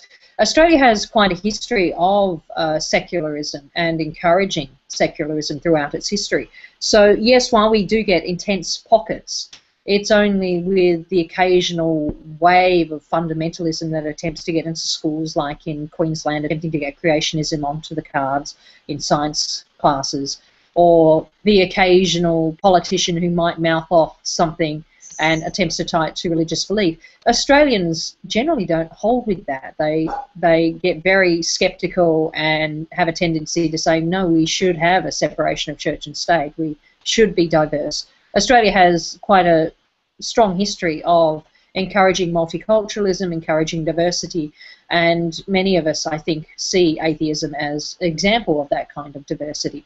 So while there are certainly challenges out there, most of the time it's kind of a shrug moment. We had a Prime Minister, for example, our first female Prime Minister, who was an atheist, and whilst there were a few grumbles out there, we saw how she, often to our detriment, I think, sometimes, she kept her non-beliefs separate from her political beliefs often. And I'd like to see certainly more atheists speak out in concerns that affect everybody, not just atheists, and I think that the AFA are very keen on encouraging that and getting the message out. But there's also lots of different independent groups out there who act very keenly to make sure that we keep that, everyone in Australia has to have a voice, everyone in Australia has to recognise diversity, and that includes atheism. And I can see a cat behind me playing because she desperately wants to be on the show. I'm sorry. What are you doing? Yeah, that's my cat in the background there, who often tries to get on the podcast and has now clearly decided that podcasting is a new way of getting into the show. What are you doing? I hope that answered your question. I don't know if you want to add anything to that there, Danny. Sorry, do tell me. Oh, okay. I'd probably add a couple of things to that, in that whilst I think Australians by and large would pretty much not allow or would very quickly vote out any particular political party that went to an extremist end on any sort of religious laws or things like that. There has been an undercurrent, I guess, for a lot of years to sort of bring in these silent type changes that slowly infiltrate, I guess, religion into the public discourse, whether it's the funding of religious schools or, like, just for example, we've got a Conservative government that just got elected not long ago, and we just got all the rhetoric about an extreme budget that need to happen. We need all this debt, and we need to cut everything. And but cool. Within that budget, there was $250 million for religious chaplains in public schools. So this is, and over here, like, a public school is a state school, which is supposed to be secular, basically. So $250 million at a time when there's supposed to be a budget emergency, which, I mean, I'm very skeptical about. And I still don't see that when you turn around and you're going to spend however many $1 billion on new jets, and you're going to try and cut pensions and do a few other things, but you're going to spend $250 million on religious chaplains, and at the same time you're now restricting it from, so they have to be a religious. They can't be a secular welfare worker or anything like that. So.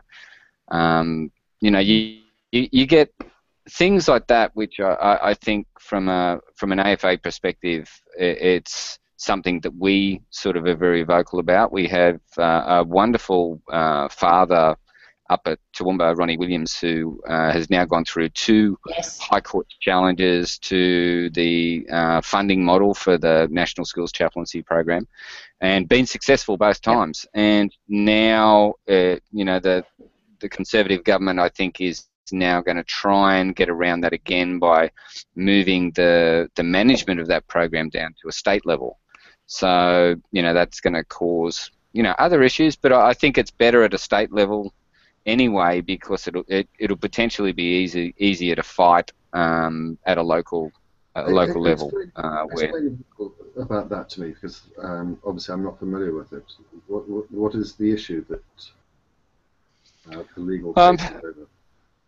So the legal case for the National Skills Chaplaincy Program was around how it was funded, and because it had no head of power, there was no specific legislation that allowed that funding to go ahead. This was basically just an expenditure that the government decided to do without the correct oversight, and the High Court found that it didn't have the authority to allocate those sort of funds and administer that type of program.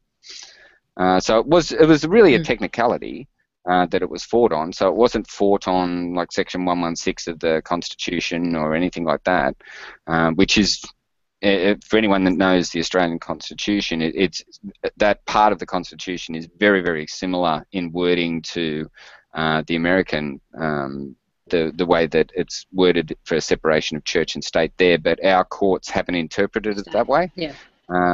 There was a case which we called the Dogs case, the Defence of Government Schools Act, which was in the 70s, I believe, and that basically set the interpretation for Section 116 to specifically not be a separation of church and state component. So, you know, there's obviously, hopefully, some sort of challenge in the future which may overturn that existing precedent. And till that sort of thing happens, there really isn't going to be a clear separation of church and state without, you know, some sort of referendum and an amendment to the Constitution. What is the official church? If people would like, What is the official church of Australia? If people would like to find out. We've done it again. There is none. Do it a third time. What is the official church of Australia? We don't actually have an official church. I don't think there is. But our head of state is the Queen, and the Queen is the head of the Church of England. So, I mean, you know, how do you look at that? I mean, the head of Australia is the head of the Church of England. Now, whether they exercise any sort of authority in that regards, that's a no.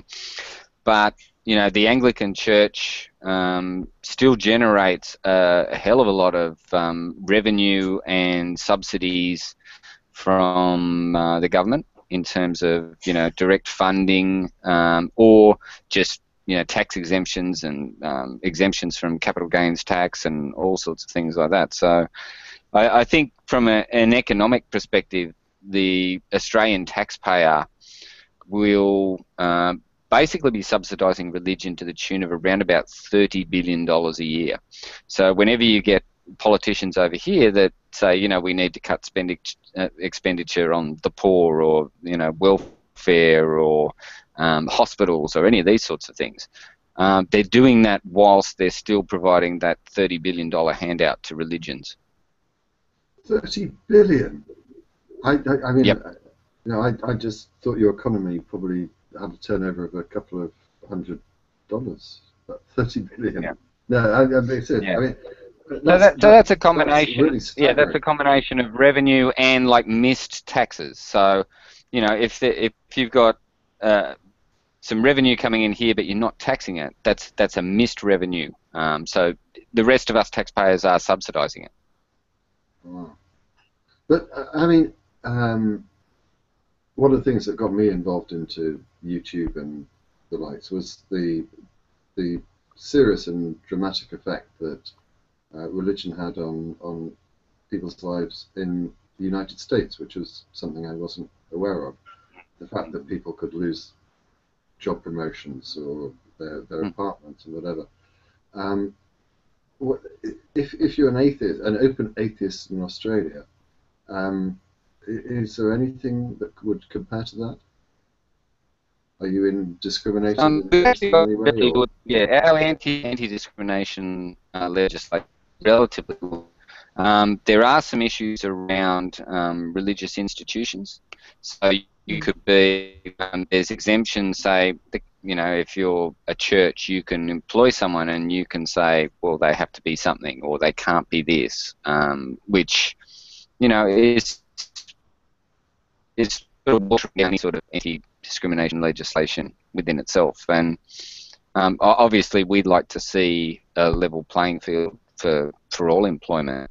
regardless of religion or race or sexuality or any of those sorts of things, and just have no discrimination at all. But where you've got, say, a church wants to employ a receptionist, there's questions that will be asked in the interview that wouldn't be asked in any other interview.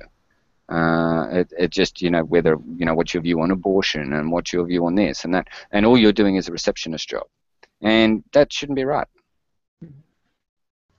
Yeah. Well, I think it sometimes depends on the institution, and there are a couple of them which are probably more likely to give leeway than others. But yeah, those sorts of things shouldn't be encouraged in the slightest. I would like to add one more thing. If you're interested in learning more about the dogs case and the history of the battle for Australia to make sure it stays secular, check out Leslie Cannon's talk that she gave, which is on YouTube, that she gave at the last Global Atheist Convention, and that's from 2012. Leslie Cannon talks about the dogs case and the history of what it's been like for Australians to continue to make sure that we stay a secular country, even though we do get occasional issues. I've sent a link to the Hangout to someone. I'm not entirely sure who he is, so we may be joined by someone. But for anyone else that would like to join to discuss any issues, just send a contact request. Include, please, the gist of the topic or question that you would like to raise to Magic Sandwich Show. I'm sure our guests will be prepared to discuss pretty much anything. Let's see. I'm still waiting for this other person to join us. Well, while we're waiting for that, actually, I just want to, because we've been talking for ages and we haven't really mentioned it. It's a fantastic organisation, and they're obviously out there at the moment, sort of dealing with the Ebola thing, which is, just an incredible tragedy with what's going on there. And we just really like to encourage everyone to give. Now, which is the DPR? Which is the best website to go to give for this? Is it the Just Giving one, or is it the other one, the Pitch In? Just Giving goes to the London office of MSF, and I chose them because I wanted also to include the New York office, but over the years the New York office has been absolutely terrible at helping me out, and they've also, when I used the First Giving, you could actually donate to New York, but unfortunately for some reason First Giving and MSF are not connected anymore. You can't do it that way. I would suggest going to Just Giving, but at the end of the day it doesn't matter. All right, so I'll just let's test this out. So I'm going to put something in here, so we'll see if it works. Make sure this website Australia. So I'll put in there your name, which is optional, so the Atheist Foundation of Australia, and what sort of message are we going to leave, which is optional? The Atheist Foundation of Australia. Yes, I think that's a good one to start with. Good starting. Atheist Foundation of Australia continuing to support. How many have you got? Continuing to support. Okay. And we'll put that. We'll put a dollar amount there. Then we'll continue. And I've got to put an email address. I'll put just my email address there. Because we've supported for quite a few years now the work that they've done, which is great.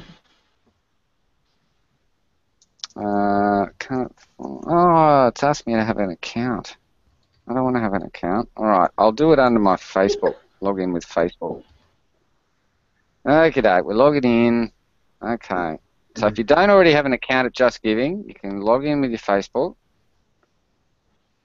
Oh, okay. Now we've got to select credit card type. All right, so let's select a credit card. All right, and we'll put in a card number. More complicated than I thought it was. Oh, no, it's all right. I mean, if you bought anything online, So hang on, what's DPR's credit card number again? Let me read out the number for you. Nah, it's all right. I've got mine. I did actually drop my docs myself. I know other people have tried to or have done that, but I did a self-doc dropping. That was very, very embarrassing. It was in building up to a show just before we went live, and I can't remember if it was on Log TV or whatever. My microphone was on, and I was about 10 minutes before the show. I decided I was going to need some takeaway food after the show, so I phoned up. A takeaway and ordered some food, and I said, okay, and what address is it? And I obviously gave my address, and I'm not sure I gave the telephone number, but certainly the address was out there and my name, and this was all being streamed live.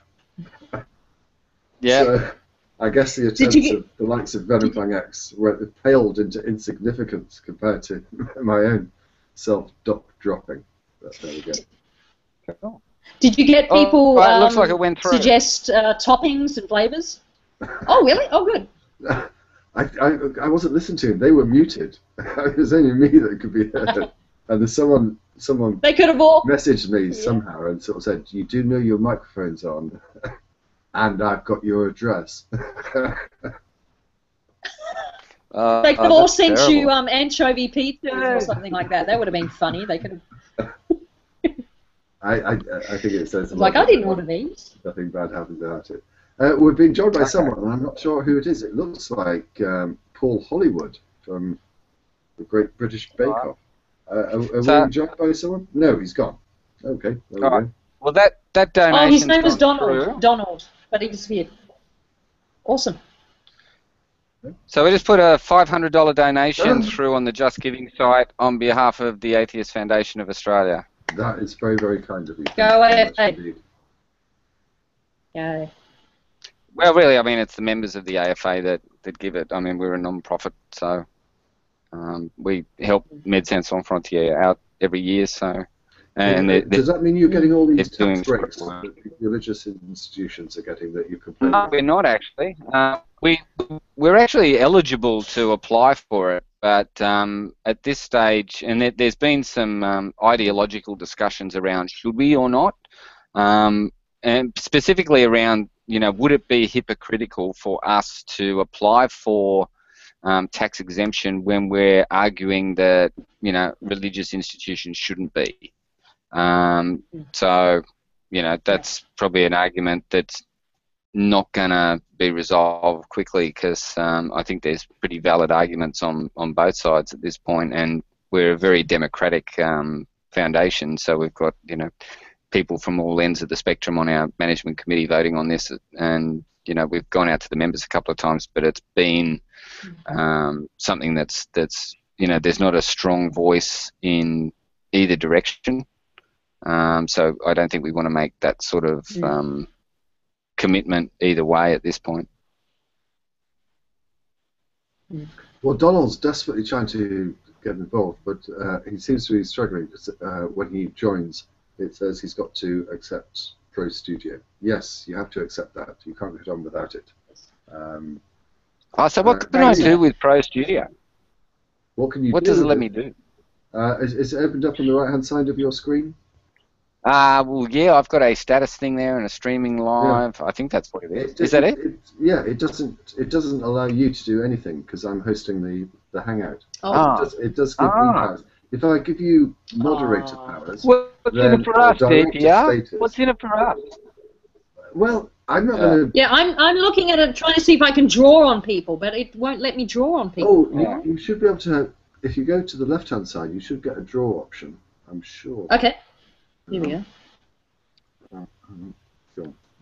I've got this other minicam thing. Like at the moment, I'm in black and white, but I can be a ghost. I can do the ghost. How's that look? That's sort of the ghost effect. That's not my favorite. I like the hang on, I'll get rid of that one. I like snow. Okay. Yeah, Oh, If I- snow. Is it working now? That is awesome. I love that. Do you ever get snow where you are? Depends Like where you Flickr eyes now. are. Can anybody hear Yeah, me? there are certain areas of the country where, like Kosciuszko, for example, some of the ranges around New South Wales and Victoria. So you're thinking around about the what would you call it? Sort of the South Carolina area. If it was America, it would be sort of that area. No You can idea. get snow over there. Not where I am. Is Oh anybody look, hearing me? Or and is my Danny's microphone not on working? fire at the moment. So yeah, he's definitely not getting My any snow microphone is there. not working. That is We've very got- apt for an atheist. Yeah, hang on a second. How do I set up my microphone in here? Oh, did we lose it? Oh, there's. Oh, here you go, Paul. We can kind of hear you, Donald. What have you got for us? Oh, you could. Yeah. Can you hear me now? Yeah. Yep. Oh, okay, okay. I guess this thing is just still trying to figure out how to I don't know do whatever it's trying to do. Okay. This is only my second time being in a Google Hangout. Or yeah, that is what this is, right? Google Hangout? It is. Yeah. And they're not easy things to get your head around.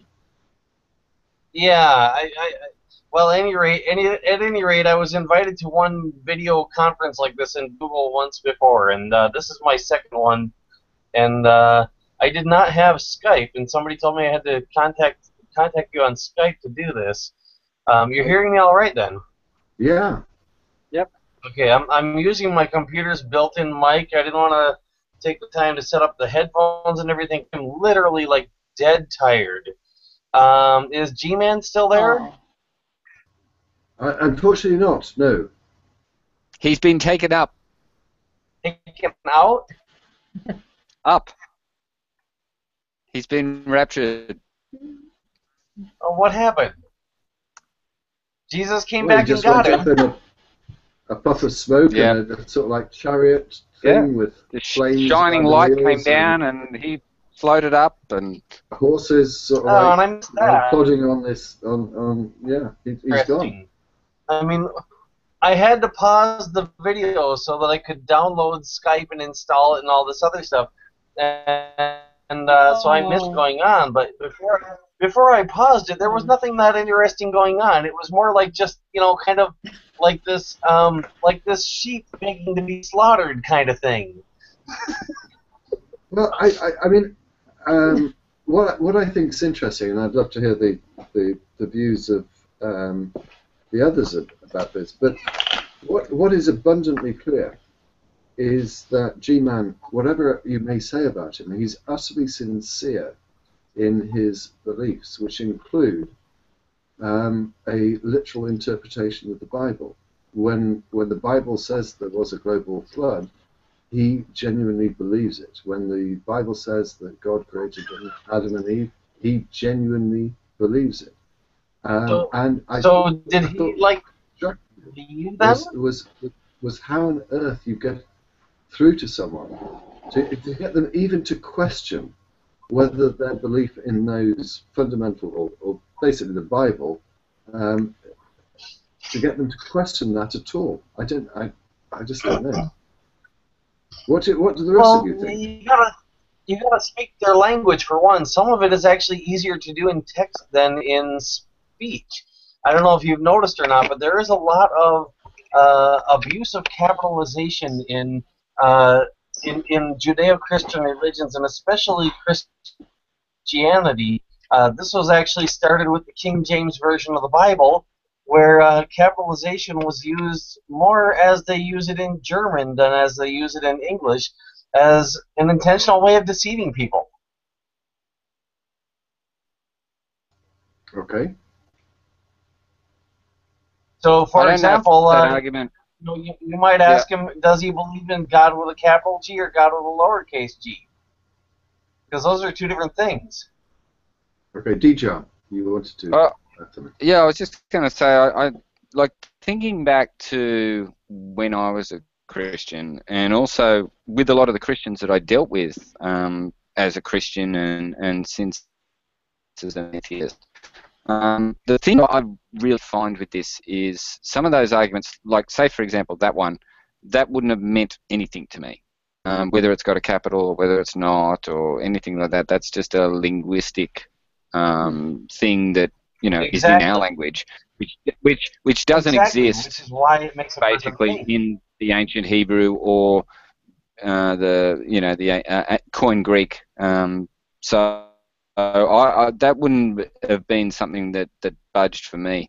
The thing that I have noticed with the more fundamentalist end of the spectrum, though, is that tackling whether there's a global flood or tackling whether there's evolution or whether there's a Big Bang or any of the sort of the common ones that people tend to deal with, they don't necessarily have a big impact on the young Earth creationist. What you really need to be able to do is crack the eggshell, which is that the Bible is the literal word of God, and not necessarily that the Bible itself is the literal word of God, but their interpretation of the Bible as the literal. I mean, an example that got brought up when G-Man was on in the discussion about morality and talking about rape was I think it's Deuteronomy 22 verses 28 and 29 from memory.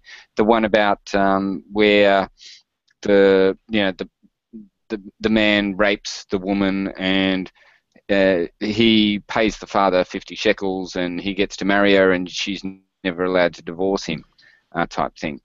And it's not so much whether that was a law or not, or the justification of why it was a law and all of these sorts of things.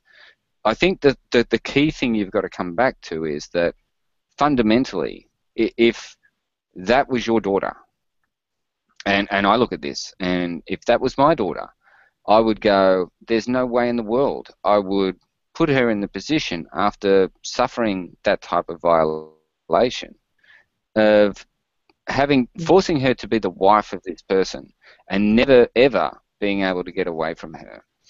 And what that actually speaks to, not just as me as a father, but this is a command from supposedly your God. And what does that tell about the morality of this particular God that you're saying is all good?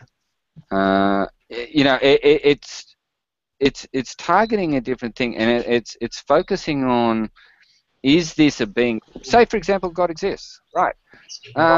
Is this a being that is worthy of worship? And that's really the key for these people. It's not just that a God exists, and it's not just that it's what we know about this God is revealed in the written word and all of this sort of stuff, but it's that this being is also worthy of worship. And that's one of the biggest challenges I think the Bible actually has, in that it does depict a being that is definitely and without a doubt not worthy of worship. In just the basic. Can I ask you this, yes. if I may, djarm? When you were a believer, you obviously had read the Bible. I'm guessing.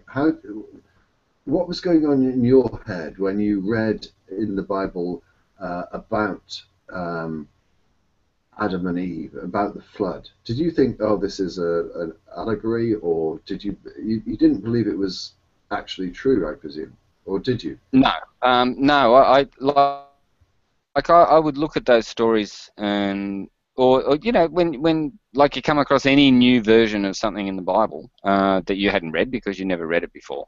The global flood's an interesting one in that you look at it and then you look. I would look at the science and I could see that the global flood hypothesis wasn't supported by the geology. So I would say, oh well, obviously that interpretation or the wording of this is wrong, oracle, whatever, but I can clearly see that is something that has not happened. And I mean, there's the global floods quite an easy one to look at. I mean, you've only got to look at something like the coconut and sandstones.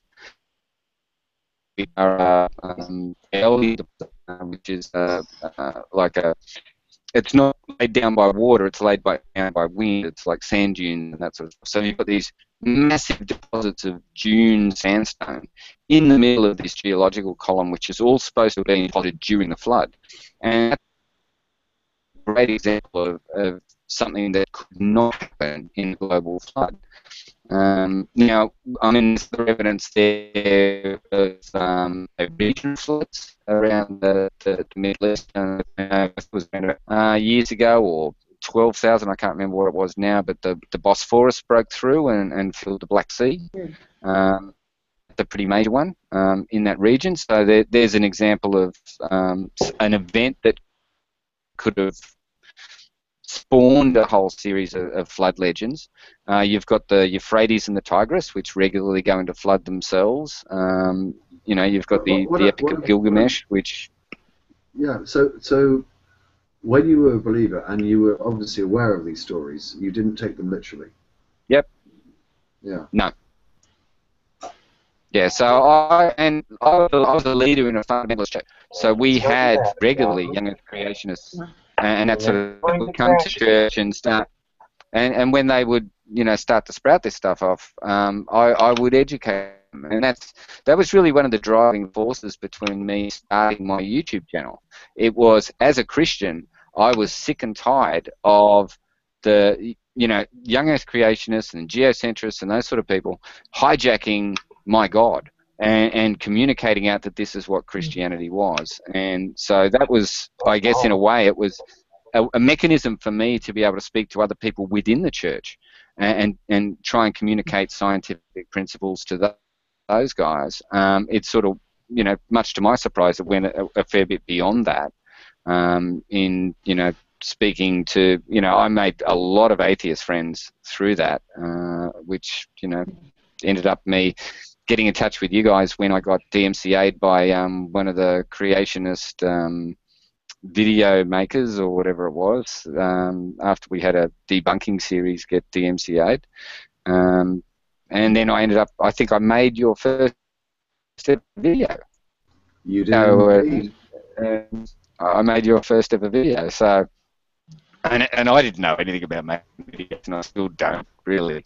But it was great. I really enjoyed, and that was actually a thing for me too. It was like I would see the behaviours of Christians, either within the church or, you know, people that I knew, and the hypocrisy and particularly within the more fundamentalist ends, the desire for about bringing money, and then I would see what I would, you know, really find to be people within the atheist community, and so that provided me with a big contrast too. Kylie, what was your background? Were you religious? Because I find a lot of the most prominent people in the atheist movement were previously religious. No.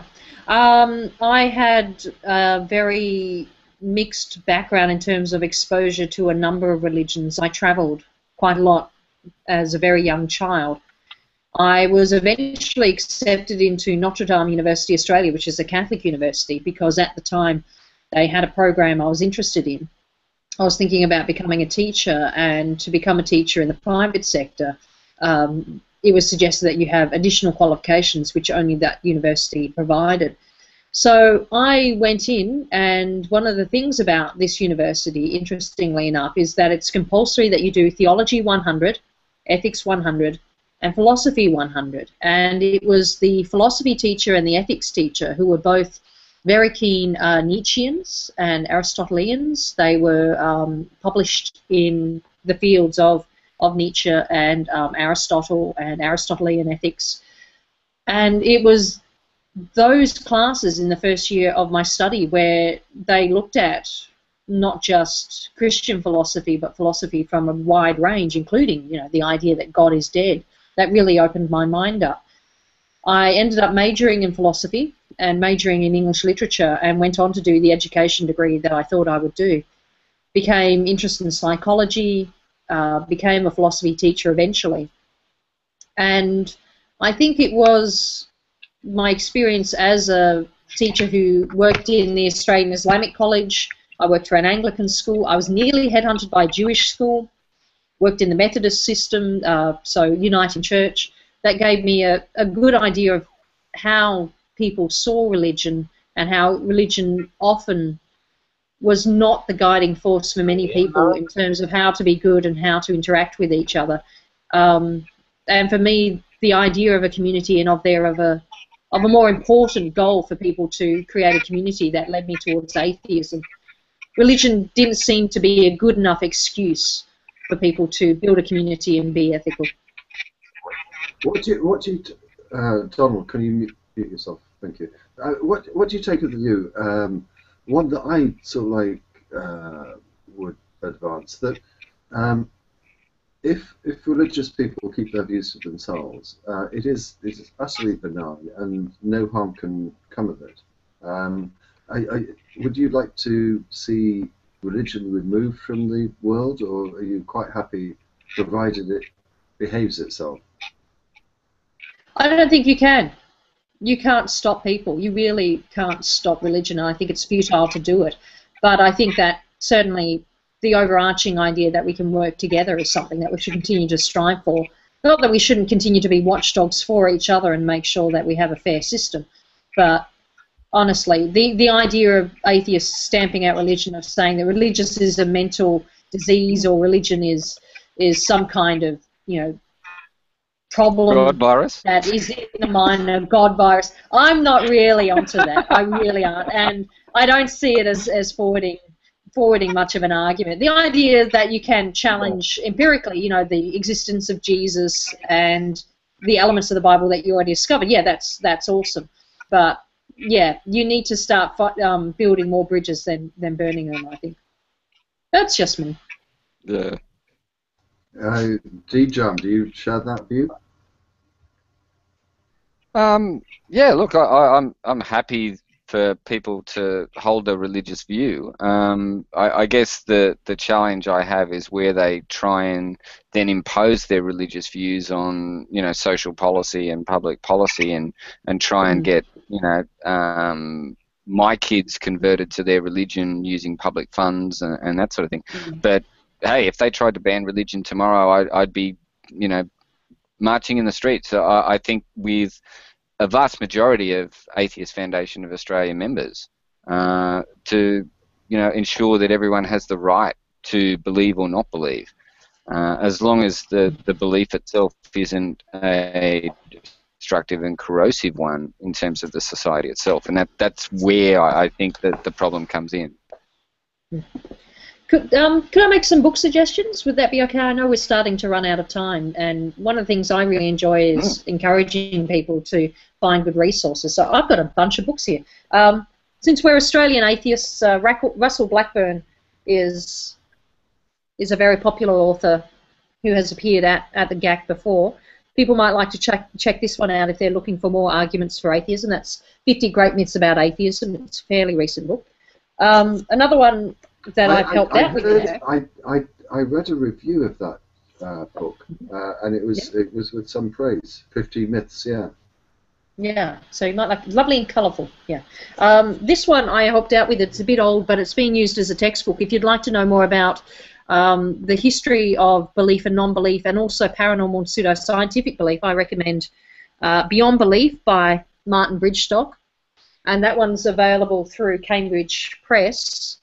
And it has some of the research that myself and Martin Bridgestock did on belief and non-belief in Australia. So if you're interested in finding out more. This is shameless self-promotion then.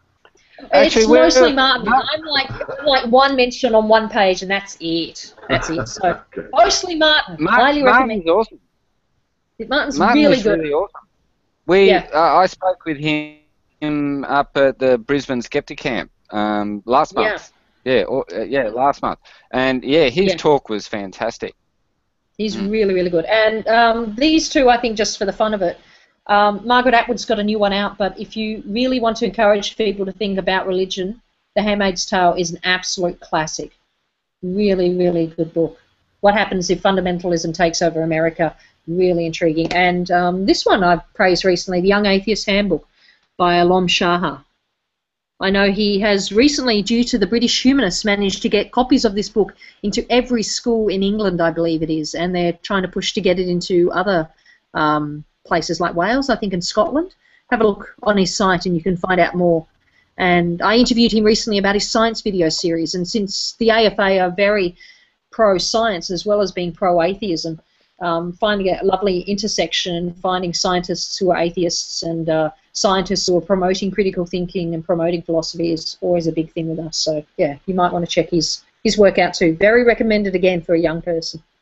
That's one I haven't heard of before, nor of the fact that it was being promoted in schools in this country. I'm not bothered about what's happened in Wales or Scotland. I don't think that. But yeah, definitely check it out.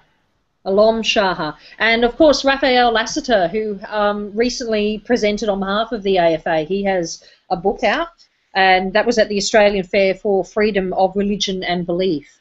Oh, and I can see DWB's holding up a great book there too. What's he got? I've got Parrot Tricks. Parrot Tricks. That is not Raphael Lasseter's book. That is not Raphael. Well, we're approaching the end of the hour, and I want to sort of like segue into our next guest in this way, if I may. When I contacted djarm about contributing to this event, he said, "Oh yeah," and he looked at the schedule and he said, "Oh, you've got Seth Andrews on, and then you've got AronRA and Matt Dillahunty. That's brilliant, because we're getting all of those people over to Australia next year." Mm-hmm. And I messaged him back and I said, "Why aren't you getting me over as well?" And he sent me a one-word response email, and the only word was standard.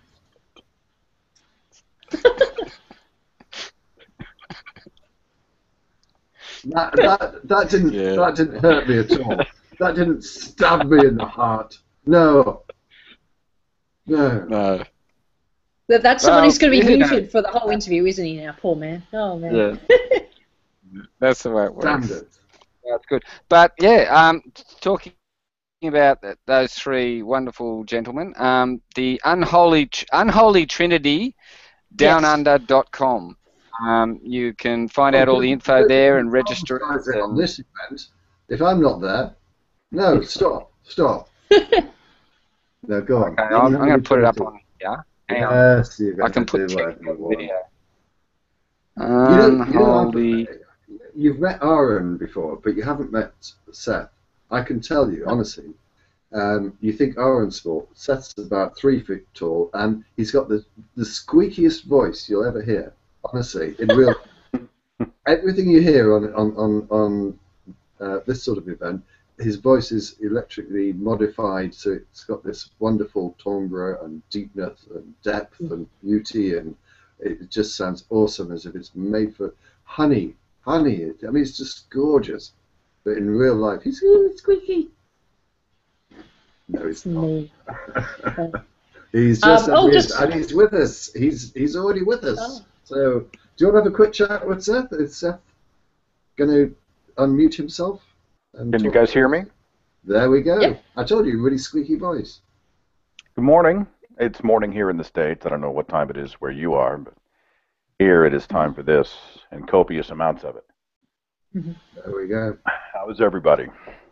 Oh, I just melt whenever I hear that voice. Just stop. Stop. I'll let you say hello to each other before we hand over to Seth in his entirety, so to speak. Good morning. Thank you guys for allowing me to be a part of it. I know this is a big deal every single year, and it's for a very worthy cause. So thank you for allowing me. No, we really look forward to really look forward to you guys coming down next March. There's some phenomenal responses that we've had so far. Everyone's really excited to see you down here. Yeah, it's been a dream of mine to be able to visit Australia, and I'm not just saying that because Australia is bringing us. You guys, the group's bringing us, but we had talked. I'd even mentioned on the radio a while back last year, I think, that I'd always wanted to go, but I always thought it would be in the context of the Australian Open. I'm a big tennis fan, And so I'm like, we've got to get to Melbourne to see the Open. We've got to go see Roger before he retires. We've got to go. You know, that was going to be our thing. And this is even bigger. This is like, you know, doing a tour in several cities and being able to see and soak up the experiences of Australia. We're pretty excited. So that's great. We'll be total tourists. I will rely completely on the natives to tell us where to go, what to do, what the awesome stuff is, but we'll definitely be there. Yeah, beware we lie. We have a tendency of scaring tourists on occasion with fake stories, so be skeptical. Yeah. We are already conditioned to believe that every animal in Australia is lethal. Every bite will kill you or paralyze you or just ruin your day. So I'm already completely... No, there are two animals that don't. Matt Dillahunty and AronRA probably, Yeah. We're not going to tell you what they are. Well, I will look forward to seeing you guys in March. It's going to be good. Definitely. That'd be awesome. Alrighty. Okay, on that note, can I thank djarm and Kylie and hand over the hour to Seth. Thank you very much indeed. And Alrighty. I won't see you in Australia in next March. Oh. Standards. Standards. That could be the next fundraiser, the very next fundraiser if we can get you over here. Yeah. Check out the AFA website. Take care. Seth, take care. Bye. Thank you very much for agreeing to take part, and I look forward, as I always do, to your contribution. Over to you, Seth. Thank you. You know, it's I've been in a charity mood lately. I've been in a charity thing. Some of that stems, I think, from the how conscious I am of the word atheist in the title of the site and the show, which I'm very thankful for. I mean, I'm an atheist, proud atheist. I think it's healthy to use the word. Yeah, people need to hear the word atheist. But atheism only describes what I don't believe, what I'm not about. It doesn't tell you about what I'm about, what I really am for, what I do believe in. And of course, that word has become humanism. And so we've done a lot of charity type stuff, you know, over the past several years. But lately, especially over the last 9-10 months, I've felt a real need to create or latch onto opportunities to be able to help other people. And so, you know, DBR contacts me again about this year, and I think fantastic. And Doctors Without Borders is talk about a humanist organization, you know, where many people are looking eyes to the sky, but you know, they're praying for answers. These guys are down in the trenches, and they're doing what most people only talk about doing. So I would encourage you over the course of this presentation and the presentations after with Aaron and Matt to participate, give. It feels good. There are some people I know who are complete nihilists who are like, yeah, screw it, nothing changes. You know, it's all for naught. I'm not one of those people, nor do I encourage anyone to think that way. I think, you know, I'd rather even be throwing pebbles at the castle wall than standing around on sort of an apathetic or fatalistic mentality and saying, screw it. Nothing changes. I'm not going to do anything. You know, I'd rather go down fighting. I'd rather go down with a ship if that was the case. You know, let's do something. So click the link and give $10, $20, $50, $100 to a wonderful and worthy organization. You know, it's funny. I've been over the course of the website, I've been the host of. We're up to 181 radio podcasts. I'm looking on the horizon. 200 is fast approaching. 200 shows, which is an amazing thing. And I continue to be struck by how ridiculous our world is. I'm working on an idea for a second book that sort of takes a look at the insanity of the world and some of the craziness that's out there. And when we talk about even the mainstream religions, you know, we talk about Christianity, basic Protestant Christianity, Catholicism, Islam, whatever. These are mainstream. And we talk about all the other faiths or belief systems, traditions, cultures, or cults as if they are fringe. And I'd like to encourage people to maybe look at these things through a slightly different lens, and that's what I want to do today. In fact, if I may, I want to introduce you to it's a cult called Hono Hana Sempoyo. And if it doesn't ring a bell, it is essentially the belief that your feet are the window to the soul. Now, you've heard of palm reading, right? Well, this is essentially foot reading. It's a foot reading cult. It was created in 1987 by a guy. His name is Hogen Fukunaga. And he claimed to the masses that he could diagnose your personal spiritual health by reading not your hands, but your feet. Now, he told people he had some spiritual event. He also told the public he was the reincarnation of Jesus Christ and Buddha. And his divine insight would allow him personally to read your feet.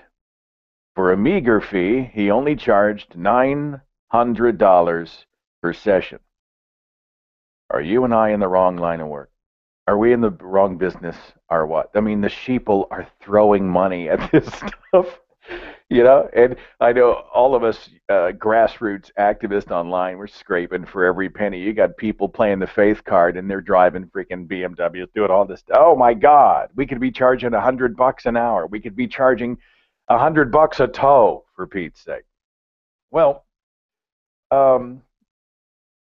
if it sounds ridiculous to you, it wasn't ridiculous to the nearly 30,000 people, 30,000 people who followed this guy.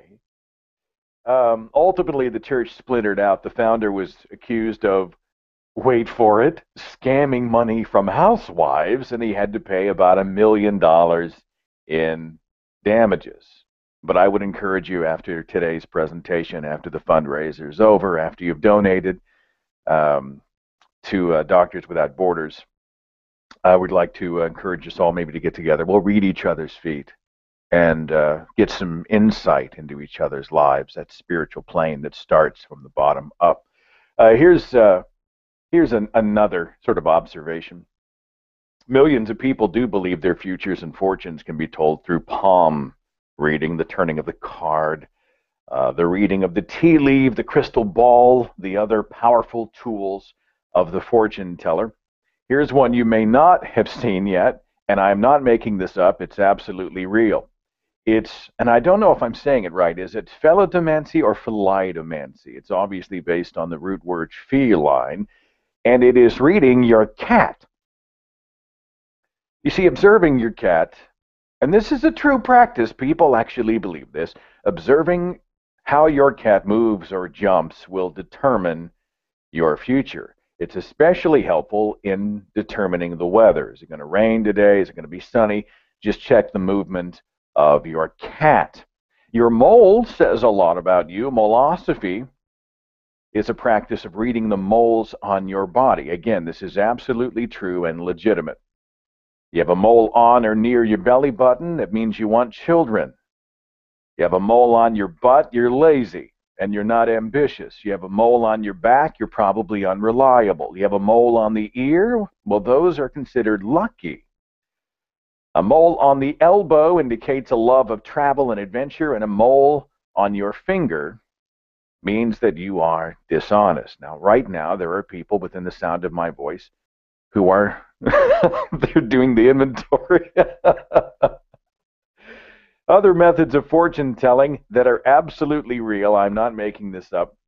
How about the reading of your urine? Uromancy is the interpretation of the bubbles in urine to reveal future events. If the bubbles are big and they're spaced really far apart, good things are coming to your life. If the bubbles are small in your urine, they're all close together, something terrible, possibly the death of a loved one, a serious illness, get ready, brace yourself. And many who would never get a palm reading or even a pea reading will go and daily read a horoscope. They plan their days and destinies around these small paragraphs that are written in newspapers. You know, I've never understood the phenomenon of the horoscope, even when I believed in a spiritual plane, mostly because the authors of the horoscopes are largely anonymous. You just had no idea who these people were. No idea who was telling your destiny, what are their qualifications, what is their personal experience, what's their track record, how they doing. But people plan their whole days. If they read a bad horoscope, they just stay home. They'll call in sick to work. They won't travel. They live their lives based on horoscopes. Here's an awesome website, dailyhoroscopes.com. And they've got all sorts of just juicy stuff in here. You can read ghosts, psychic readings, rune casts. You can channel your, or speak to, rather, your animal spirit. Dominoes, reading, the alignment of the planets, the signs of the zodiac, voices. There's a whole category just for voices, which ought to terrify you. There's something called Gong Hee Fat Choi. No idea what that is, but it's fun to say. Gong Hee Fat Choi. It's part of the dailyhoroscopes.com website. Now, if you go to a Christian and you show them this page, a mainstream Protestant Christian, Baptist, Methodist, Assembly of God, whatever, and you say, I'm going to read your horoscope, they'd say, you're insane. This stuff is crap. Quite possibly it's of the devil. But these people adhere to the ultimate fortune teller, the book of Revelation. It's a fortune-telling book, positing as fact something that will happen, wild scenarios, stuff like the 24 crowned elders, the 4 beasts, the 4 horsemen of the apocalypse, the 7 angelic trumpeters, scorpion-tailed locusts, the beast of the sea with 7 heads and 10 horns, the dragon, the whore of Babylon, the new heaven, the new earth, all of it predicted in their fortune-telling book, the book of Revelation. Some is symbolism, some is literal, but everything in the book of Revelation is essentially a horoscope.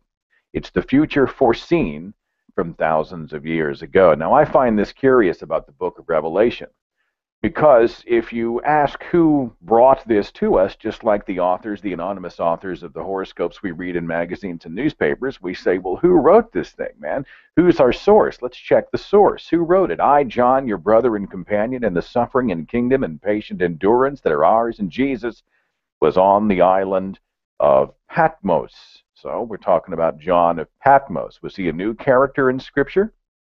Was it John the Elder, another figure that's often referred to by the apologist? Was it, where's my other John at? John the Apostle? Possible that John the Apostle was the author. Was it John Stewart? You know, I mean, what John are we talking about here? Revelation is the ultimate horoscope. Now, if you say this to somebody who was like me in the mainstream Protestant Christian faith, we'd laugh and say, you're crazy, it's not the same thing, it's totally different, mine's legitimate, everybody else is bogus, mine is safe, everybody else is flirting with danger, spiritual danger, that kind of thing. And if you were to go to another religion and say the same thing about the Christian book of Revelation, they would say, well, actually ours is correct and the Christian book of Revelation is false and bogus and potentially dangerous, tapping into the sinister dark. I mean, who knows what they're saying out there? I find it interesting, though, to compare the fortune-telling books from different cultures, from different belief systems, from different religions. Here's a practice that I could not believe happens, and yet I do believe it happens because I understand, like you do, how insane our world can be. It's a practice that's it's undertaken by Orthodox Jews. It's called Kaparo. Now, here's what Kaparo is. Essentially, we are sinners, right? You and I. You and I are infected with sin, Adam's sin, original sin. We are born flawed, sinful creatures. We therefore need to do something about that. So we practice, as Orthodox Jews, the tradition, the rite of Kaparo. You transfer your own sins out of your body and into an animal, specifically in this case, a live chicken. Here's how it works. You do this around Yom Kippur, the first thing you do is you read aloud the words of Psalm 107, 17 through 20. It reads like this: Because some fools through their rebellious ways and suffered affliction because of their iniquities, they loathed all food and drew near the gates of death. And they cried to the Lord in their trouble, and he saved them from their distress. He sent out his word and healed them. He rescued them from the grave. They may also follow that up with the words of Job 33, 23, and 24. I won't read it here. But the practice is fascinating. Let's see, where's my next slide? After the reading, you grab the live chicken by the shoulder blades and you move it around your head 3 times, right? So let's say that my coffee cup here is the chicken. So it goes around 1, 2,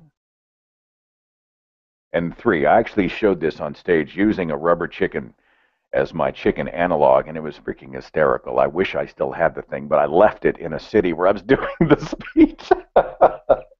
Somebody in maintenance went in after the presentation, and they looked under the podium. There was a rubber chicken. They're probably wondering what the heck's going on over there. Anyway, you do that. This essentially transfers the sin from your body into the body of the chicken.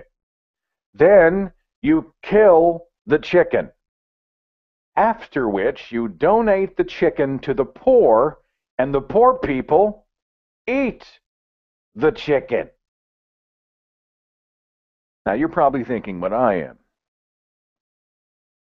If you eat a chicken that's full of evil,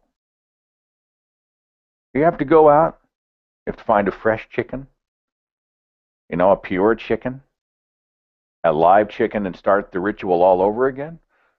Now, this is to many ridiculous and barbaric and whatnot, watching them kill these things with the razor blade and blood and all that stuff. The concept of atonement in this context is ridiculous and offensive to some people, but is it really? Well, again, we have to go back to the Christian Bible.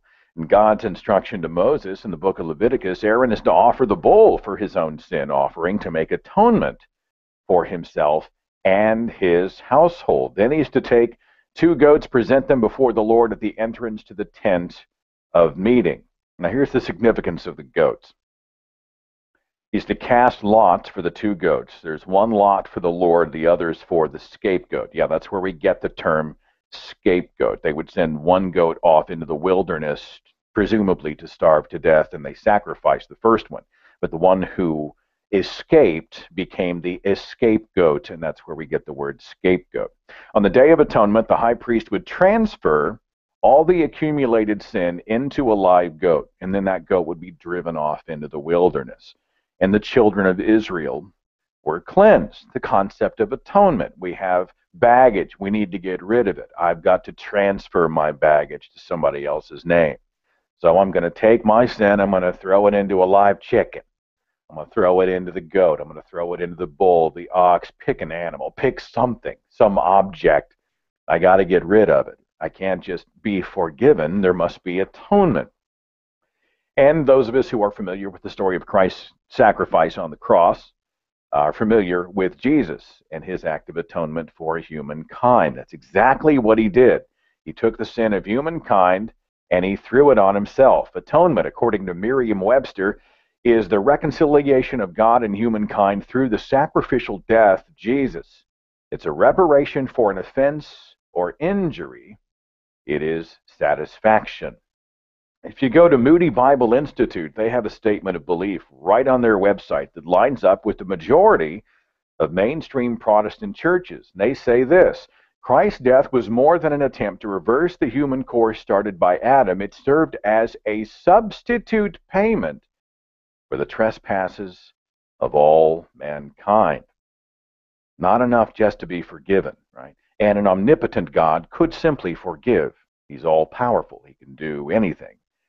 But for some reason, he required bloodshed, the spilling of blood, blood sacrifice on our behalf. He required atonement. Humankind needed a substitute to be punished on our behalf. Well, in the case of Christianity, I know this is controversial to many, Jesus Christ is the chicken, right? It's copper roll all over again, but Jesus is the chicken, or the goat, or the cow, or the ram. The sins go out of us and they're into sort of an honest broker, I guess, would be the way to say it. I don't know. Honest broker is probably not the metaphor I was looking for. Now, if you had told me about this as a believer, I'd have said that's just crazy. It's ridiculous. But I was perfectly willing to accept the Jesus story and the torture and execution. Are you an animal lover? This next story actually makes my blood boil. Now, I'm one of those guys. I've come to the point in my life when I see, just like you, we see the headlines every single day. We see how much bloodshed, cruelty, and insanity there is in the world. And you read about it, and you become desensitized, partially as a defense mechanism. I mean, if you were to try to carry the weight of every headline you'd ever read, you'd be insane. Somebody did some horrible thing to someone else, whether it's crime or whether it's a domestic violence, or someone gets shot in a robbery, or someone's dying of cancer, or there's a terrorist act. You just lose your mind. And so when someone tells you about this, you go, oh, that's terrible. That's terrible. Pass the salt. Pass the salt. That's just horrible. That's horrible. So what's on TV, right? You become a little bit passive about it. And this, I've been guilty of this in my own life sometimes. They tell me about something horrible being done to an animal, and I'm like, death penalty, right? I just lose my mind. Something primal happens with it. I'm now a supporter of the death penalty. And I'm not sure what that's about. It's possibly the fact that I've got a house filled with animals now. The fact that the vast majority of these animals that are harmed just want to give and receive love or affection, or just survive, and they're horribly treated. I read one story about I'm not even going to tell the story, but there's some horrible stuff was done to an animal, to a domesticated animal, and eventually was injured so poorly it had to be put down. I was about to come out of my chair. I was about to flip. Well, this story kind of brought that same primal instinct out of me, and I will share it with you now. It's a practice called treatchen. It's spelled funny. It's dog spinning, made popular in southeastern Bulgaria, based on an old pagan practice that's performed once a year in early March. And here's how it works. They're trying to prevent rabies and keep away the evil. So what they do is they take a dog, and owners bring the dogs out. They'll bring their own pets for this particular ritual.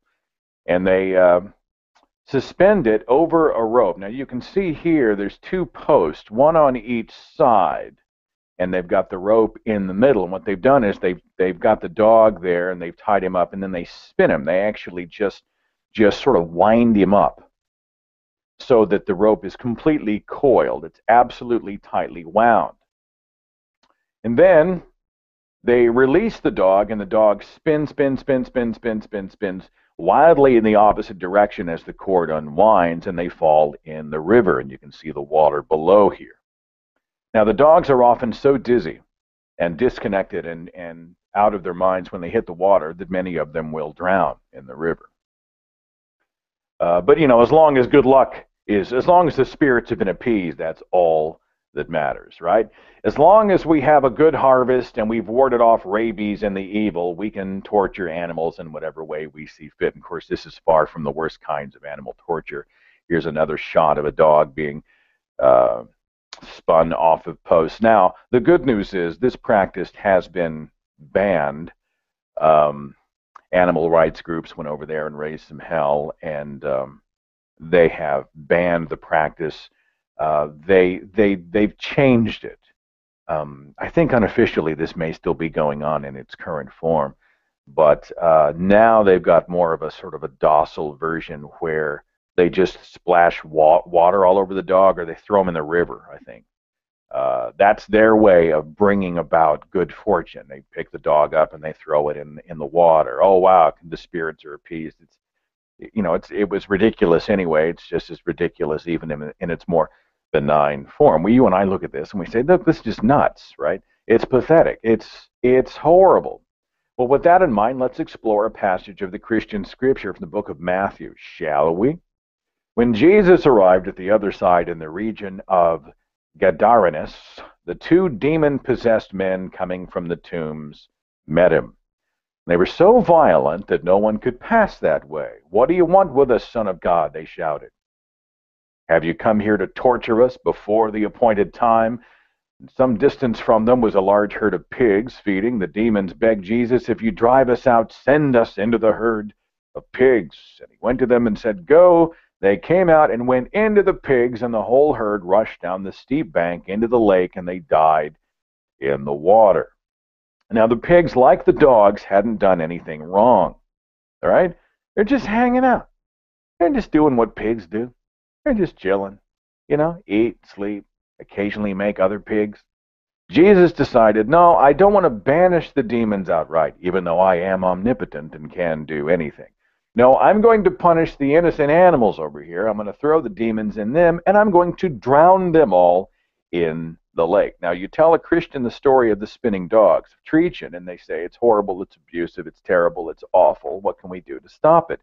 You tell them the story about Jesus throwing the demons into the pigs and drowning pigs in the lake, and they say that's beautiful. The power of God is so amazing. Huge double standard, and I was just as guilty as anybody else. What's another one here?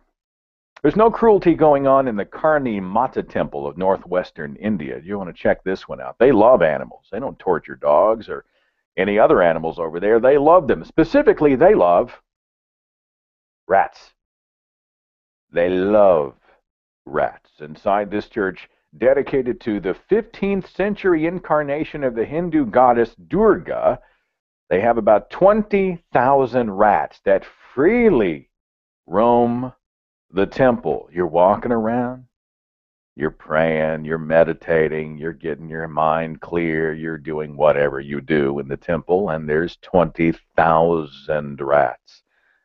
They're running across your feet, they may be running across your lap, they are everywhere. Very bizarre culture. It's believed they're not just rodents, they are reincarnations of dead people who will eventually be reborn as higher life forms. The rat is sacred, and so they're given free rein to run the place. They're given food, milk, special treats. In fact, before you as a human can walk inside the place, before you're allowed in the temple, you have to take off your shoes so that the rodents can run across your bare feet and aren't in danger of being stepped on with those heavy shoes, those kinds of things. Now, there are some people who get weird about rats. I don't have too much of a problem with them. But how many people within the sound of my voice would allow thousands of rats to run rampant around you? How many believe that the physical rat body is actually a vehicle for spirits? And how many people think all of this just sounds ridiculous? Well, when I was a Christian in the Christian faith, I would have agreed. This is insane. Reincarnated dead people who are on their way to the highest form of some physical manifestation and currently reside in the body of a rat. And, you know, my own foundational documents, which I was holding in my hand, my Bible, it was infused with stories of animals that were sort of imbued with sort of a physical power, supernatural power. Here's just a few examples. Numbers 22, God helps Balaam's donkey talk to him in his native tongue.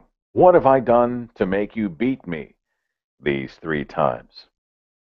The chapter before, God sent fiery serpents to bite people after they'd been disobedient. Moses eventually constructed a serpent made of brass, and he put it up on a big pole, so whoever looked on the brass serpent would be saved. They would not die. That's in the book of Numbers. 2 Kings chapter 2, God used 2 she-bears, not just bears, she-bears, to maul a group of kids who had made fun of Elisha's bald head. Of course, I'm wondering myself why God's prophet would be so monumentally thin-skinned that he couldn't take some ribbing from some teenagers.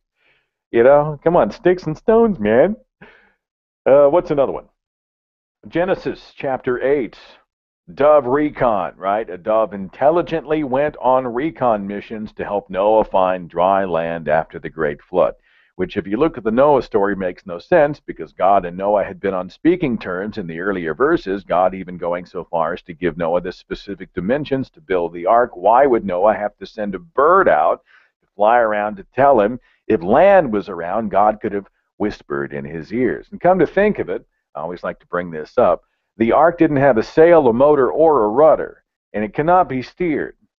So it didn't make any difference. I mean, land could have been 50 feet from the ark, and without the ability to steer the thing, a 450-foot long boat would have just sailed right on by, and they would have gone to the next body of land. It just makes no sense when you look at the story in that context. Let's see. One more. In the book of Luke, fish miraculously knew to swim into the disciples' fishing nets. When Jesus said, "Let down your nets." Now, Protestant Christians will laugh and mock the temple of rats, but they embrace the biblical stories of smart fish who went by the hundreds and thousands into the nets of the disciples. Fish imbued with a kind of spiritual guidance, being guided by supernatural power. That's absolutely fine. You see the double standard? And I think we've all been guilty of it at some point in our lives. By the way, if you're enjoying the presentation, or even if you're not enjoying the presentation, please consider giving to Doctors Without Borders. The link is in the description box of this broadcast. It is a wonderful and worthy secular charity, right? They don't walk in with a religious agenda, which is what many charities will do. They'll go in to help people. They'll bring medicine. They'll bring shelter. They'll build shelter. They'll bring food. They'll help. But the end zone is the soul. What they want to do is feed you physically so they can then come back and feed you spiritually.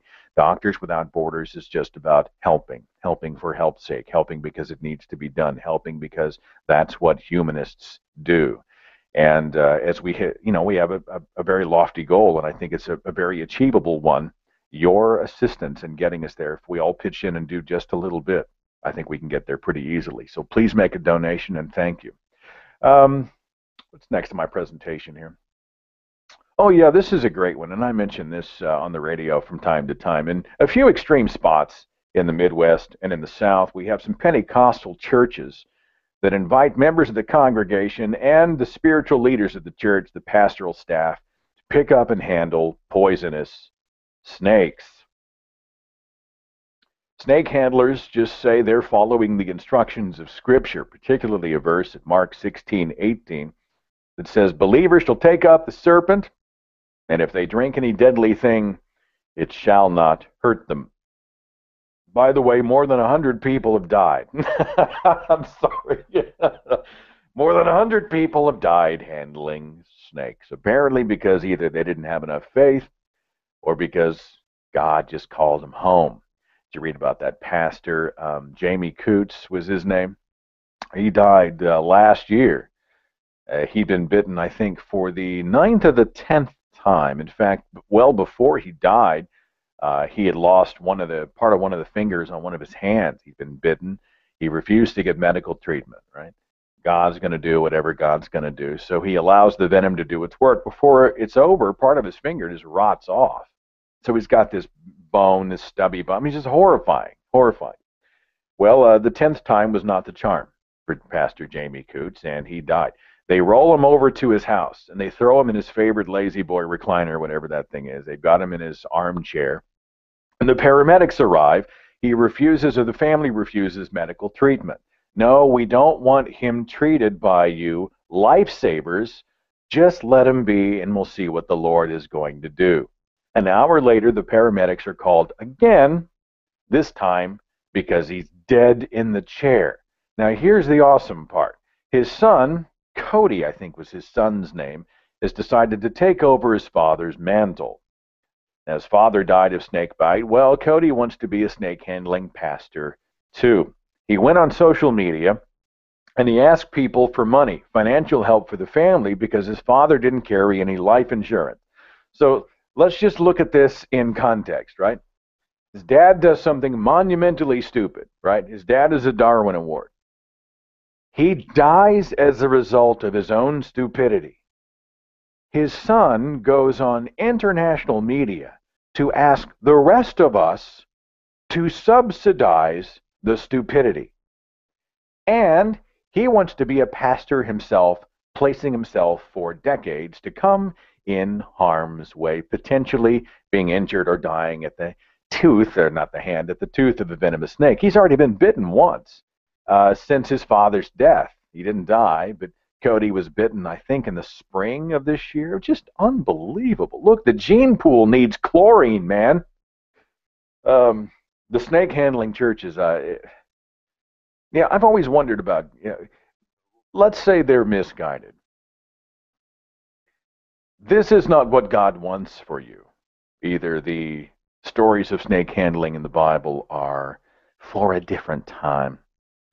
They are symbolism, a metaphor. They are not for today. This is the language that we often use when we talk about the insanity of Old Testament, rules and regulations and practices and whatnot that certainly aren't practiced today, right? We don't execute children for back talking their parents today. No, that was a different time.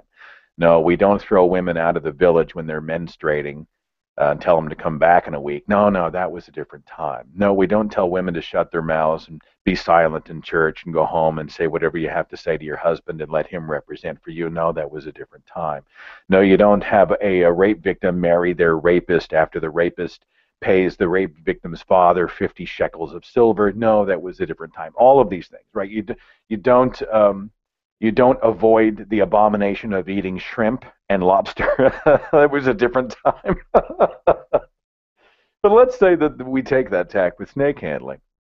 Well, I want to know why a benevolent and loving God would see all of this happening. All right, let's say that Pastor Jamie Coots was misguided. He was still a true believer, man. I mean, there's no doubting in my mind his sincerity. Despite the fact that he had a show on the Discovery Channel or Nat Geo, he was on TV on a show called Snake Salvation. I don't think he was just a fame seeker. I think if he was, he would have, when the chips hit the fan, he would have probably gotten medical help. I think he was a true blue believer. Now, why would God not have rewarded that kind of faith? He absolutely saw Jamie Coots as someone who was all in, 150%. If his servant had been bitten in the line of duty, why not heal him?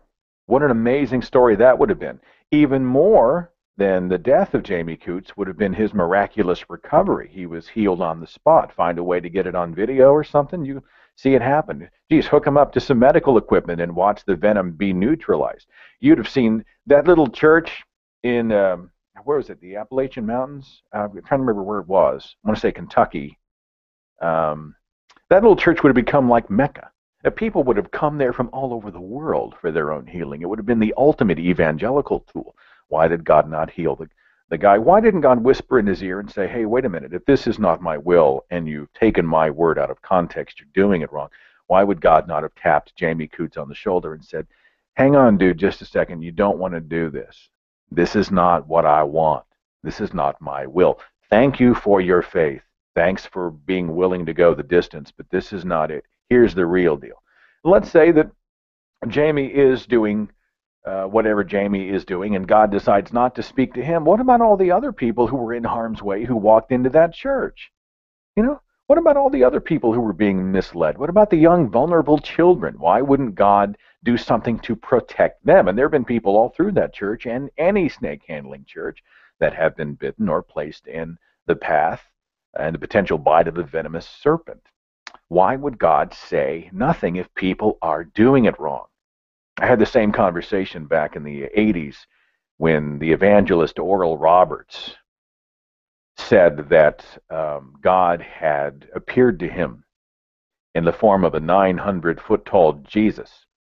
Jesus appeared 900 feet tall, this huge visage, and had told him that he needed to build the City of Faith Medical Center, this very ornate three-building structure. The center building was 600-some feet tall.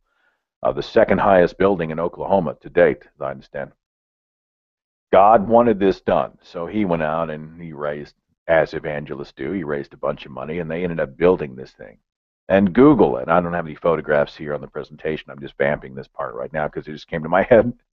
But so anyway, he goes out and they build this thing and they open it to much fanfare. But they can't make money. They can't pay their bills. So then he comes forward and he says God needs him to raise like $8 million for cancer research. And he needs it done within 3 months or God's going to execute him, essentially. God will take my life if we don't raise this money. He will say, you are of no more earthly use to me. And of course, even when I was in the faith, I wanted to see the goal unreached. I was curious to see what would happen. Is God going to snuff the guy out, right?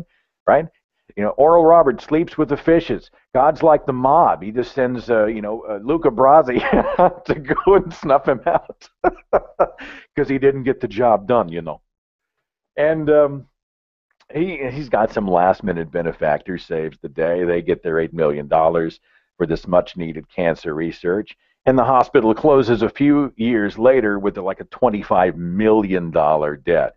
Now, the whole time this is going on, I'm having the conversation. I'm like, well, first of all, if this is wrong, if Oral Roberts is misrepresenting the Christian God, why isn't the Christian God saying something to protect all the other people who are within this guy's realm of influence? Why isn't God saying, hey, hang on just a second, he doesn't speak for me, he's leading you astray, false prophet, don't buy it, don't give your money, give it over here, here's some hungry mouths, here's some genuine medical research.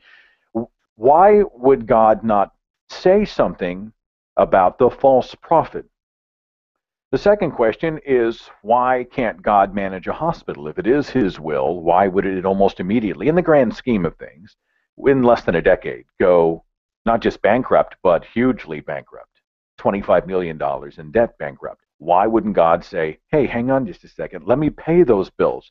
The Bible says that God owns the cattle on 1,000 hills. He owns everything, right? Even when we give our offerings to Jesus, we are not giving an offering to Jesus. We are returning to the storehouse. The thinking is that everything on the earth belongs to the Lord anyway. So what we're doing is we're simply returning to him what was his anyway, and everything else we're simply borrowing his resources. So why couldn't God pay his own bills? Keep the hospital solvent? What about all the people who were in the cancer center? What about all the people who were being treated? They had to be shuffled off to some other facility. And the largest question that nobody asked, that I heard, was why would a faith healer, which is what Oral Roberts is, faith healer, right? He'd put up tents, bring in thousands of people, and he'd be laying on hands and praying and saying the healing prayer and amen. They'd rise up and walk or do whatever it is that they do. Why would a faith healer need a hospital? Why would a faith healer need to build a hospital? Nobody asked the question. He could just have put up a tent. He could just call in the miracles. Be healed, be healed, be healed, be healed. Hell, he could have charged people. He'd have raised his $8 million easily that way. People would have gladly paid a hell of a lot less than what they were paying to, on their co-pays or their major medical or whatever they're paying in hospital bills somewhere else. No, I'll pay him $10,000. Be healed. Bam. Absolutely cured. Next. It just makes no sense to me.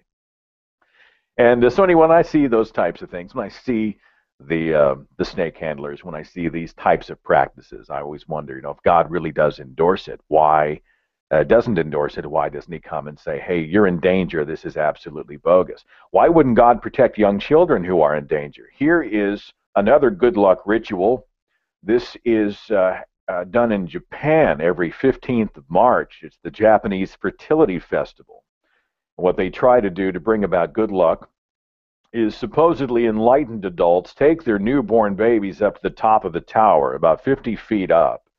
There's a big mob below with a sheet that's all stretched out. You can see them down there with a sheet. And they toss the baby 50 feet down to be caught in the sheet.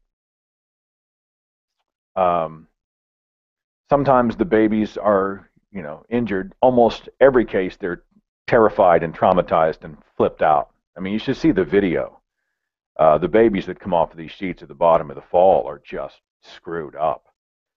And they do this, supposedly rational people. Maybe they're rational in every other area of their life, but for some reason they have embraced in their own life the idea that tossing a helpless infant child off a building is going to bring about good juju for the following year. They want a bountiful harvest. So we must appease the baby dropping gods. Here's an interesting one. It happens in Kawasaki, Japan. It's the Penis Festival. They're looking for a fertility and good fortune, so they have a festival where they just parade a large phallus through town.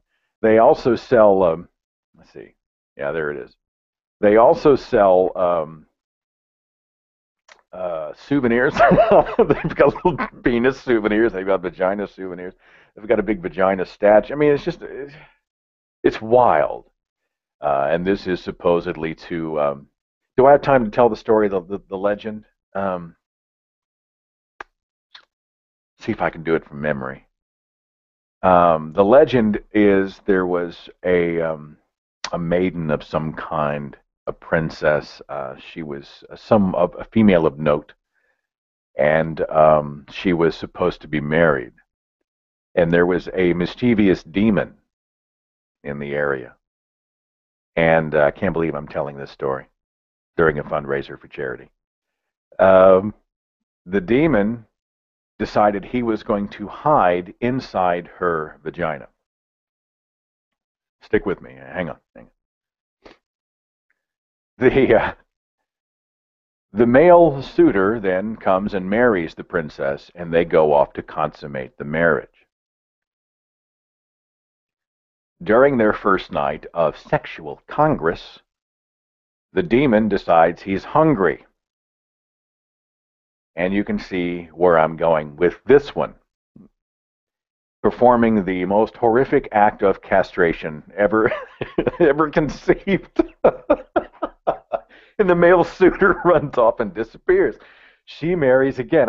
This is the legend. I'm not making this up. She marries again. Same deal. Right? They consummate the marriage, and the demon, still hiding within her, decides he's going to snack on the man, specifically his man bits. And he's horribly mangled and runs off. Well, there is a blacksmith, according to the legend, who lived in the town, and he figured out what the demon was doing, and so he constructed an iron or a steel, some sort of a heavy metal penis, and he went to the girl's room and fooled the demon into chomping down on the metal penis. And the demon apparently hurt himself horribly and ran off in disgrace, and the day was saved. And the maiden and the blacksmith got married, and they lived happily ever after. And that supposedly is what has born this penis parade. After that, everybody prospered, and the land was fertile, and the people were fertile, and the harvest came in, and kumbaya. And so that's the one of the legends that comes out. There's actually another one that I'm not going to waste your time with, but it's just one of those things. I'm fascinated by things like Jediism. There's an actual religion based on the Star Wars films. By the way, I don't include the prequel films when I speak about Star Wars. I've decided in my own life to buy the story. I've sort of decided in my own mind I'm going to believe George Lucas died a peaceful death in his sleep back in about 1998 and was never able to construct the cretinous prequel films. They don't exist, right? There's no prequel film. There's no Darth Maul. There's no midichlorians. There's no Jar Jar, right? There's no Qui-Gon. There's no Princess Amidala. There's none of that exists, right? He died peacefully in 1998. May he rest in peace. The Star Wars trilogy, the real Star Wars trilogy, is unfettered. It has been untainted. But anyway, there's a religion based on the Star Wars film. It's called Jediism. It draws from stuff like Christianity, Stoicism, Buddhism, Taoism, and even Shintoism. They have an orthodox code, and it reads like this: there is no emotion, there is peace, there is no ignorance, there is knowledge, there is no passion, there is serenity, there is no chaos, there is harmony, there is no death, there is the Force. And to many people, this sounds a little bit ridiculous. It actually makes more sense than this church, the Church of Scientology, which posits this story, that 75 million years ago, Xenu, the intergalactic overlord, was responsible for these life essences, these little sort of spiritual entities called thetans or thetans, which exist right now in each of our human bodies. Inside each one of us is a divine, immortal spirit, a thetan or thetan. How do you say it? And we simply have had so much baggage in our life, so much junk, we have forgotten our true spiritual immortal form. And we require what's called an auditing session to be able to undo all of this stuff, to get rid of the baggage, again, to unveil and reveal our original, our core self, the inner Thetan or Thetan. By the way, those auditing sessions run at about $1,000 an hour.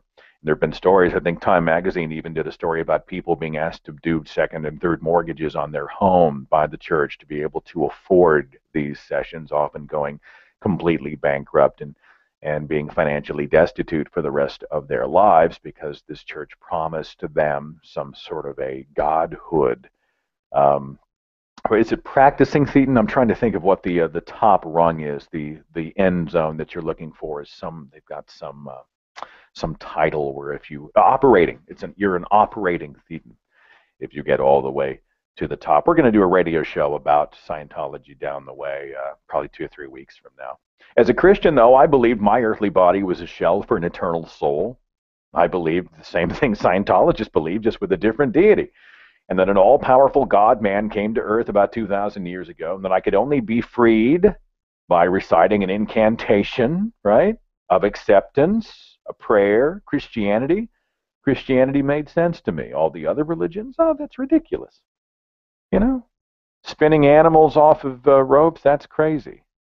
You know, fortune-telling, palm reading, molosophy, reading your urine, watching your cat. The idea that I'm an orb of energy surrounded by physical baggage that must be either sloughed off or ignored for me to be able to achieve my true self, that's crazy. But in the context of the Christian Bible, no, it makes perfect sense. It's very reasonable. Very reasonable. Yeah, I buy it outright. One last thing here before I get set to hand it back to my humble hosts. You've probably seen this guy all over social media. He is a self-professed pastor. Let me see if I can get there. There he is. His name is Joshua Feuerstein, and the only reason I bring him up, I've taken some heat because some people say I've given him more notice, more notoriety, more fame, and that's what he craves above all. And there may be a small measure of that, but the truth is well before I ever addressed any of his claims, he had 700,000 Facebook users, and his Facebook video, his cell phone video that he's been doing, has been seen by 15 million people, passed all over the place. So I didn't have any effect on whether or not he was famous. I don't have that kind of reach anyway. But everybody's posting. I mean, I'm seeing all over, all the religious people on my personal Facebook page are posting all this stuff. And it's him, right? Atheist Let Me Destroy Evolution in 3 minutes was one of his videos. And it was one of these lazy, hazy diatribes where he's speaking in that weird pastor cadence that they all come out of some pastor machine somewhere. He didn't talk like that in high school. Somewhere along the line he learned how to talk like this. I can't even do what he does. You'll have to look his video up. And all of his arguments are bogus. I mean, his misrepresentation of what evolution is and isn't, what morality is and isn't, where it comes from, how it operates. He's so unbelievably scientifically illiterate. The only thing that's more alarming than his scientific illiteracy is watching literally thousands, if not hundreds of thousands of people follow this lemming right off the cliff. They are just as, if not more, scientifically illiterate than he is. They are so busy cheerleading Jesus that they repost his stuff immediately without taking the time to vet any of the claims that he made. Well, he did another video, which was the $100,000 challenge. He promised $100,000 to any atheist who could prove that God does not exist, and it was just too ripe for response. I normally don't do a lot of that kind of thing. You just get caught in a black hole of responses and rebuttals, and he said, she said, they said. It's a black hole. He's not listening. But I also think that if false claims are made, if someone brings something to the table that is scientifically, factually wrong, demonstrably wrong, that we, in many cases, do have an obligation to correct the record. Otherwise, the only person with a bullhorn, the only person who's sending, the only voice being heard is the voice of the anti-scientist. From time to time, I think we do need to say something. And these people are like, oh, what are you doing? Why would you give this guy the time of day? Well, it's not really about him. It's about making sure that somewhere, somehow, the record has been addressed, that his claims have been addressed, and they were all wrong. I said in the video, I used a slide that said, hey, Josh, science called and said, you're doing it wrong. Where's the slide? There it is. Science called, Josh. You're doing it absolutely incorrectly. And the video has been responded to by a lot of people. And, you know, he's not listening. You know what the ultimate thing is about this guy? He offered $100,000 to an atheist who could prove that God doesn't exist, which is not the argument we're making. But he just went on his Facebook page and he's asking his listeners for money to buy a better camera. Now, he's shooting on a cell phone camera. He's not asking for an HD webcam, which you can buy for about $60. He's not asking for an over-the-shoulder video camera to the tune of $2,000, $3,000, $4,000, $5,000. He is asking for a RED digital camera, and the RED is sort of the Lamborghini of video cameras right now. They shot The Hobbit on the RED, right? So this is the equivalent of you and I driving a 72 Pinto and saying it's not good enough and asking other people to help us buy a Lamborghini.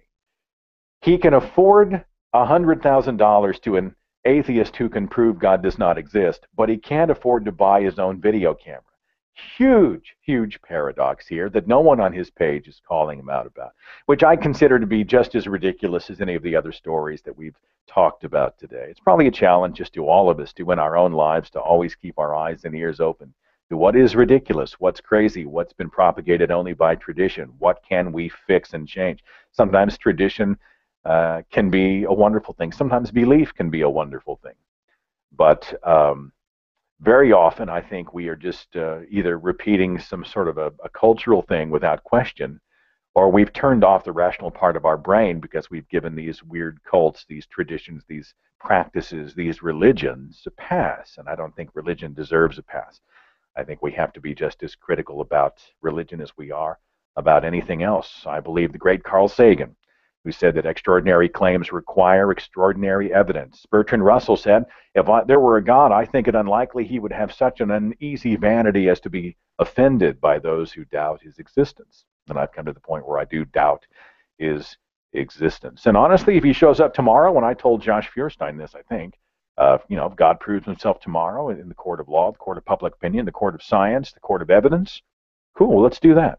You know, we'll follow that bunny trail and see where it leads. Whatever the truth is, that's all we want. Thank you so much for giving me this hour, for the opportunity to be a part of it. Again, I hope that you will use this time to donate to Doctors Without Borders in the link in the description box of the broadcast. It's a wonderful and worthy organization. A few bucks from all of us will go a long, long, long way. All right, what do? Do I hand this over to somebody, or? Well, you say where you are for the moment, if you wouldn't mind, Seth. I'm hoping to reunite the unholy trinity. So if you could just give us a few more moments of your time. I'm waiting for Aaron. I'm waiting for Aaron, who I had to call because he was offline on Skype, and it sounded very much like he was in bed. So I'm expecting him to join us soon. But Matt, are you with us? I am. How you doing? I'm doing very well, thank you. Is your camera turned off?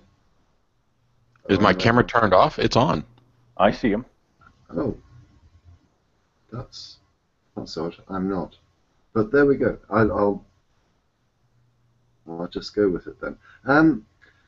Yeah, if I may. We've only got 2/3 of the unholy trinity, but just tell the audience, if you will, what was that experience like, and what was the reception you got like? Matt, you go first. It was awesome. Oh, you want more than just like a word? Well, no, I can go to Seth and get many hundreds of words, but yeah. He's trying to say that I'm verbose. I'm a blowhard. Yeah, like I'm not. Yeah. Like I've ever given a short answer before then. So Seth actually, talked to me about this quite a while ago. The goal being, hey, maybe there's some interest in, instead of doing like big conventions, if maybe the three of us got together and went out into individual towns to try and promote the local groups. It's a lot easier to put on a one-day or a one-evening event than it is to put on a big convention, and there may be enough draw and interest that we could get people. You know, I have some segment of the population in San Antonio who likes me, Seth does, and Aaron does, and so if we mash all that together and get it together with a local group, then we can, you know, support and grow the local group. The first one we did was in Amarillo. No, sorry, yes, Amarillo. And there was supposed to be a church involved, and they kind of like backed out, and that left us in a theater that was mostly empty. I mean, there were still, you know, people there to watch and enjoy it from the atheist community, but it kind of, I think we all kind of left there going, wow, is this going to work or not? And then the Albuquerque gig was amazing, full standing room only on the sides and everything else. And San Antonio was a little warm, but we had a good time. And there are so many other, you know, towns and organizations that have asked, you know, hey, can you do this here? Hey, can you do this, you know, in my town? And it's crazy easy for me because I just show up and talk, but there was a ton of work in it for Seth. And it turns out we're going to be going to Australia to do a 3-city tour in Australia in March. Yes, we had djarm from the Australian Atheist Foundation on an hour or so ago, who was telling us about that. So we have actually now got the three of you together. I just wonder, because obviously you spent some time together and know each other quite well, is there anything that you disagree on? Sure, Arna and I did a podcast just recently on one subject where we disagree on. I have to say, I took your side on that, Matt. Well, that's because you're correct. Could you be wrong about that? I can be wrong about everything. No, the reason I took your side, and what we're referring to for people who haven't watched that, I think, is the discussion about dishonesty. And the reason I tended towards you, Matt, is because I agree with your definition of dishonest. That is, that these people have to be consciously seeking to mislead. And I think that some, not all, but some religious people they're not consciously seeking to believe because they firmly believe what they're saying. Yeah, there's no doubt that some people and some preachers are in fact dishonest. I mean, you know, Peter Popoff. I have no problem at all with acknowledging that that guy is dishonest as hell. I mean, he's already been busted for it. But. Yeah. Aaron, I don't know whether you want to respond to that, but it's really weird because I can see on that channel a bright orange shirt. I didn't realise, but I'm not seeing anything on here. But anyway, we'll just go with it. Matt will be on the side of the highway picking up trash after the broadcast. The orange does come in handy. Can I just remind people, this is now a call-in section, so if you want to call in, send a Skype contact request to Magic Sandwich Show, and we'll get you on, and you'll be able to talk to at least Aaron and Matt. I'm not sure how long we'll be able to maintain Seth for, but as long as possible, I hope. I'll be with you as long as you like. I just don't want to encroach on the time of my comrades here. Oh no, encroach. Stick around. I think Aaron and Aaron, neither Aaron nor myself are quite awake yet. So. No. I woke up about 4:30. I don't know why. You know, and then you lay there, and they say you should never lie in bed and for more than 30 minutes. You should always just get up, do something. So I just got up, and so I feel good, but I'm a little loopy. So. Who's the they that you're talking about? I just read it. You know how it is. You read an article, some news story, and then they'll print a retraction or reversal here before long. So. Okay. Hey, one thing I'll pick up on you, if I may, Seth, is the quotation you gave from Carl Sagan. It's one that really actually irritates me. That is, the extraordinary claims require extraordinary evidence. And the reason I don't like it is I don't understand what extraordinary evidence would be. Either there is evidence or there's not evidence. It's a sliding scale. What is the difference between evidence and extraordinary evidence? Well, I mean, I think we're talking about proportionality. I mean, if I come to you and I say that if I make a claim that I'm drinking coffee this morning, I can provide, it doesn't take much for me to provide the evidence that I'm doing so. I think if you're going to come to me and make a claim about the cosmos, you're going to make a claim about a deity functioning in a universe with hundreds of billions of galaxies in it. I think the proof, the evidence, is going to be proportional to the claim that's being made. And I'm not necessarily talking about the. I'm talking about my coffee's still not kicking in either. I think that the grander the claim is, the more broad, the more complex or innate the claim is, I think the more evidence that claim requires to be verified and proved. So I think it's proportional. I think it has merit in its context. In other words, you're wrong. You could also look at it like you would any court case. If somebody's been accused of murder, there's a different standard as to what quantity and quality of evidence needs to be in place before we're willing to convict them of murder. That's not the same as in some other kind of case. If you tell me you've got a pet dog, I'm going to take your word for it. Your testimonial evidence alone is going to be sufficient for me to take, for me to believe that you have a dog. And this is where Sagan went with the invisible dragon in the garage. Your testimonial evidence alone is not enough. There needs to be additional evidence. Yeah, that I suppose is where I have a problem, because from a legal background, I'm acutely aware of the. Freaking lawyers. Right. No, but any claim such as "I've got a dog" or whatever, when you get to court, the standard of evidence is going to be the same as to whether it is "I have a dog" or "I've got a invisible dragon." I don't understand the difference between. I understand your argument about proportionality, but evidence is evidence. That's I guess is where I'm coming from. Yes, but it's about the quantity and quality of evidence. Circumstantial evidence is different from a DNA test.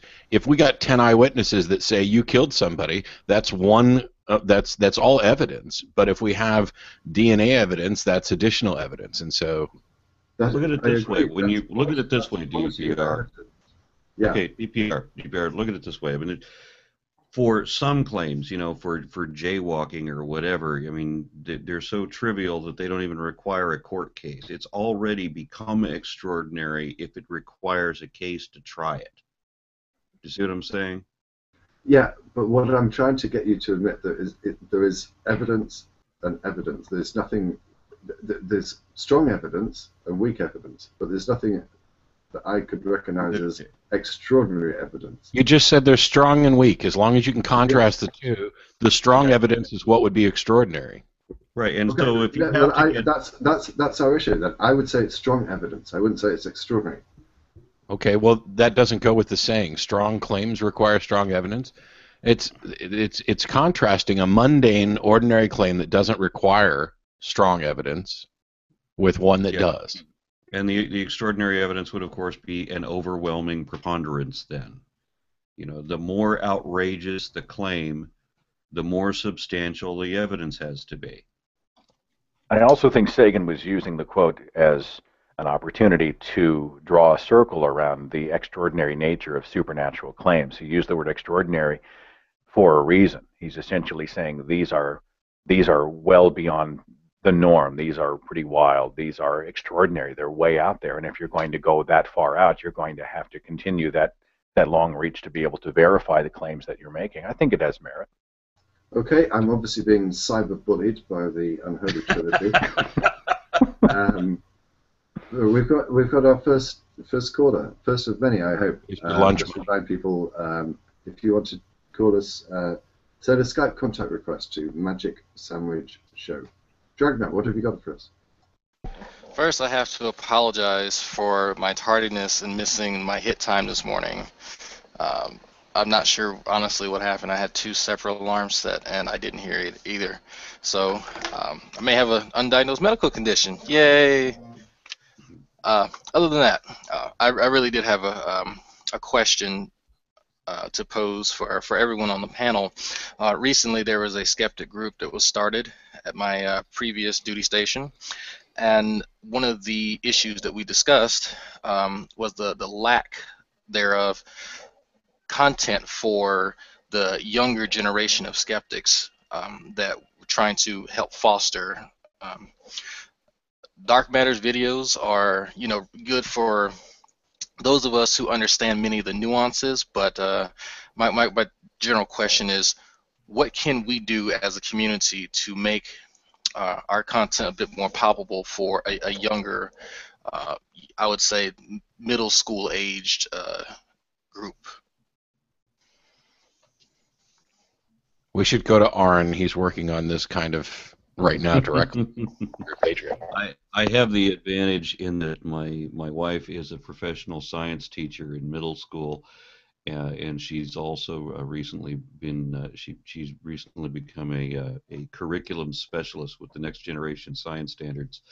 So she's helping me devise a series of videos that are intended for middle, 6th grade and up kids. That can be really difficult though, because practically everything I want to talk about is beyond their level. There's a good side of it though, because if you aim for the 6th graders, then you can get people you can reach the level of the people you're actually aiming for, because if a 6th grader can understand it, there's a small chance that like Nephilim Free could understand it too. That's too good. Well, even the newspapers, when I was optimistic of you, Aaron. When I was in, the average newspaper or print medium writes for an 8th grade level of education. To a degree, you're going to be, if you're going for a pretty wide, to swing a pretty wide stick, you're going to have to make it palatable to, to the average junior high student to begin with. I think, honestly, you've got a gift for communication, for teaching. I don't know that I see you as having a problem making even complex issues palatable to people who may be either very young or just now being introduced to these topics. I saw you do one in a speech where you used a series of Windows folders to talk about the subsets of different groups, and I thought, well, what an ingenious way of communicating how these groups work. Man, that's storytelling. I think you've got a gift for doing it. So my money's on you. I think you'd be great at it. And I'll just say that when I'm dealing with I think there needs to be more critical thinking and skepticism taught in schools and curriculum. So this is kind of like a two-pronged approach. One is we need to get people running for state boards of education, running for city councils who will change the curriculum so that these things get taught in some fashion, and that way we can rely on the experts who understand how best to teach a lot of this stuff. My dealings with younger people, and first thing is I try not to talk down to them. I try not to, let's just elevate them, treat them like they're adults, because I can be just as goofy and have just as much fun. First of all, I get to show that old people are not necessarily completely stale, even though to a middle schooler there's nothing I can do that's ever going to be really cool. It can only be somewhat cool. And then find out the things that grab them and hold their interest, and recognize that the types of things that grabbed me and held my interest when I was in middle school and junior high and are not going to necessarily be the same now. Some of it may be similar, but treat them like they're just any other human being on the planet with respect, and that you think they're smart enough to get this, and be encouraging and try to encourage them to develop a passion for discovery, for exploration. Let's go out and find out why this happens. You're not going to be able to cultivate it in everybody, but I think you can in some. There's an awkward thing in that in trying to tone things down so that 6th graders can understand it. I am constantly being reminded that there are kids in 6th grade who don't understand what kids should understand in 4th grade or 3rd grade, and there's always people that are below the bar of whatever you're trying to reach. For some concepts, I was told that there are kids that are so far backward that I would have to really get down to a Sesame Street level, and I don't really think I can tone things down that much. I would think that younger people today would be a bit more sophisticated. It seems to me that they're, a 16-year-old, a 12-year-old is older today than a 12-year-old was when I was growing up, in the early 80s.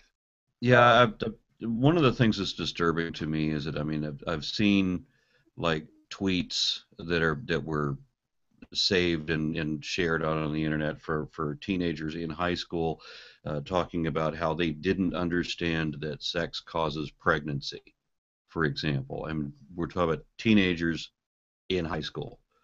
So how do you get that level of dumb already? And you know, when I'm told to talk to people in sixth grade, I'm told by a sixth grader that none of the other kids in my class are going to understand this word, or this word. Yeah, I don't know if I'd use the word dumb as much as I would use the word uneducated. Yeah, it's a problem with the education system from where I sit. I mean, you know, by the way, you know, you, Matt, down in Austin, you're going to have to probably, if you're educating anybody, you're going to have to work pretty fast because you got that pastor mystic down there who's trying to ban a bunch of books in your libraries. I'm sure you were all over that story. What the heck's up with freaking Austin, Texas? I thought you guys were pretty progressive down there. I'm not familiar with this story at all. Oh, there's a guy, his name is Philip Missick, and he's teamed up with some other religious leaders in Austin. He's going after the Austin Memorial Library. He wants to ban all the books that have references to vampires, witchcraft, or the occult because they're obviously imbued with demonic spiritual forces and dangerous to children. I think there's in the order of like 80 books, so he's wanting them banned. Not burned necessarily, but you know, it's almost the same thing. I'm sure the library's probably just scoffing at the man. But you made international headlines with that one. So congratulations to Texas once again for raising the rest of us. I don't think it made Austin headlines. It's like this guy got press everywhere out except for Austin. He's weird. Completely irrelevant here. I'll send you the link. I found one on a Houston community newspaper, but I haven't found one in Austin. It's like I don't know, maybe like our TV show for the longest time, it's been on public access in Austin, and public access doesn't track how many people are watching. So there may be nobody in Austin watching our show, and so we can only judge based on the calls that come in, and it's rare that we get a call from the United States, let alone Austin. So it may just be that nobody in America knows who the hell I am, but we're really popular in like Israel and all of South America. So, if I can address quickly the sort of creating of enthusiasm and instructional, you know, moments for younger people. I think we have in the free thought movement, as skeptics, atheists, whatever, as rationalists, we have a great story. But this movement is desperate for storytellers.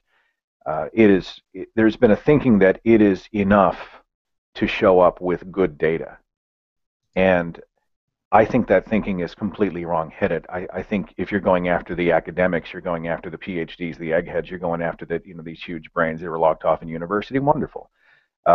If you are going after the people who are dragging their church to Sunday, meeting, if they are responding to the Josh Feuerstein videos on Facebook, if they are getting their science from religious leaders, or even if they are just going to a school system where they're trying to learn basic science, I don't think you go and throw statistics at them. I think you have to tell the story of science. You have to tell the story of evolution. You have to tell the story of our genome. You have to tell the story of world religions, what they are, how they operate, what their histories are, what their belief systems are. And there's a way to frame that so that you are taking them on a journey instead of just throwing statistics at them. Statistics will bounce right off. I took history, right, for my entire high school experience. I hated history because it was always, and this year so-and-so did such and such, and this year such and such happened, and this year such and such happened. Who cares? I finally had a teacher my senior year who brought history to life and told a story. And I was immersed in what those stories were. And I was able to then see how it relates to what we do in modern times. She told the story, and I learned. And I think we as a culture of freethinkers have to do a better job of embracing the storyteller if we're going to make a difference. I have to agree, and that was one of the things that got me about Cosmos, because I went the route of but in a pre-internet age. I mean, I went the route of trying to figure out, without access to Google and all of that, why people are telling me that the universe is expanding, for example, and there was no way for me to make sense of the cosmic redshift. Right? I had no idea. Why do scientists say that space is expanding? It doesn't make any sense to me. It had to be on Cosmos where all of that information was wrapped in a way that I could understand it, so that by the end of that episode, I remember finally getting, well, yeah, of course, this is why the universe is expanding. I get that now. But especially when you didn't have Google, that you can look up anything, and you, even if you have to go to the library and you've got no clue what to begin to look up to get started. So that was my advantage. Well, one thing that I did want to raise, and I think it is inevitable that I'm going to do this, it's the first opportunity I've had, Matt, to discuss your debate with Cy. Oh, boy. I don't want to rerun over the whole thing, but do you think it's the end of him and his arguments? I mean, does he have any credibility? I think it should be, but it won't be. I mean, he's not going to stop. He's not going to change his mind. He's still got an audience. There were countless people. Well, I suppose they're countable. I just didn't bother. Who seemed to think that he won that debate and that I was demolished and all this other stuff. This is one of the reasons that I talk about.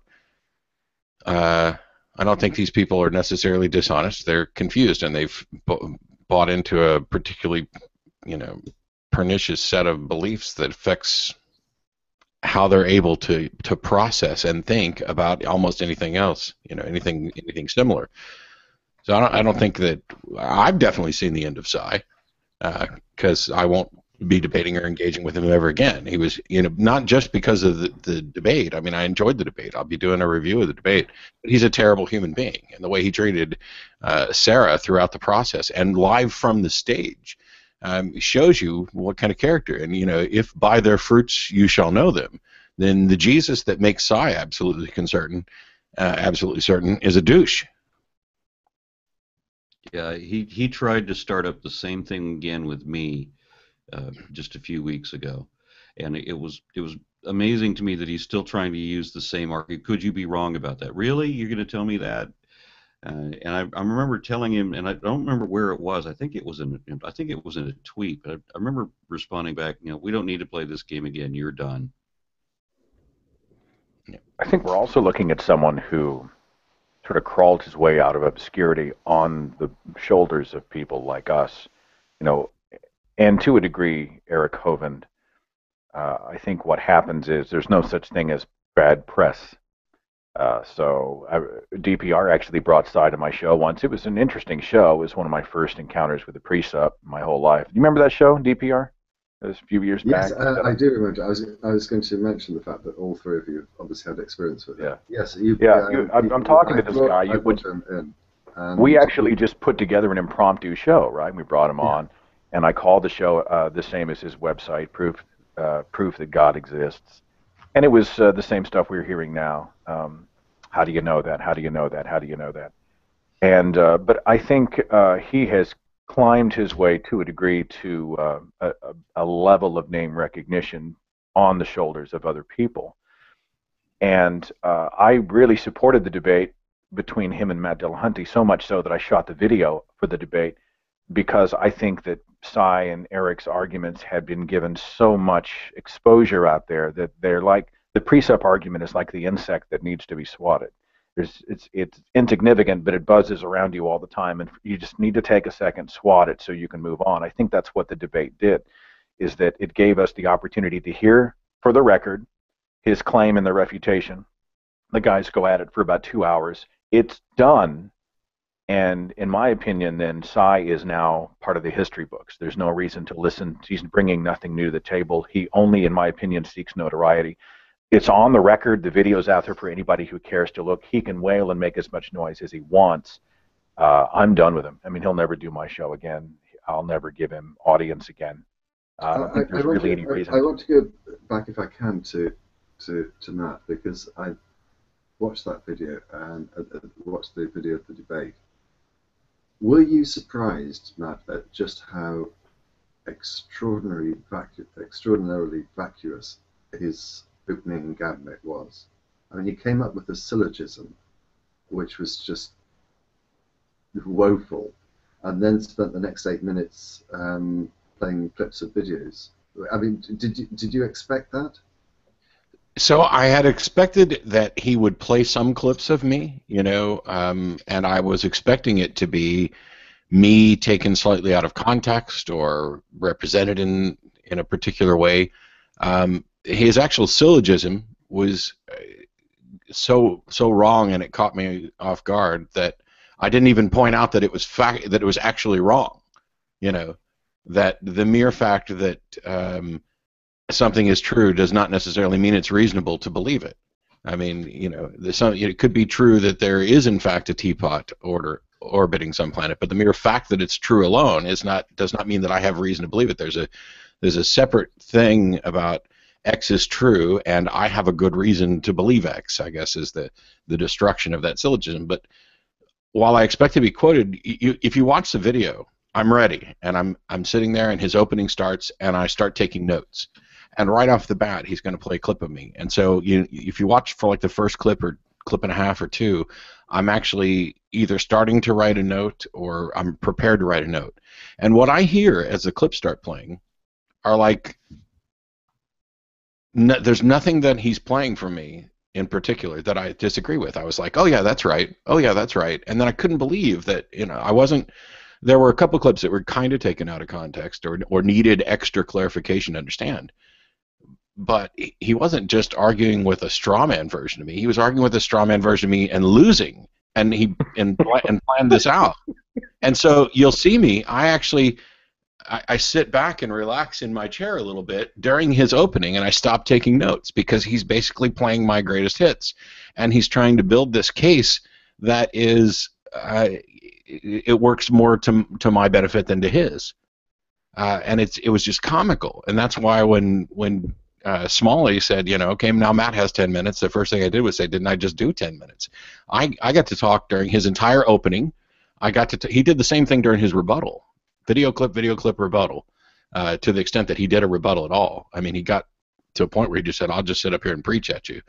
And then what shocked me the most was that his closing included video from me. And I'm like, I've never been allowed to speak more in a debate in my life, and I never will again. Do you think he's obsessed with you?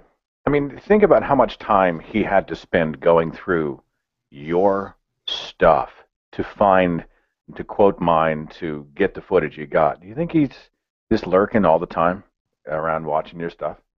I don't know if he did all that on his own or if he had people helping him. I don't know. It's a little disturbing, but, if the best he can do after sitting there watching hours and hours and hours of me is pull out clips that, 90-some-odd% of I'm in complete agreement with and thought that they were fair representations of my point, all he's managed to do is demonstrate that so one of the things about debate is you should be able to argue the opposition side, hopefully as well as they can, if not better. And what he demonstrated is not only could he not argue the opposition side, he didn't understand it, and he grabbed comments from the opposition that demolished his own argument. I didn't even have to show up. He played enough clips of me, and I pre-wrote my opening, my rebuttal, and my closing just to prove a point, which was not a particularly good point, even though a lot of people liked it. And I'll talk about that when I do the kind of video or the debate retrospective. But I could have just sent the text, of what I'd pre-written and had anybody read it, and maybe not even that. I rather enjoyed his little movie trailer video promo where you are represented by the boxer who is knocked down and your face hits the canvas at the end of the trailer. I don't know if DPR or Aaron have seen the trailer yet, but it's the comedy event of the year. So. Has anybody? So Crown Rights produced a video, and it wasn't a video of the debate. It was a video about the debate, which is about the best they could do, because if they showed a video of the debate, Seth's video is going to be better, and it's not going to do them any favors. But I have yet to find anybody who's watched it who could tell me what was in that video. And the Crown Rights guys, tweeted at me to kind of promote it, and I was like, well, I'm not going to pay you to watch this video about Cy and me. If you want to let me watch it for free, I'll watch it for free. And they were like, oh, I think I can hook you up, and then I never heard anything from them. Mm-hmm. So wait, there's a produced piece that's floating around out there? So already done? Evidently. So Crown Rights Media there were three people filming this debate. You were filming it. The German documentary crew was filming it for this documentary that they're doing about atheist movement, which I feature in fairly strongly. They followed me around for about a year or so. And then Crown Rights Media, who was there at Cy's behest, was there to film as well. But they didn't produce a video of the debate. They produced a video evidently about Cy and his preparations towards this big battle and stuff. So it's like the story of, David and Goliath or something like that. And so they advertised this thing on Twitter, and I was like, well, I'm not going to pay you to watch this, but, if you want to let me watch it for free, I'd be happy to. And they never got back to me. But I think that's the Cy's problem. reputation. Cy's been on multiple shows where he has walked off. I mean, that seemed to be his shtick. I know of 2 or 3 at least where he was being interviewed and things didn't go his way. The dominoes didn't fall the way he wanted, or the opening question that he needs to set everything up isn't answered the way he wants it to go, and so he simply leaves. And that's it. And he says he's not going to try to reason with anybody. The word game is all that he has. It's like, Ray Comfort had managed to establish an entire career of 15 years or so based on, have you told a lie? Right? I mean, it's the same 10-question shtick forever. And it's never modified, it's never improved, it's never nuanced. Cy's going to be facing this uphill battle now in a quest for relevance. If he's not bringing any new argument to the table, if it's all the stuff we've only heard before and those have been addressed, I think I have a guess that we'll see him probably trying harder and harder, getting louder and louder, and potentially more desperate to try to get attention, to get airtime, to stir the pot, to have people know and remember his name. And that'll be interesting to watch him, I think, in the months and years ahead. There were people asking if I would debate Eric, as well, and I used to be really kind of coy about how I answered this, because I don't have the goal of just being a dick to somebody, or just engaging in ad hominems. But I don't see any reason for me to debate Eric, because first of all, Eric is less bright than Cy, and he has probably the most confused position I've ever heard of, because he wants to cling to his dad's evidentialist views, and he also wants to cling to his buddy's presuppositionalist views, and he doesn't understand that those two are in direct conflict. And so it would be it would be a complete waste of my time to debate Eric. Tell us what I mean, I can see Eric in a difficult position, because he's trying to take over Daddy's arguments, and Daddy's arguments have been debunked time and time again. So he's in a difficult position. He wants to keep Daddy happy by reiterating Daddy's arguments. He wants to keep Daddy happy. Yeah, and he also wants to, I suspect he realizes how redundant those arguments are. So he wants to try and find some new angle, which is a presuppositional angle. But what I don't fully understand that, why are they totally incompatible? Because the presuppositionalist argument, first of all, depends on the idea that this is something that cannot be demonstrated by the evidential process, that you necessarily must take it as a presupposition, that you have to begin by believing there's a God before you can think or talk or do anything, that you cannot begin to reason until you first accept that there is a God. And the evidentialist arguments then become irrelevant because you've already accepted that a God exists.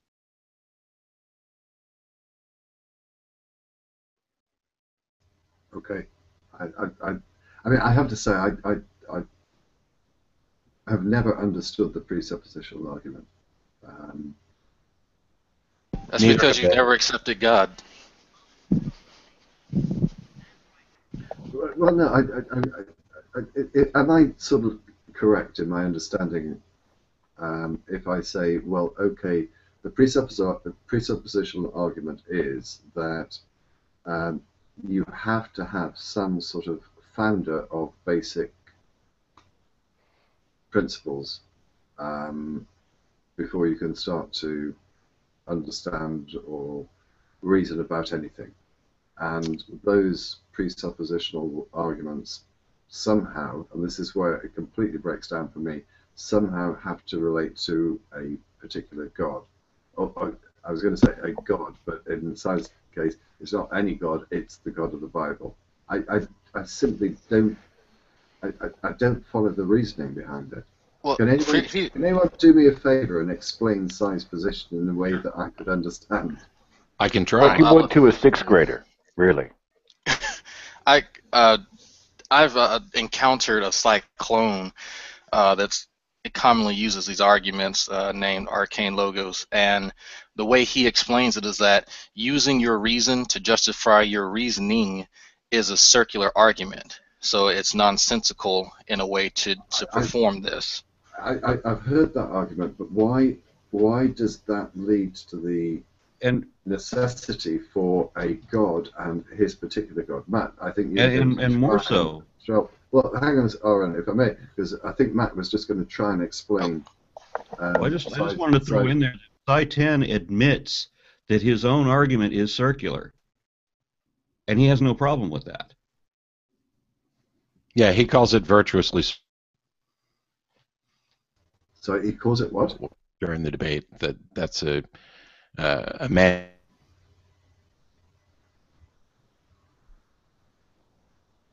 And when I up over there, yeah, I didn't get that. So I think his words. We lost you with virtuously circular, Matt. Yeah, Psi acknowledges that his position, the presupposition, is circular, and he calls it virtuously circular instead of viciously circular, and it's a manufactured difference that is nothing but special pleading. Which, when I tried to point out to him during the debate that this is nothing but special pleading, his response was, "But yeah, God's different." Which is an admission that it's special pleading. So the whole precept thing is founded on this problem of hard solipsism, which philosophers have not resolved and think is unresolvable. And that is, I can't know that any of you exist. I could be this brain in a vat being fed a reality, and I'm processing it. And you could all be invented fictions. And it's kind of this, you can't be certain, and so therefore you can't have knowledge. So they redefine knowledge so that it requires certainty, even though they don't always admit that. And then they point out that you can't be certain, and therefore you can't know anything. And so what philosophers have done, and Ozzy's probably a better one to talk to about this, because Ozymandias Ramsey is the second, and I had a number of conversations about this, and hopefully we'll continue to. But you have to begin with some basic presuppositions, some things that can't be demonstrated completely on their own. And that is that you experience a reality that is real, and that the foundational principles of reasoning are reliable, and that your senses are at least somewhat reliable. I mean, we know our senses can be fooled, but the mass of sense information entering my brain is a somewhat reliable indicator of the external reality that I experience. You just have to presuppose these. There's no way to prove them. And this is the problem. And so what the precepts have done is saying, well, since you have to presuppose something, just presuppose God, and all the rest of that goes away. And what they've done is they've taken all the things that we have to presuppose in order to function, which are not a problem, portrayed it as a problem, and then presupposed one additional thing that they use to explain this. It's like if you can't explain why the laws of logic are what they are, the law of identity, non-contradiction, and excluded middle, and so they propose that they have a solution, and their solution is God. The laws of identity, non-contradiction, excluded middle are true and always true, absolutely all the time, because they come from the mind of God. So it's a violation And so they think that by presupposing this one thing, the one God thing, that it's somehow simpler, more elegant, and more reliable than presupposing the three things that they derive from the God thing. I don't know if that cleared anything up at all. Well, the problem I have is even if they were correct in that regard, which I don't accept they are, but even if they were, how do they get from God to the God of the Christian Bible? They can't, other than direct revelation, experience, and appeals to their scripture. So the thing is, people would say, well, why your God and not the Muslim God? And Sai gave his response to that, which was perfectly fine, which was to say that, for example, the Muslim God reinforces the Christian God, and the Christian God counters the Muslim God. So of the two, if that's your dichotomy, then Christianity has to be the correct one. It's no different from when William Lane Craig presents the Kalam cosmological argument. It concludes with, therefore, there must have been some God that originated the universe. Well, that doesn't mean that it's Jesus. There's extra arguments and stuff that they plug in afterwards to get to the specific God. And Sai's response to this, of how he gets to Jesus, is because God has revealed it to him in such a way that he can be certain, which doesn't help anybody. Which is also one of the weakest arguments. Yes, it's also the same argument that Sir Isaac Newton gave for why he disagrees with Sai. And he disagrees on what point? Isaac Newton declared that God had revealed to him through the Holy Scripture in such a way that he could be certain of it. Newton said that he was divinely chosen to have a higher understanding of Scripture than anyone else. So God has revealed to him in such a way that he knows for certain better than Sai. So this is God allowing that Newton understands this better than Sai. And what it is that he's talking about is the divinity of Jesus. He basically, Sai 10 and Isaac Newton are both interpreting Scripture, and they believe that they're getting special revelation from Scripture. It's a special revelation from God. Both of them are pleading that each one understands the exact opposite thing directly from God, directly from Scripture. And Sai 10 said that it was beyond Scripture, so it didn't count, and so Newton is simply wrong. But what we have is they're both making the exact same claim, that they're getting the revelation directly from Scripture, and that Newton is interpreting these Scriptures such that Jesus is not divine and can't be. And I understand where he's coming from with that, because I hold that same position myself, that if I were a Christian, I would not be able to believe that Jesus considered himself divine. Sai 10 holds the opposite position. They both say that God revealed it to them in their interpretation of Scripture. So in that context, then, Sai's precept argument is essentially the argument from personal experience. Yes. Yeah, by the time you drill down to Jesus, yes. And that's why every time he was challenged during the debate, when somebody would ask a question about the Bible, which is his source to get to Jesus, he would say, I don't have Bible studies with non-believers. And when I would address him on why God did something a certain way, or how he knows that God revealed this and blah, blah, blah, his answer was, for reasons that are perfectly sufficient for God.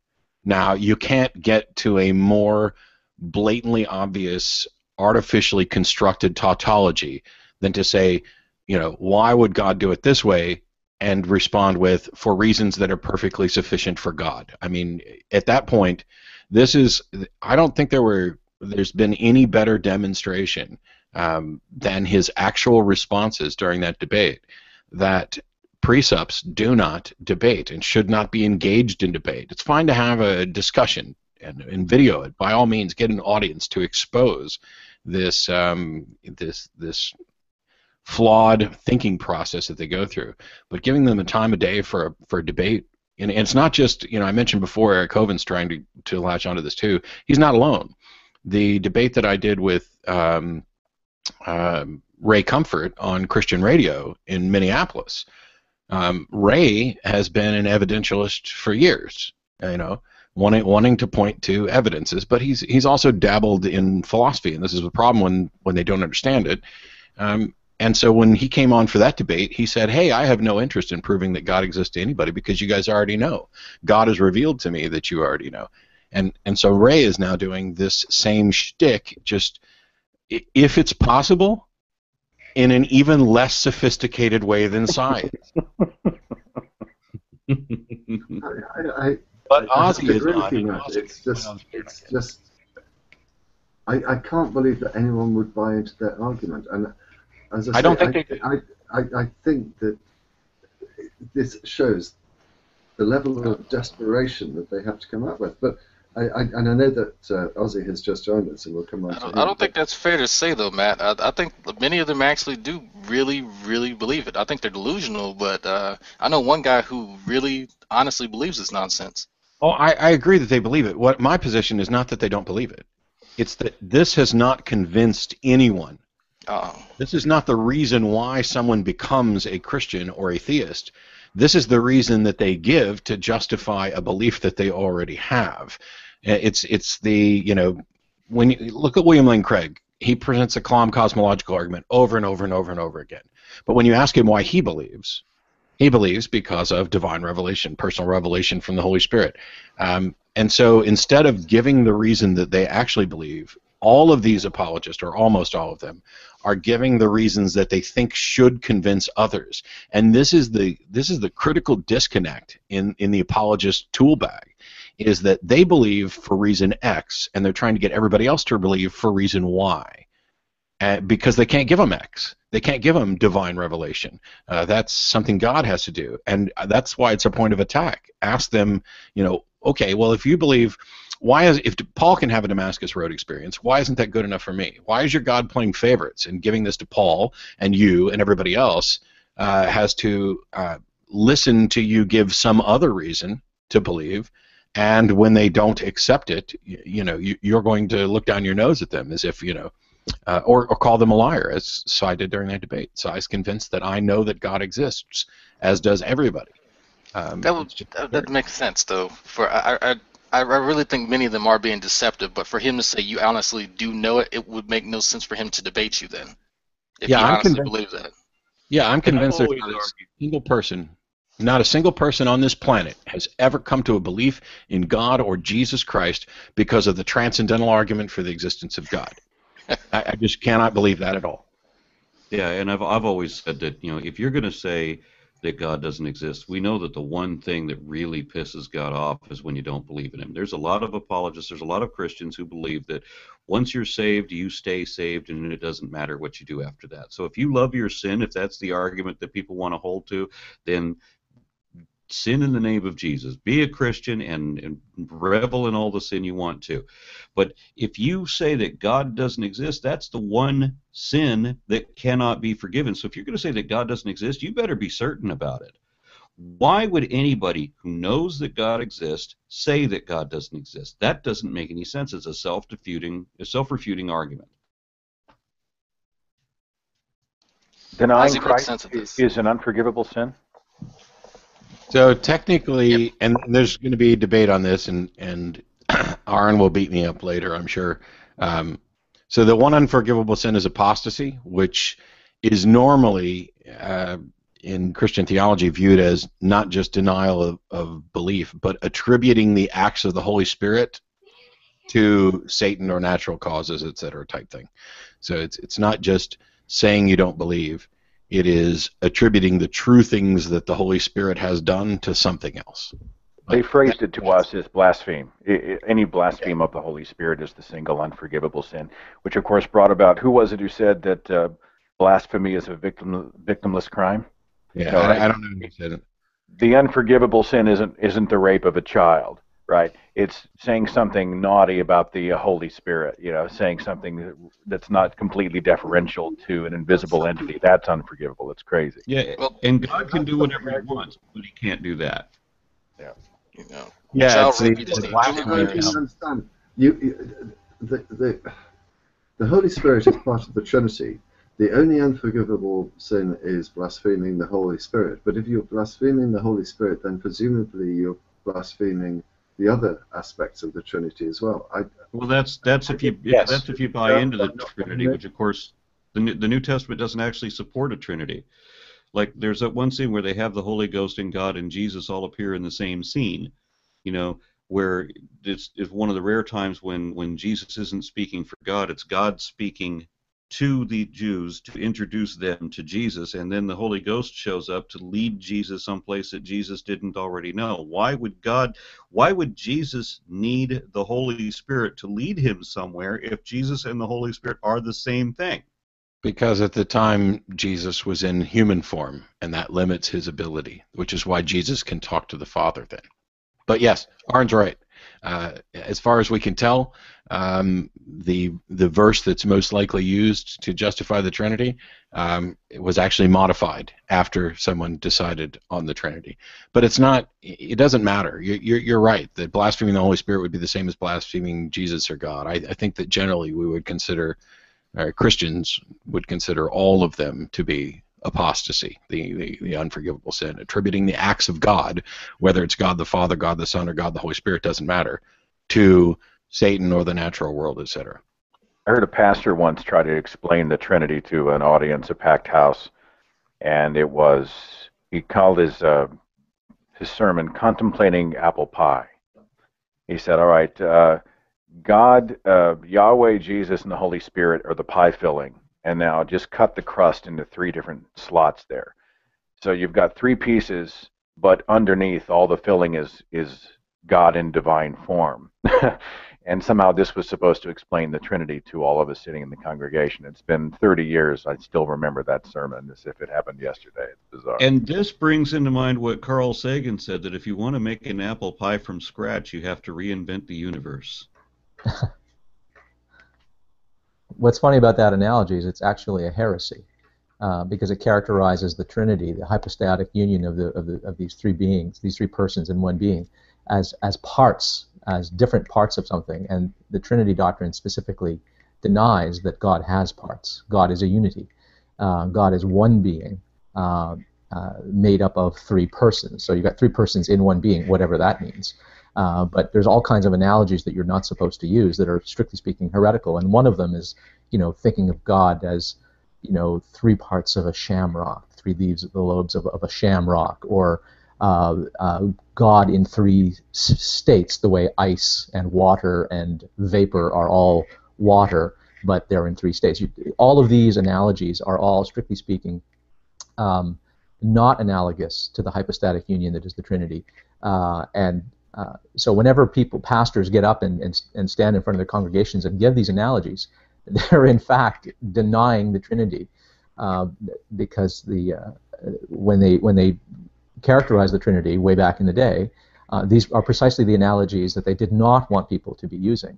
And they're actually names. I mean, it's been too long since I've studied these. I don't remember the names of all of these heresies, but the idea that God is in fact made up of 3 parts, the way a pie is made up of parts, that is in fact a heresy. That's not the Trinity doctrine. You're departing from Trinitarian doctrine when you say that.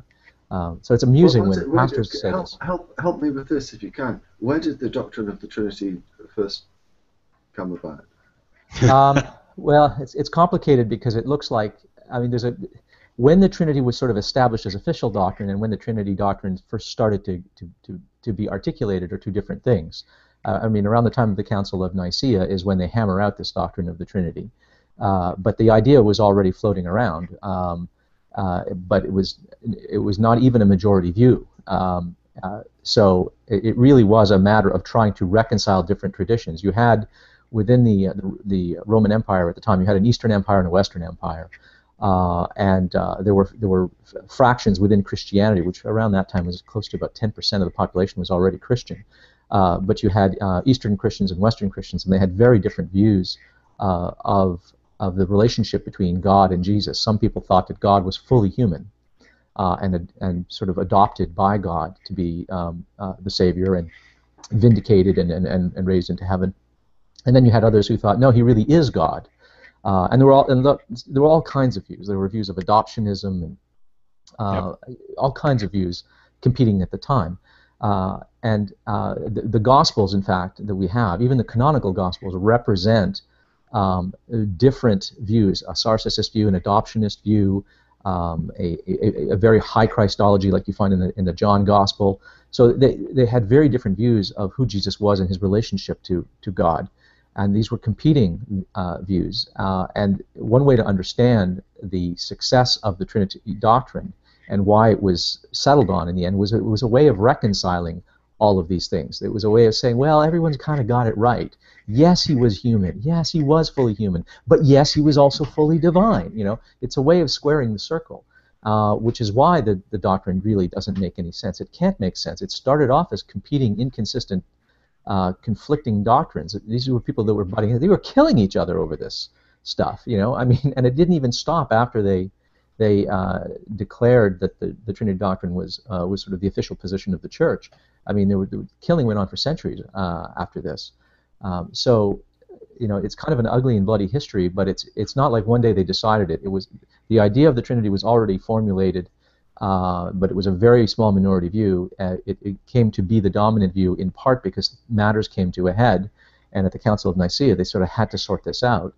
And by then they had already sorted out which books were the more authoritative ones. The canon hadn't been hammered out, but and they didn't decide on the canon at the Council of Nicaea. But by virtue of deciding on what the creed was, that then obviated the decisions that had to be made about what was in the canon, because you could then not use certain texts, and you had to use certain other texts to shore up this creed. And so it was a real mess, but that's really how it came about. And if I can, I mean, it wasn't like the Jonin comma, where there's this passage in 1 John that talks about there are three that bear record in heaven, the Father, the Holy Ghost, and these three are one, and the three bear witness in earth, the Spirit, the water, and the blood. That verse is almost certainly changed from its original form. Where I mean, it's almost everybody universally agrees that this is a Latin perversion of the original Greek, etc. But going back to kind of what Seth had said about a pastor, when I was a kid, and what Ozzy said is absolutely correct. The whole thing about trying to square the circle is that's why this doesn't make sense. And the Catholics have gone so far as to say, well, of course it doesn't make sense. We can't comprehend, you know, this. And they love this God as a mystery. There's a mystery to God, and you'll never come and understand it, so you can only partially understand it. And a pastor explained the Trinity to us as, I am a man, I am one man, but I am a father, I am a son, and I am a husband. And so there's these three aspects to my character, and this is the closest that he could come to approximating the Trinity, and it also fails. It's also, you know, another. It's in this case, it's you've still got one individual, but it's not that the individual is divided. It's there's three labels and three roles that they play. I do certain things as a father that I don't do as a son, and I do certain things as a husband that I don't do as a father and a son. But I'm one person, and that's the close. I think that's my favorite of all the explanations of the Trinity as far as what stuck with me, until I got to the point where I realized that doesn't resolve anything either. And now my favorite thing about the Trinity is that there's just this admission that we cannot understand it, and that baffles me as to why people can be. First of all, I don't know how you can believe something that you acknowledge that you cannot comprehend, and I don't know how you can advocate for something that you cannot explain. And this is the position that the Trinity view is in. If you believe in revelation, if you believe in divine revelation, that's exactly how you can convince yourself that you can believe something that you don't even understand. I mean, it's not like I have a vague understanding of it or something like that, because, I mean, as you said, Catholics will right up front be the most honest about this and say, no, it is a divine mystery. It is not understandable to the human mind. That's the view. The view isn't that we just don't understand it, we might figure it out someday. No, the view is that it is not understandable. It is not a proper object of knowledge. The Trinity cannot properly be understood. But then how did anyone ever come up with it? How could anyone actually affirm a belief in something that they really can't, by definition, understand? That they up front you confess you cannot understand because it's not understandable. Well, if you believe that there's another mind, cop-out. Well, it is. I mean, it is a cop-out, I would argue. But the only way a person, an otherwise reasonable person, could convince themselves that they do believe something that they admit they can't understand, is if they believe that there is a mind that does understand it, and this mind is in a position to deliver knowledge to you and beliefs to you and that you have independent reasons for trusting this being. And then you'll say, okay, well then, this mind knows better than me, and I can't understand this. It's like a father and a child, a parent and a child. I'm just going to trust. I'm going to take it on authority. So you have to actually posit divine revelation. If you don't believe in divine revelation, you can't have this. And that's the only way that you can sort of play this game with yourself and make yourself believe that you believe something you couldn't possibly be in a position to believe. This really is believing on faith. I'm taking the word of somebody that something is true that even I acknowledge I could not understand ever. That really is embracing faith wholeheartedly. Yeah, and you're not only that, but you're taking the word of someone who confesses that they don't know what they're talking about from a text that does not explain it, despite the fact that when Jesus gives his parables, Jesus also explains his parables. So if Jesus is going to explain his parables after he gives them, why does the Bible not explain these things and then go back and re-explain them so understand why it is a parable? How are we supposed to read between the lines and then just not read the lines and come up with all of these conclusions? And I think it's actually... Oh, go ahead. Go ahead. I think it's actually worse than that. First of all, I was going to say, in the Pascal's Wager video that I recently did for my Patreon project, there's a great quote from Blaise Pascal right at the beginning. It's his first quote in Pensius, but it's later in the video, where he said, if there is a God, he's infinitely incomprehensible, since having neither parts nor limits, he has no affinity to us. And I went after that, basically saying, how can you simultaneously say something is incomprehensible and then determine that it actually has no parts or limits? I don't know how you got there. But the thing about Jesus speaking in a parable and then explaining it, yeah, that's a confusing mess. But what's even worse about that is that Jesus is speaking in a parable to the masses and then explaining his parables in private to his followers, which has him being basically duplicitous, saying, I'm going to give this message to those people, but I don't necessarily want them to understand it. They're not quite ready for it and all this other stuff. And yet the whole thing is packaged together for us as if we are now in a special position over the crowds that Jesus actually spoke to. And this, I think, is one of the many things that kind of reinforces reconciles some of the confusing beliefs within Christianity for believers, is because, look, we're not like those people to whom God had to speak to in parable. We are now on the inside. We are the elect, and we have had this explained to us. So even though it seems incomprehensible, we can now comprehend it, and God knows that we can comprehend it, which is why he gave us all the information that he didn't give to those people. There's an aspect to this deferential attitude, I think, that people have when it comes to the big questions that I think speaks to something. And I've spoken about this. I think I even referenced it in the Unholy Trinity tour stops we've done. It is this sort of battered partner, the battered bride of Christ thing, where I can't understand his mind. Who am I to? He makes all the big decisions. He's the brains, and I just defer to him in all things. I'm not worthy. I was addressing this Pastor Feuerstein's video this last week, and I received this avalanche, this army of God avalanche of emails from people trying to tell me that, well, of course, humankind can't begin to understand the mind of God. I'm just an insect. And so what they've done is they've essentially made a statement about their own worth. They have given God a complete pass and decided whatever happens for good or for ill, it is for their benefit. And it's a type of, I think, intellectually and emotional slavery that is rampant in the church. I think the church uses it to control people. So by saying you can't understand, take our word for it, I think it's a way of keeping people submissive and sort of exerting a measure of control over people's lives. And all of this, the whole Trinity, so far as I can see, was, as has been pointed out by other people, manufactured in order to reconcile contradictions. Where, as the first commandment, for example, thou shalt have no other gods before me, and then Jesus comes up and says that no one comes to the Father but through me. Well, there's an obvious contradiction there.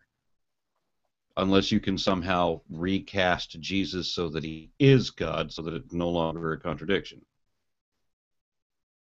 And this is one of the things that gave so much power to the Catholic Church in particular for years, and still today in many places. You're not instructed to read the Bible or try to make any sort of understanding of your own. It's up to the priests to read it and interpret it for you and tell you what it is that you're supposed to believe. These are the people who've been appointed by God with a special understanding, and they're able to impart it to you. And you know, this became the foundation of the Protestant revolt, you know, the change, which is, no, I can actually read this for myself and understand it and have a relationship with God, and you don't have power over me. And I think that in a strange way, even though it was it would seem like it would undermine the power of Christianity to control people, I think it actually resulted in an improvement of the power of Christianity to control people, because it allowed them to control themselves within certain parameters, which is why now we see, when we do MRIs of people and ask them what God thinks about things, God tends to agree with whoever you're actually asking the question from. And God, more importantly, never knows any more than that person knew before they walked into that room. That's the curious thing for me. It's called Avatar syndrome.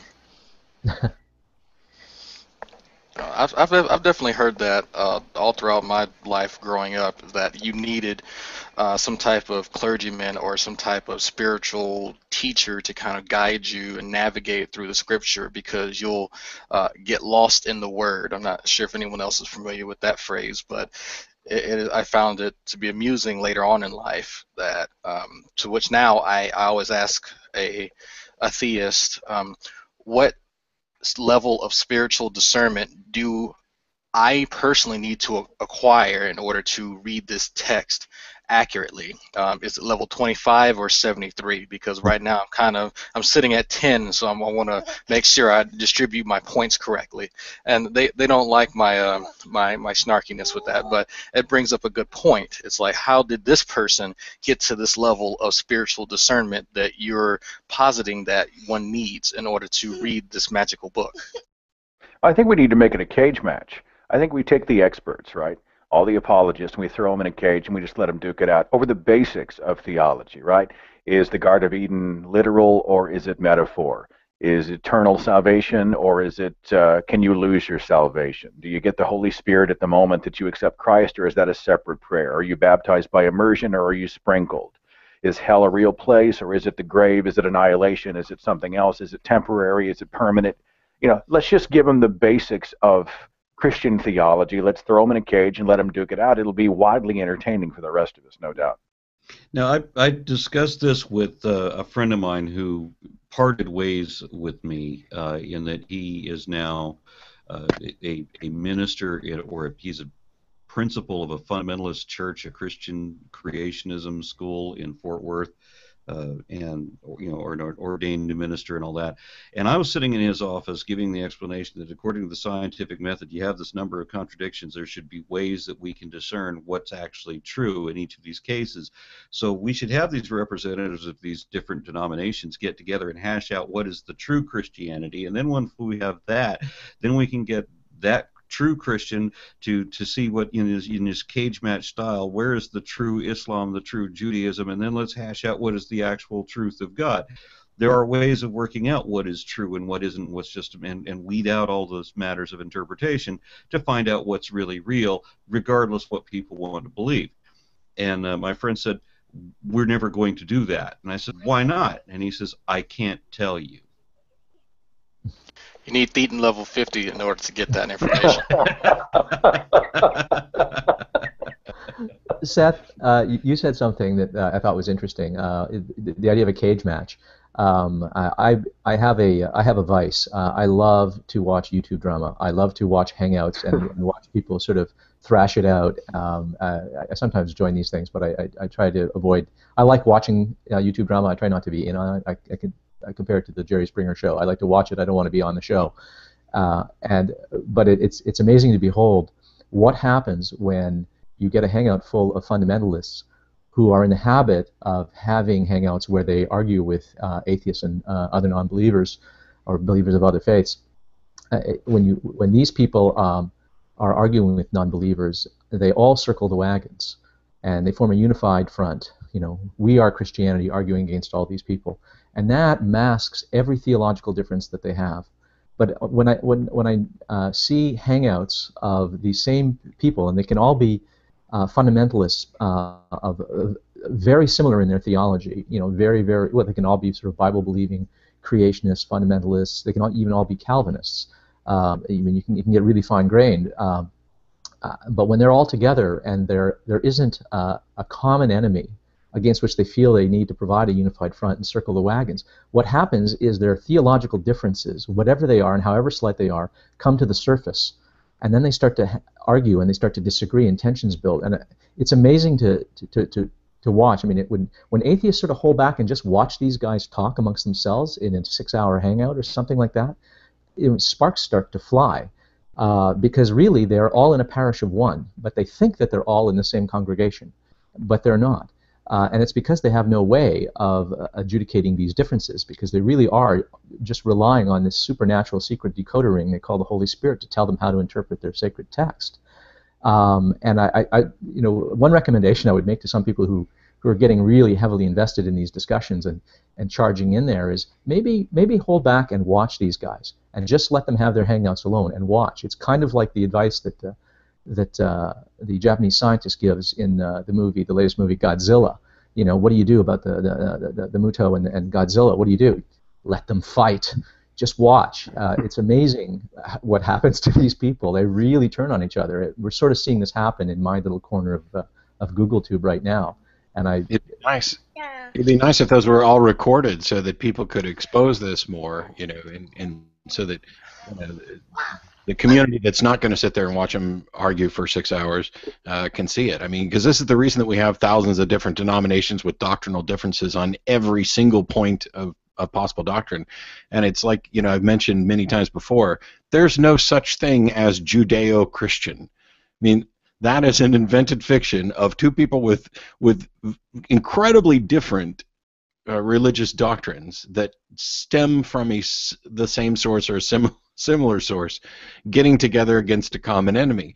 And if it weren't for this common enemy, there would be no Judeo-Christian label. And by the way, I don't know of any Jews who use the Judeo-Christian label at all, because they have differences. This is why, and I think what Ozzy said is awesome, and I'd definitely like to see more of it, because after the debate with Cy was over, Smalley had Cy and Eric on his show and got them to disagree on something, in public and hash that out.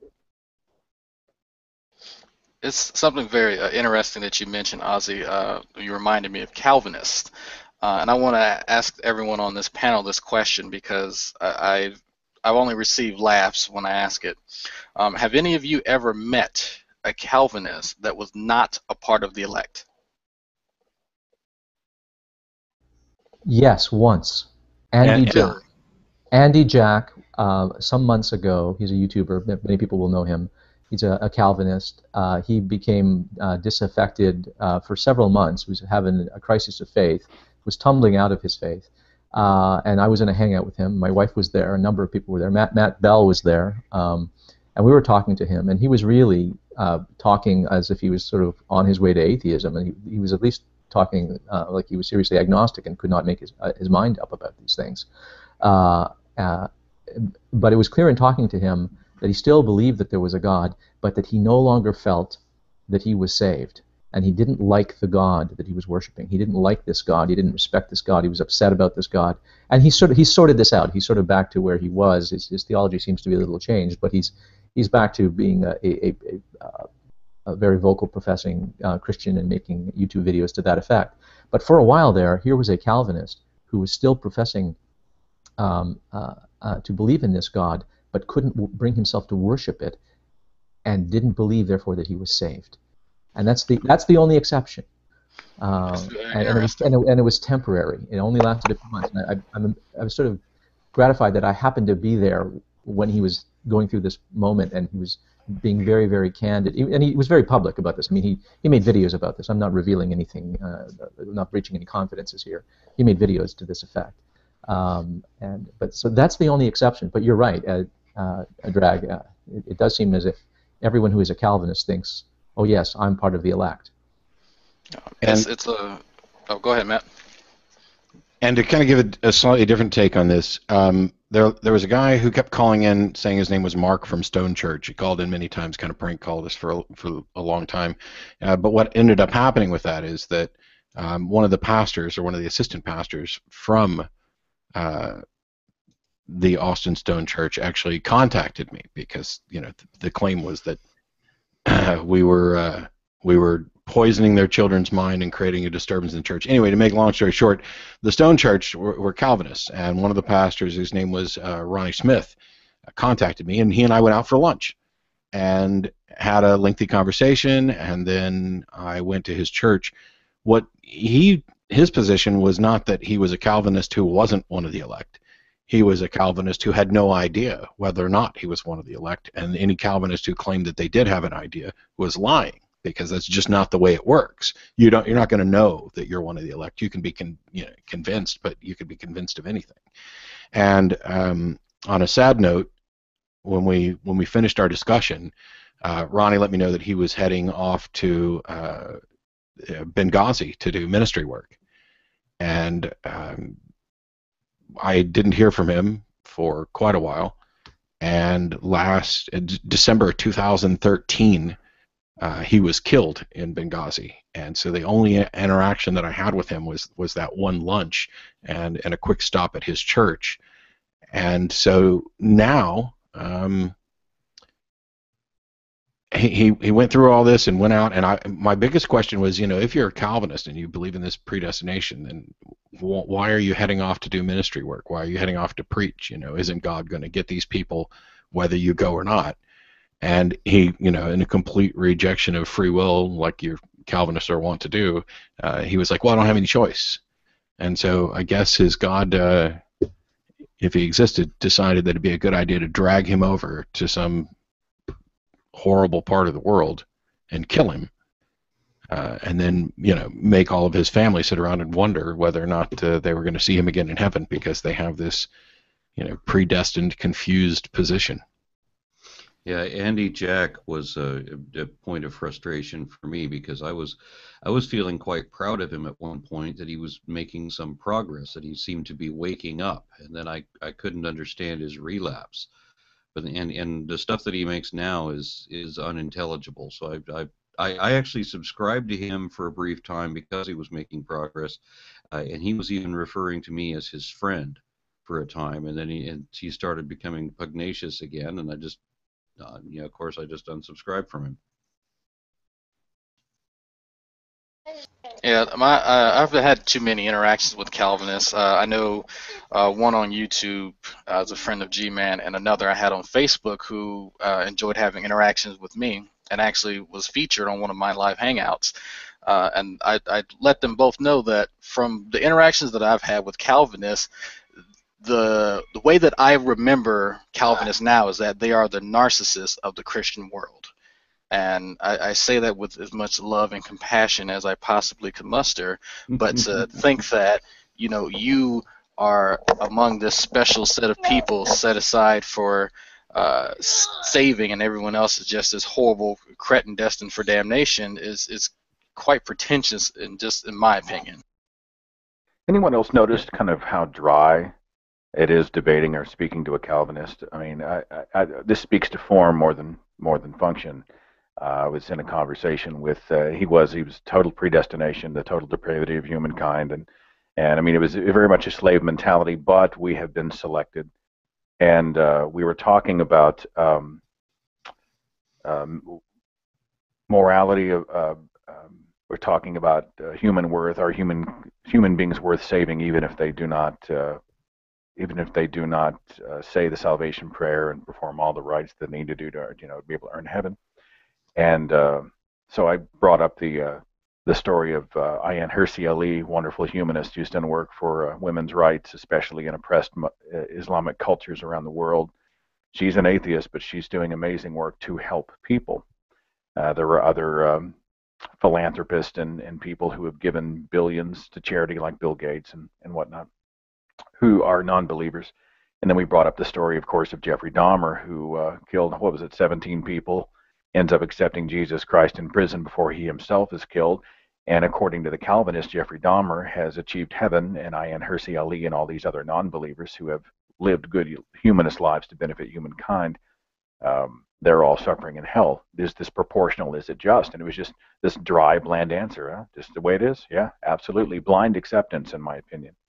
But hugely telling, I think, about how they perceive humankind and human worth. We had lunch with a Calvinist that met us at one of the protests we were doing for when Ken Ham was the keynote speaker for Texas homeschoolers. Some people were curious as why we're standing out there in 107 degrees holding placards to protest this event.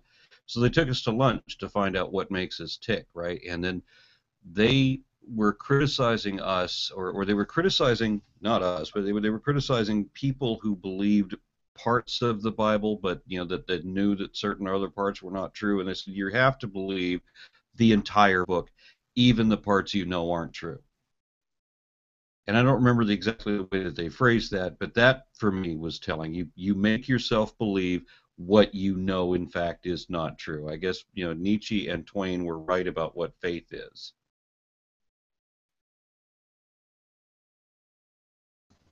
Well, I see we're coming up close to the end of our show, and I want to go back and revisit the issue that we were talking about before. About debates, and leading on from Matt's debate with Cy. Matt has always said that he is prepared to debate people, although I now think he will debate anyone but Cy. And also to touch upon the fact that these people are so desperate to make money out of it. Another great debate that has taken place recently was Bill Nye and Ken Ham, and although that debate is freely available on YouTube, I checked yesterday, and Ken Ham's organisation are trying to sell this video in the DVD format for $14.99. I don't. It so frustrates me. But leave that aside. Our debate. I kind of know what Matt's going to say. Even though he won't debate Cy again. Our debates, let me rephrase the question. Are there any people that you should not debate? Matt? Sure. And it depends. So every idea should be up for debate. But not every person who represents an idea is necessarily a worthwhile opponent.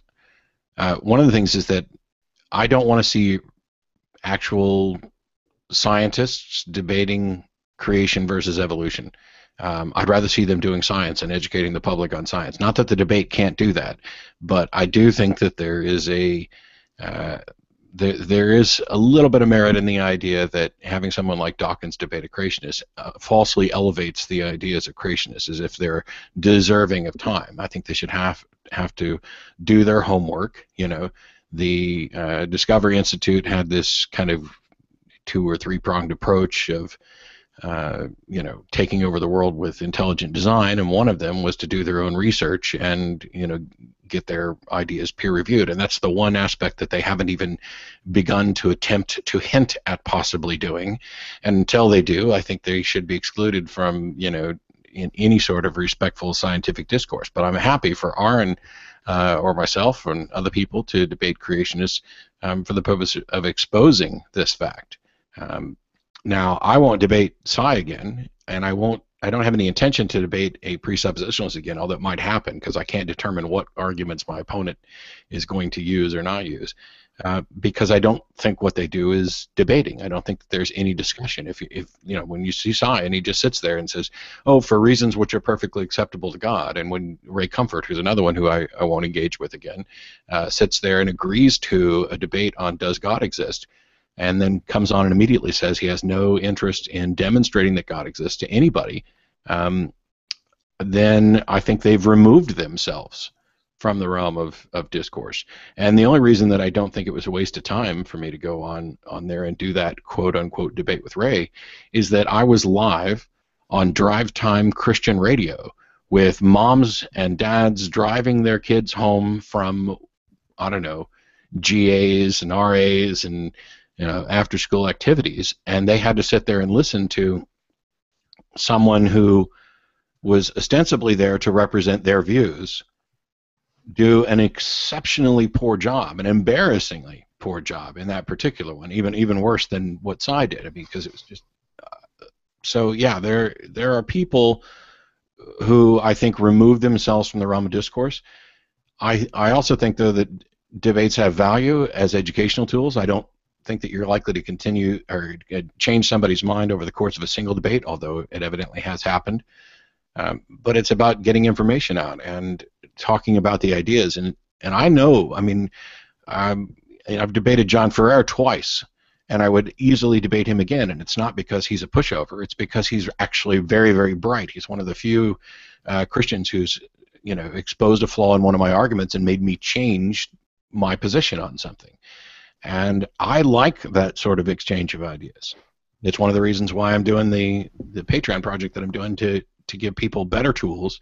Some people have way better tools than I have. So I mean, I'm trying to teach it. I'm not the arbiter of all good arguments, although I should be. Damn it, I should be like the Pope of atheism. Just before I take the views of the other people, there was something that just sprung into my mind about what Cy said during the course of the debate, and I just want to take your mind on this. I think his statement was that his God is not all-loving, which I've only heard from one other theist ever. Did that come as a surprise to you, that he'd make that concession? No. It's to him, it's context. I can almost guarantee you. I can't say with absolute certainty because, as we know, I'm not going to be able to say anything with absolute certainty. But I'm convinced that if you asked Cy that question a number of different times, you would get both answers. That his God is all-loving and that his God isn't all-loving. And the key difference there is going to be context. It's like when people deal with the problem of evil argument, and their response, Cy's answer to my question, where he said that for answers which are perfectly sufficient for God, there is some context in which the most loving thing you can do from his perspective is exactly what God did. And so while to us it may not appear to be loving, to God it is loving. And I think that's, if you drilled down and you actually got him to actually answer, which is very difficult to do, as we've seen, I think you could get both answers out of him. So it doesn't, almost nothing that comes out of his mouth surprises me. Yeah, okay. Other people's views on debating. I know, Aaron, you've got certain views on whether you would debate someone. Well, all I have is a minimum criteria. I mean, I'm not going to debate someone just because they nominate themselves.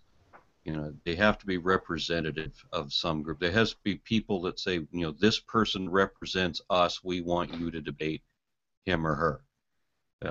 Then okay, then we'll do it. But so far, all I've ever had is people trying to pull themselves up by my bootstraps. And people like Ray Comfort and so forth who want to elevate themselves for their own publicity. And if you're not representative of a group, if there's other people that don't say this person speaks for us, then there's no impact I could have. There's no reason to debate you. The person that I would most want to debate is not going to be a theologian anyway. The person I would most like to debate is a legislator, somebody in politics who's using their religious perspective to pass laws on other people. That's the person I would most like to get on stage with me. Seth, you're not known for your debating? Well, I don't do much of it. I'm more of a storyteller, narrator. Even on the radio show, and I've had a few debate shows. I mean, I actually brought in the general manager of the Christian radio station that I once worked for. We spent 2 excruciating hours going back and forth. But people don't listen to my show for that. It's not my area of strength. Quite frankly, Matt and Aaron are a little bit better at dealing with much of kind of the slipperiness of the apologist. I mean, was it Aaron on the tour who talked about why apologetics had to be brought about to defend the indefensible. And I don't do a lot of it. I don't enjoy it. I'd much rather be in the audience watching these guys work. They're just so good at it. I'm always a believer in playing to your strengths. I was listening to Matt talk about the atheist who said, or Matt Sy saying that God was not all loving. I don't know if you guys have ever seen the 2011 film produced by Kevin Smith, directed by Kevin Smith, called Red State. There was a play on Westboro Baptist Church, and the pastor of that little church cult, his name is Aben Cooper, gave a sermon about the God, and it was honestly a literal God. It was a sermon I think all Christians should hear.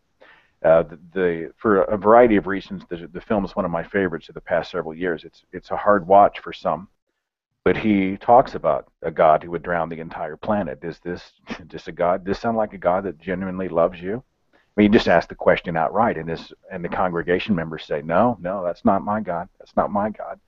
And it's a literal and very kind of a hard look at a very specific, vengeful, bloodthirsty deity, very jealous, petty deity, who he'll jack your life up and enjoy himself doing it. He's not a God of love.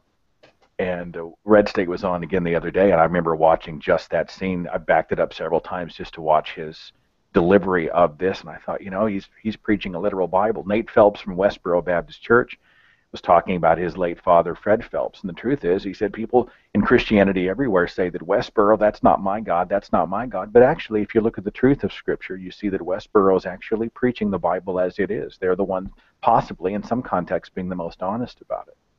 And I think debates are a useful tool in helping to bring those issues to light. Discussion is probably where I'm better. Not a formal debate, but theist talking to a non-theist, challenging each other on relatively neutral ground. My big thing is that I don't do it if I'm baited into it. We've all received those things who say, if you don't talk to me, if you won't, I'm calling you out. If you don't accept, you're a coward. And then, of course, if you decline, they go online and they say, coward Seth Andrews, coward atheist, refuses science debate to prove God. They can do all these. Those people, I don't give the time of day. There has to be an audience of some significance. I'm not going to change their mind. They're not going to change my mind necessarily. You don't want to close completely, but we're going to defend a position. I want people who can listen to both points of view and potentially have some fresh air blown to the cobwebs. And I think the entire event needs to be done in good faith, which is what was lacking, I think, in the Psy event. I'm glad he was exposed, but to see what an ugly heart that man had made me think that I hope no one ever gives that guy an audience ever again. I don't think he deserves it. On that sentiment and that note, yes, I couldn't agree more. I think he did genuinely come across and was exposed as just a thoroughly nasty human being. Yeah. So well done to Matt and Ozzy in the background for that. Sorry, someone speaking. I was just going to say that on his nastiness, setting aside everything about the actual arguments that he didn't present and the case that he didn't make, the thing that I found most despicable was, first of all, it was incredibly difficult to get this set up, and he made all kinds of accusations against Sarah in private. But when he's up there on the stage, and on two separate occasions, Sarah Moorhead graciously worked her ass off to set up this debate. When I had refused to even engage with Cy anymore, I had him blocked on Twitter, Facebook, and email. And there was no way for him to contact me because I was sick of his crap. I mean, this has been going on for quite a long time. And he pings at her from the podium the dais that she gave him, and when it's over, he refuses to take a picture with her. Now, I've been invited to debate in a church, and I would go back. I love debating in churches. It's probably my favorite thing. It gives me more material than even the show sometimes. Even if they were just despicable people who had treated me terribly, when it's over, they have given me a podium from which to to spread my message. And if that person wants a picture with me after it's over, I will stand there and fake a smile and let them get their picture because they gave me the opportunity to speak. And I will at least be appreciative of that, even if we disagree. There's lots of little disagreements that go on in the community, and my thing is that I support issues and not necessarily people. And while, you know, Seth and Aaron are two of my best friends on the planet, along with others, the key thing is not so much whether or not we disagree, but how you handle the disagreement. And Aaron and I can have a disagreement and still be best of friends. And there are others that can't do that. And Cy not only can't do that, what he did, you know, from the podium towards the person who gave him that podium, even if he had made the best arguments ever and trounced me on the merits, he should still never be given a forum like that by anyone in the atheist community again, because he doesn't respect the debate process. He doesn't respect the people organizing it. There are suspicions that he has problems with women. So yeah, he's beneath contempt for me at the moment. I mean, I have to say congratulations to get him to agree to the structured format of that debate, because as he himself mentioned, during the course of the debate, he wanted a much more freestyle sort of exchange between you. But we all know what that would mean. That would mean him saying, as soon as you opened your mouth, could you be wrong? Could you be wrong? Yeah. It would have been a nonsense. But yeah. We all know people who are theists who we could go and have a beer with, we could have dinner with and enjoy. Hell, the vast majority of the people in my life are religious people, devoutly religious, and they're beautiful. You know, we have a serious disagreement on the issues of the supernatural, but they have a beautiful heart. They're good people. They strive to be good people. They are the kind of people who bring joy into my life. And, you know, Cy does not represent the whole of Christianity. You know what I'm saying? I think you married one, didn't you? She's more a deist, but she does believe in a prime mover out there somewhere. And the truth is that we tend to paint a lot of people with caricature, but in instances of people like Cy, I don't look at Cy and think Christianity. I look at Cy and I think Cy. Yeah, he doesn't represent the people, at least here in the Midwest and the Southwest, in my opinion. That's just one guy's opinion. And of course, in his opinion, they're not true Christians. Yeah. There we go. Can I thank everyone for taking part? We're going to draw to an end 24 hours in support of MSF. And I'm going to shamelessly invite all of you, please, if you would, to give a shout out for the charity and invite and encourage people to donate. I know that's awful of me, but hey, it's not awful. They're a wonderful, wonderful organization. You know what? I just want to request DPR, say it in French again. I heard you say it the other day. Say it in French. Come on. I promised at the very beginning of the show that you would have been privy to. I mentioned it in front of the coordinator of SF, and I did give it its full title, and I said I promise I will not do it again because I get hate mail. Oh my, come on. About my pronunciation. But let me try it. Just for you, Seth, I will say this has been 24 hours in support of Médecins Sans Frontières, Doctors Without Borders. Okay. And that's exactly how I would have said it, because I think the only time I've ever heard it pronounced was by DPR, so I couldn't possibly do any better. Well, we have Ozzy, who is actually excuse me, his first language is French. So Ozzy, tell us how to pronounce Médecins Sans Frontières. It's Médecins Sans Frontières. Oh God, Médecins Sans Frontières. Médecins Sans Frontières. Médecins. Okay. Medicine without the borders. Médecins Sans Frontières. Yeah. Wow, I would have never come up with that, because I read it and it says medicines. How do you get médecins? But then, you know, now I understand why I get the hate mail. Okay, well, you don't know how bad it is. One more time, Ozzy. So let me see if I can get it right. Médecins Sans Frontières. Médecins Sans Frontières. Yeah, but I shouldn't even dabble in this, because how bad my French is like parlez-vous francaise, mademoiselles. I feel like I just bought Rosetta Stone and I'm learning French here online. You want your money back. Okay. Everyone have a go at it. Go on. Aaron. All right. Yeah, I'll start. No. Just say MSF in front. No, you know what I mean. Okay. Médecins Sans Frontières. Okay. Dragnauct, in my line, you're next. Dragnauct. Médecins Sans Frontières. Matt. Wow. Médecins Sans Frontières. Seth. Médecins Sans Frontières. Okay, French is such a jacked up language. Who done it Why best? don't you say it like you spell it, people? Ozzy. I'd have to say who that do you give top marks to? I would give it to Aaron, actually. I thought he came the closest. Okay, Aaron, well done. But seriously, thank you all very much indeed, and thank you all for all the people who've watched, and hopefully all the people that will watch, because obviously these are all recorded directly onto YouTube. Thank you to everyone who's donated and everyone who's taken part. I hope you've enjoyed it.